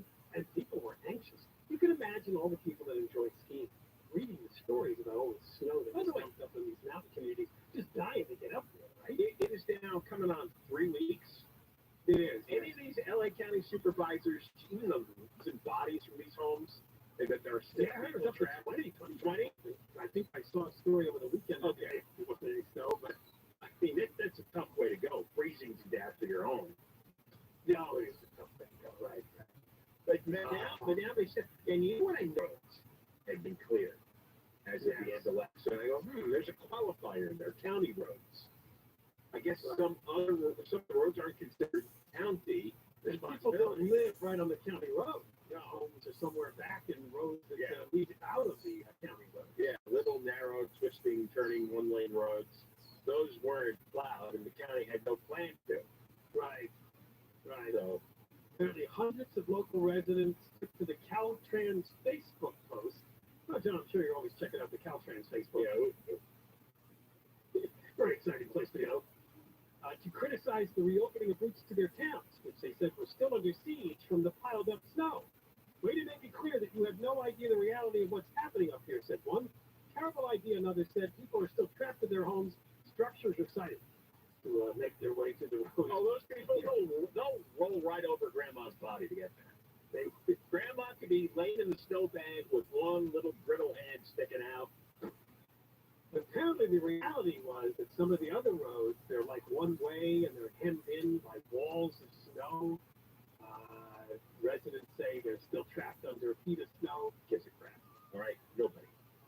They have zero interest in your email, your phone call, any of your complaints. None. Well, I don't understand. Once they've cleared these main roads, why can't they just start working on the roads to people's homes? They're telling people to hire a private snowplow guy. Go find your own snowplow. Are those private roads? They're not really county or state maintained? Is that what they are? Because I don't know that community. I don't know specifically. What I've heard is they're called private roads, and the county has no responsibility to trying to plow through there. So there's no charitable reaction here from the county. It's, hey, freeze and die. Sorry. The spokesman for Big Bear said the resort was not putting pressure on officials to reopen the area. He noted that with restaurants and hotels closed, there'd be few places for visitors to eat and stay once they get here. But the San Bernardino County Sheriff said that's the way to put it. Good partners. Yeah, partners. Well, I would imagine that a number of people that live in these mountain communities do work at the ski resort, so there is part of the same. Partners is a financial term. Not well received. Yet it went viral, implying how white and affluent drivers are polluting the air breathed by LA's people of color. So did you know that? Did you actually pull your car up into communities of color and just let the exhaust run right inside people's windows? Is that what's happening? You know, I try to map out my routes and only he actually checked to see on his route if he was going through white people or people of color towns, and this is what upset him. He realized that he, as a white person, was polluting a lot of air in people of color neighborhoods. Johnny 10 KFI AM 640, we're live everywhere, the iHeart Radio app. And Deborah Mark Live, the 24-hour KFI newsroom. If it doesn't affect you, we're not interested. KFI. KOST HD2. Los Angeles, Orange County. Live everywhere on the iHeart Radio app. Another one on Deborah Mark, live in the KFI 24-hour newsroom. A regional bank that operates in Southern California has failed. With more than $110 billion in assets, Signature Bank's collapse is the third biggest bank failure in U.S. history. All of the bank's former customers have automatically become members of a newly created bank run by the FDIC. Signature Bank had locations in the L.A. area and at least one location in Orange County. The failure of the New York-based bank yesterday follows the recent failure of California-based Silicon Valley Bank, which collapsed because customers fearful of the bank's financial health rushed to withdraw their money. Officials say both banks' customers will be able to access all of their money. In Beverly Hills, Blake Trolley, KFI News. There we go. President Biden says the banking system in the U.S. remains strong despite recent bank failures. J.W. Mason is a professor of economics at John Jay College in New York. He says this is an example of a bank run when nervous investors take out their money all at once. This is a classic bank run. You know, if you've seen A Wonderful Life, it's the same story here. We don't normally have them in this country because, again, deposit insurance normally prevents them, but because this had so many large business deposits, it was vulnerable to a run. Mason says people should not worry because if they have money in the bank, it will still be there. Federal regulators stepped in to take over Silicon Valley as well as Signature Bank in New York. A man who barricaded himself inside a home for 2 days near La Puente has been found dead.